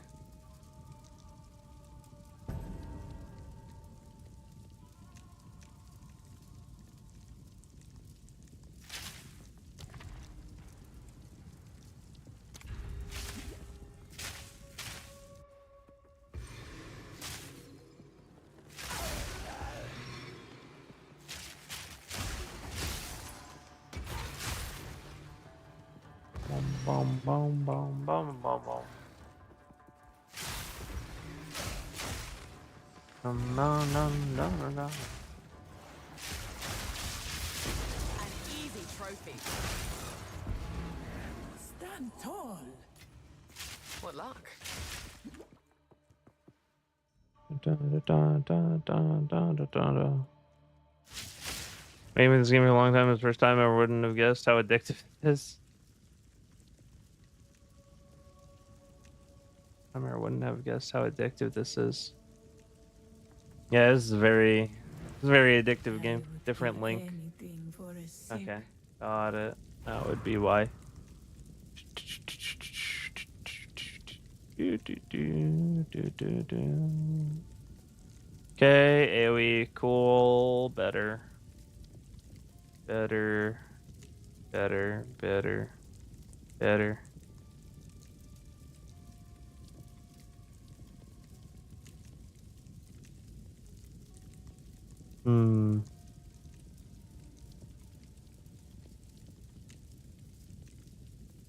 What is cut? That's always the question.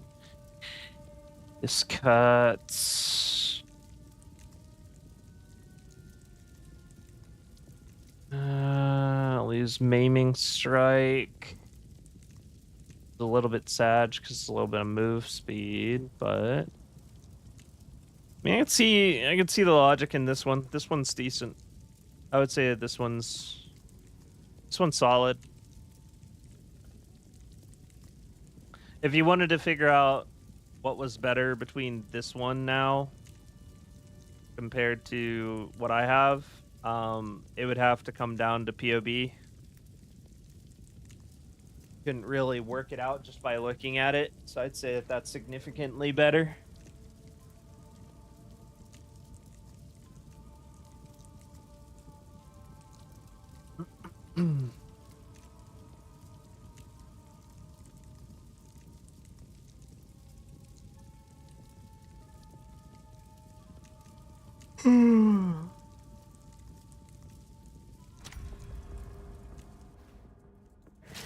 Two ancient guardians await you ahead.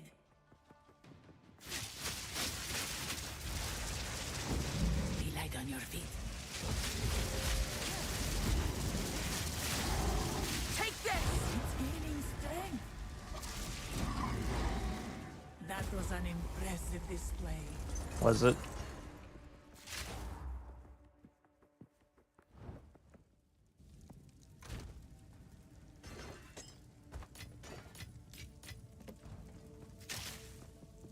Rest a while. Dodge, no rabbit foot. Fight with intent. Go with always on you. May that serve you. I have no gold key. How did I have no gold key? It's crazy. I am max level, so that is a max level build. Damn. Hit level 100?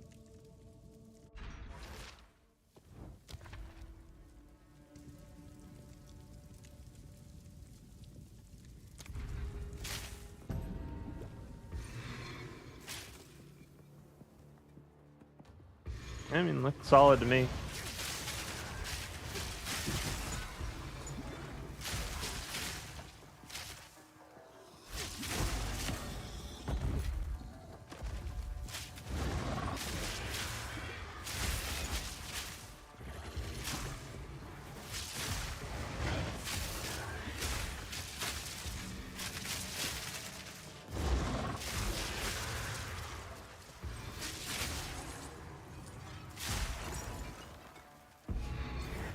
Stand tall.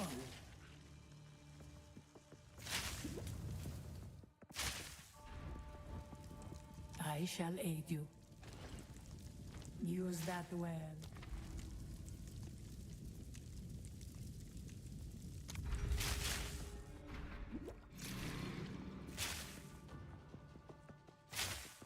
Take this! An easy trophy.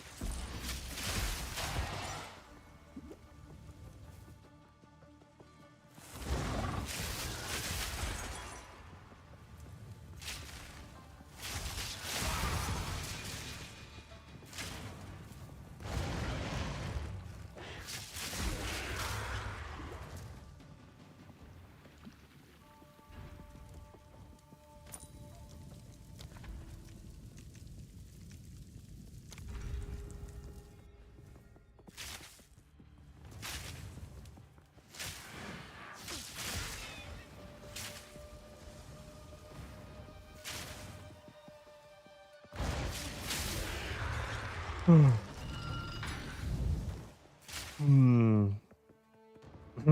to see Spider-Man get destroyed so fast. I hate them.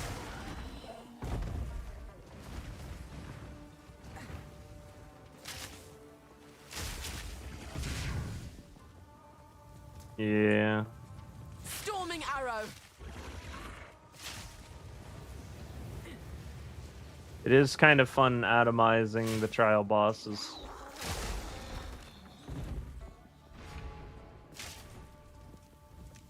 Won't disagree there. Anything for a sip. We won't tell everyone that you've been rolling through fireballs. What?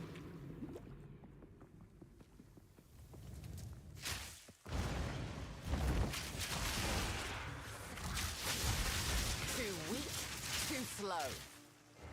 This is kind of the only time we're rolling is pretty valuable is Trial of Sekhmet. A lot of stuff's just designed for you to roll through it.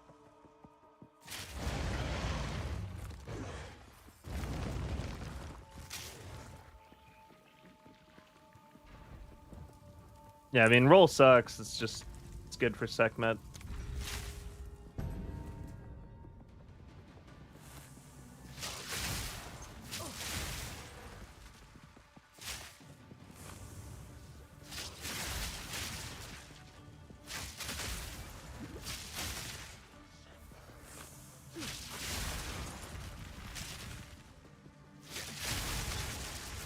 The ritual has been disrupted.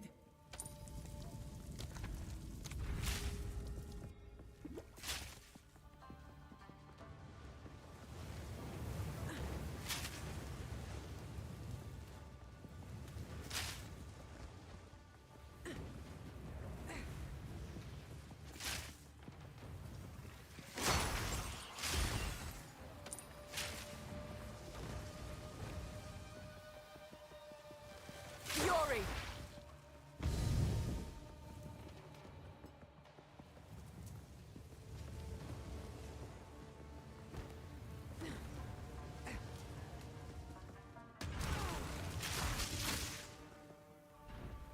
What hit me? Oh, that was Death's Toll.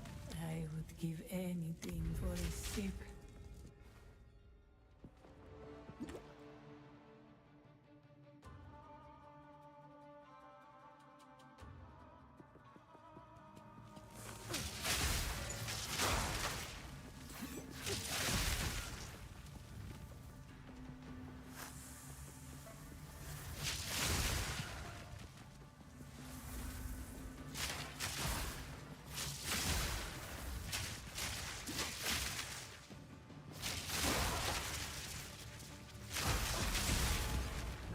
Good riddance.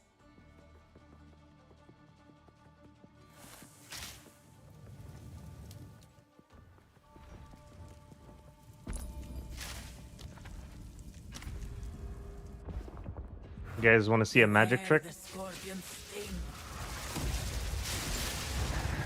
It's gone. This was the end of the trial in my time. But I sense another being resides here. Perhaps you can challenge them, if you can find them. I shall aid you. There is always I've a never chance. seen that one. Use that That's well. cool. Holy water.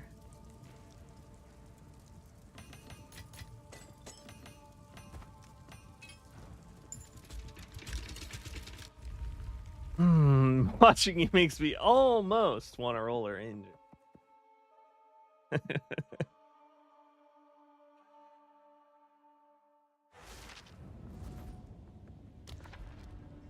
I do have quite a bit of fun with my ranger. Fury.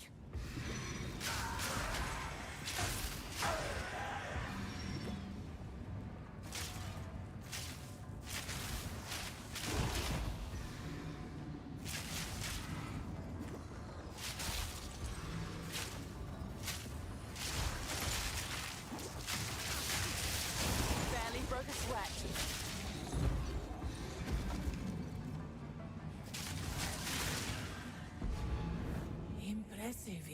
endurance. Not replacing the kitty water bowl. Interesting. You know what I just realized? Do people ordinarily just hold down their attacks to keep casting them? Because I have legitimately never done that. I always tap it.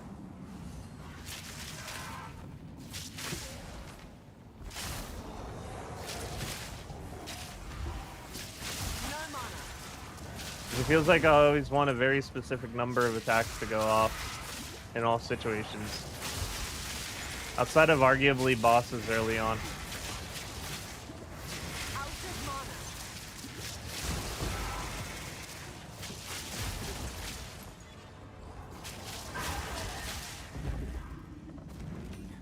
Swift Yeah, like magnificence. Sparks makes sense.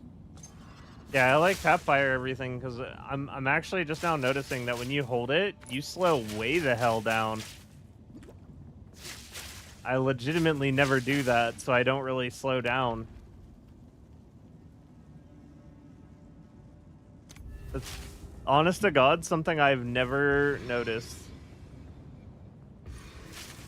is how much you slow down if you hold down the trigger. You just keep shooting. Compared to just like skirmishing, staying mobile, and just like firing pop shots.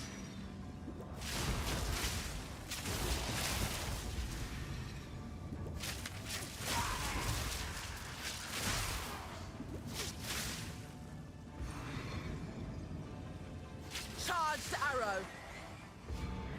Impressive endurance. It's interesting. Yeah, I don't need to hold it, but like something I didn't really think about how much slowdown I'm cutting off of my casts by not holding. Because I'm still spamming abilities, it's just I'm going back and forth and I'm not getting slowed down because of it. Or I'm not getting slowed as much.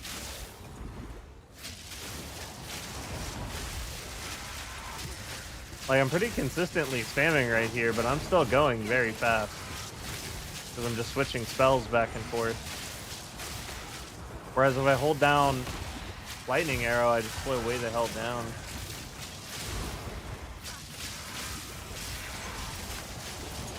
But even from a mobility standpoint, just trying to hold down Lightning Arrow to kill everything is just like... Swift magnificence. It's less efficient both from a DPS standpoint and a mobility standpoint, and I never really thought about that.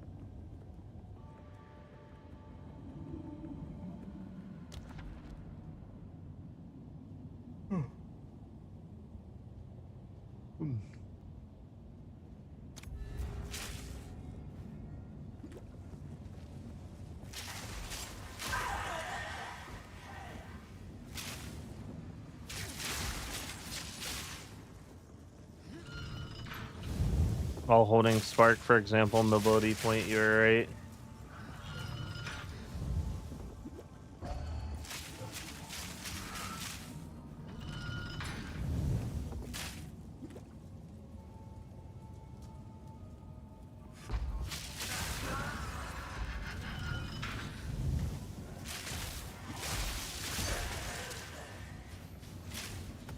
I'm going to write that in my notebook before I go back to sleep. So I don't forget to talk about that in the how to play section, like how you should stay mobile, maintain your mobility by flipping back and forth instead of just firing one spell. Actually, that was kind of not bad either. How was I doing that? I'm out of mana. Like, I'll definitely slow way the hell down if I hold. But even just like fluttering it a little bit, you maintain so much more speed.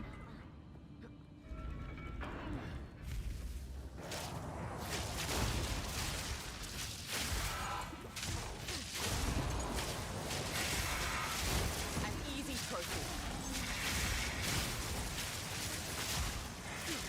I need more mana.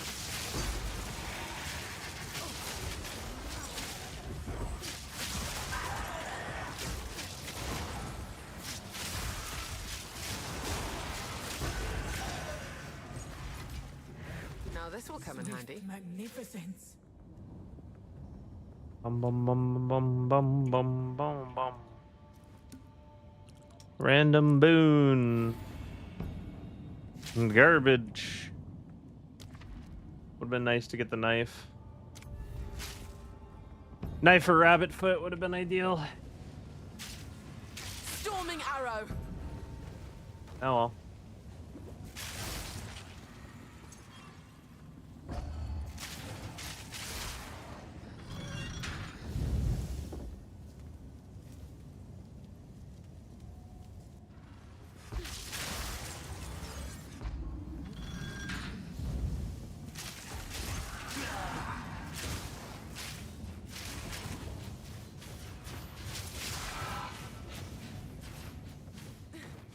Eat.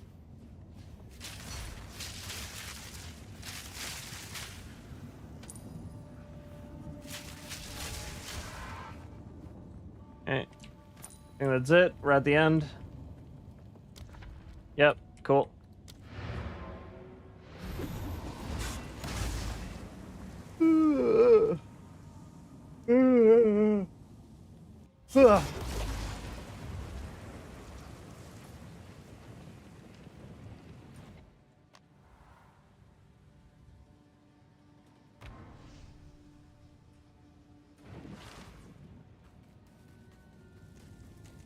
Right, let's quickly get a dude from the trove.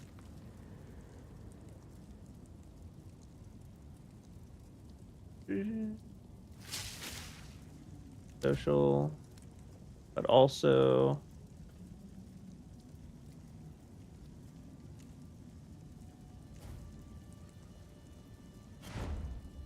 okay, and then I'll just grab a +1 from the trove real quick. How much is this going for right now? That's pretty alright.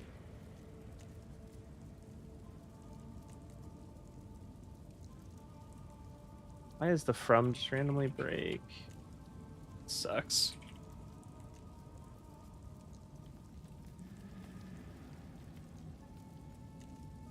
There we go. Looks like they're doing 40x.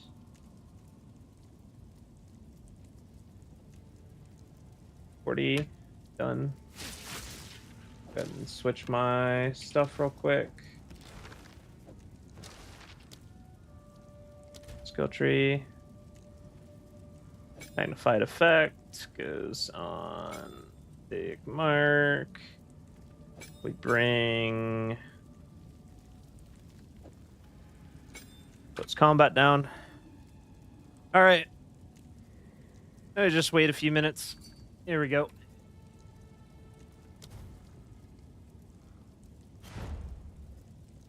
Get my message. And then we torch this guy real quick.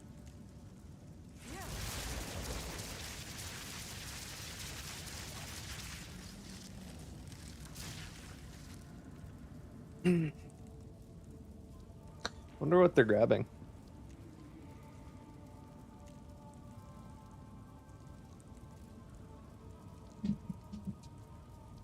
Cool.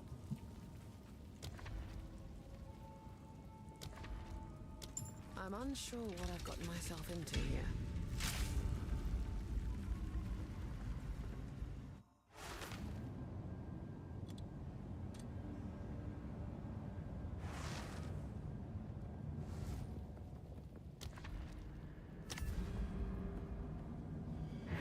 This battle is our sacred duty. Gotta charge up the Kaioken.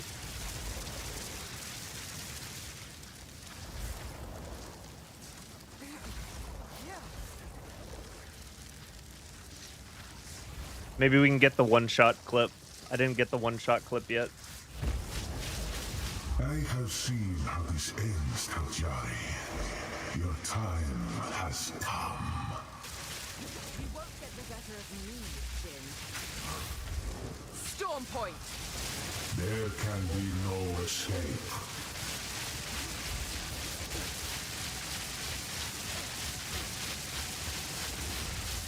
Damn it.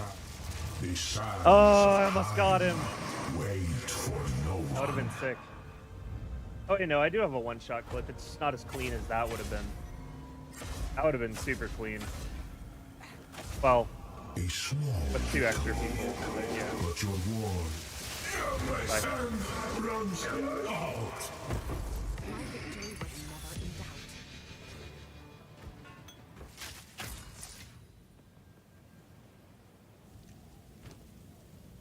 Yeah. Switch my gear back.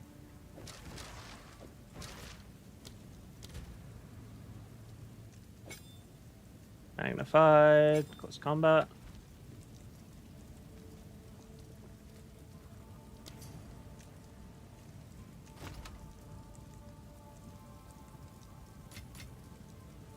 Cool.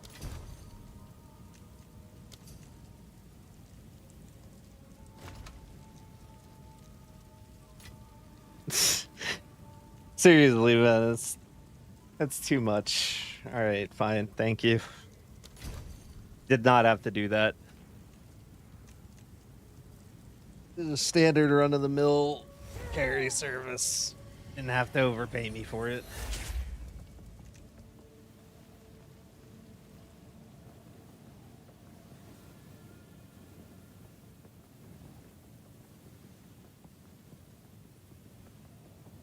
There's a couple time lost boxes. Try my luck with them, I guess.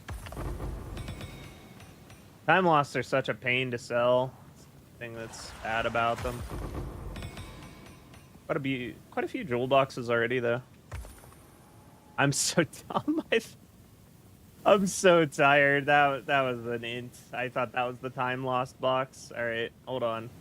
She's gonna give me a gold key. Let's plan. She did not give me a gold key. That's okay. Are there any good silver boxes to open here? Doesn't look like it. We got mystery cash. That's about it. The mystery is where's the loot? Who stole it?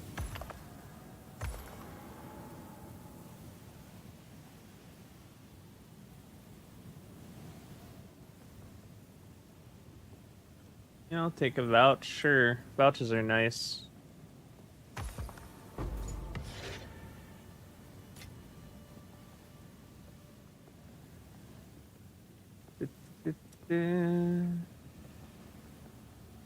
All right.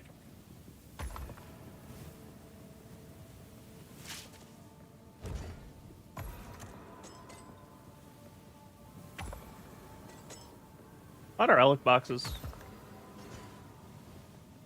Thanks for the carry in the sweet content, sir. Get some rest, and thank you. Thank you for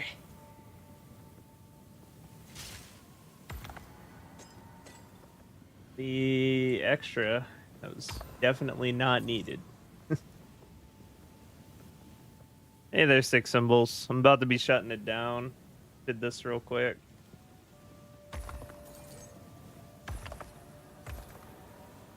Not really much to open here. I can get some extra relics, but I'm not too jazzed about relics per se. I don't like having to dig through relics anymore. That was the old me. That was the beginning of the League me. We don't dig through relics anymore.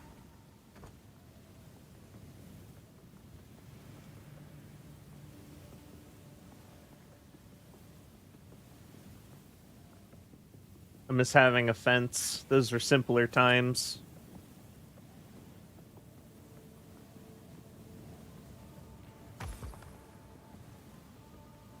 Way simpler times. All right, that is everything. We're at 81% XP. Made really good progress. I think it was like sitting at 60 something, probably.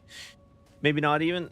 I think it was above 60. It was probably like 68%. We made it to 81. It's pretty good, I would say.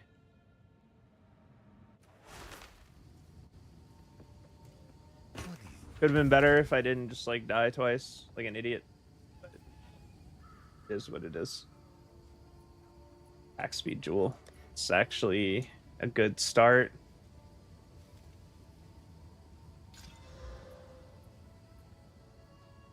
Wow, that's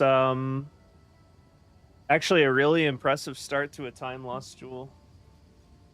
This build could it get nerfs? I was actually running the numbers earlier. You could probably run a budget version of my setup. I didn't finish running the numbers, but it'd probably be around like 15 div. 15 div to put everything together for a budget set. And even cheaper than that if you follow my previous guide. It's a pretty budget-friendly build to run. You get a lot of effectiveness just out of the build itself compared to gear.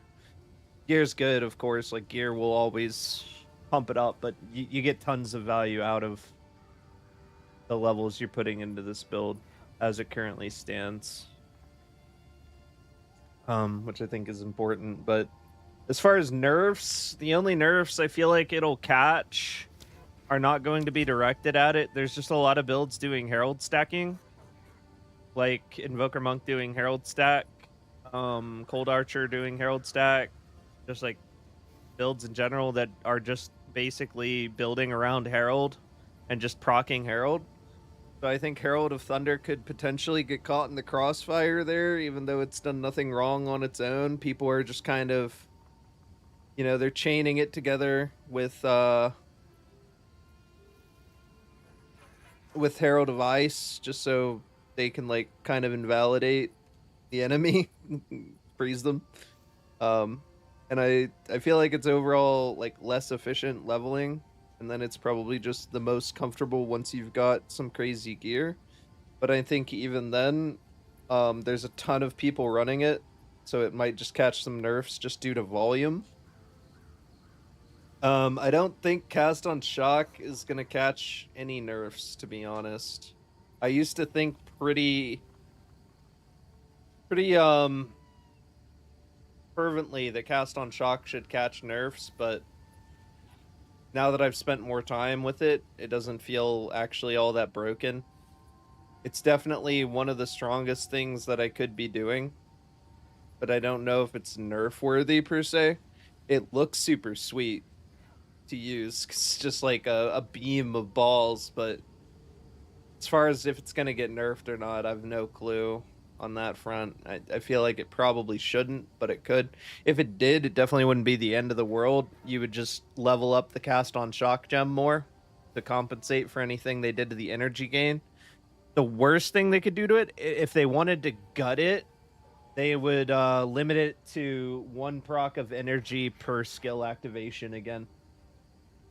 And then that would hurt it a lot.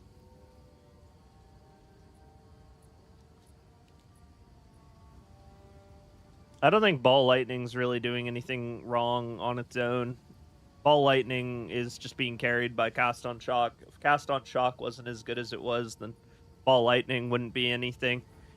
I think if there's a spell that's going to be nerfed that's being inserted into meta gems, that would be Comet, because Comet is making appearances all over the place. I think Comet is most likely to catch a hit out of the spells that are being inserted into jewels. Relax, he says. Yeah. Relax.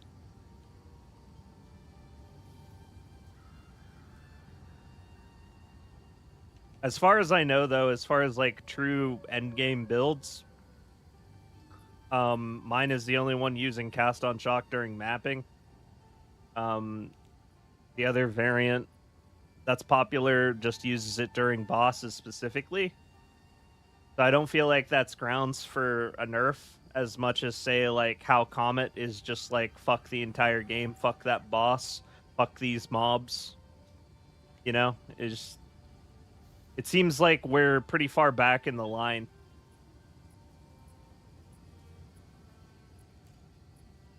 Whenever you look at it from that perspective.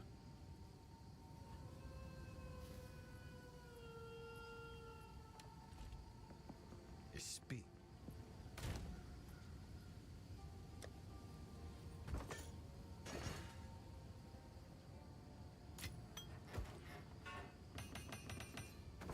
All right. That's enough for me. I am going to get a bit of sleep, I think. A bit more sleep because I didn't really get enough before I woke up to do the stream, but I didn't want to miss the stream. Wanted to play the game before I have to get back on the grind of finishing this video. So I'm going to get a little bit more sleep. I'm going to wake up probably in the middle of the night. And then I'm going to grind out the rest of this video. Try to get it posted. If not tomorrow, it'll be posted Friday morning. Build update video. Gonna be huge video, like 30-40 minutes easy with what I have right now. But it is probably going to be it's going to be the last endgame build guide I make on this build. What I might then do is actually make a new character with no resources, play it from the beginning, and then do a new campaign leveling build for it.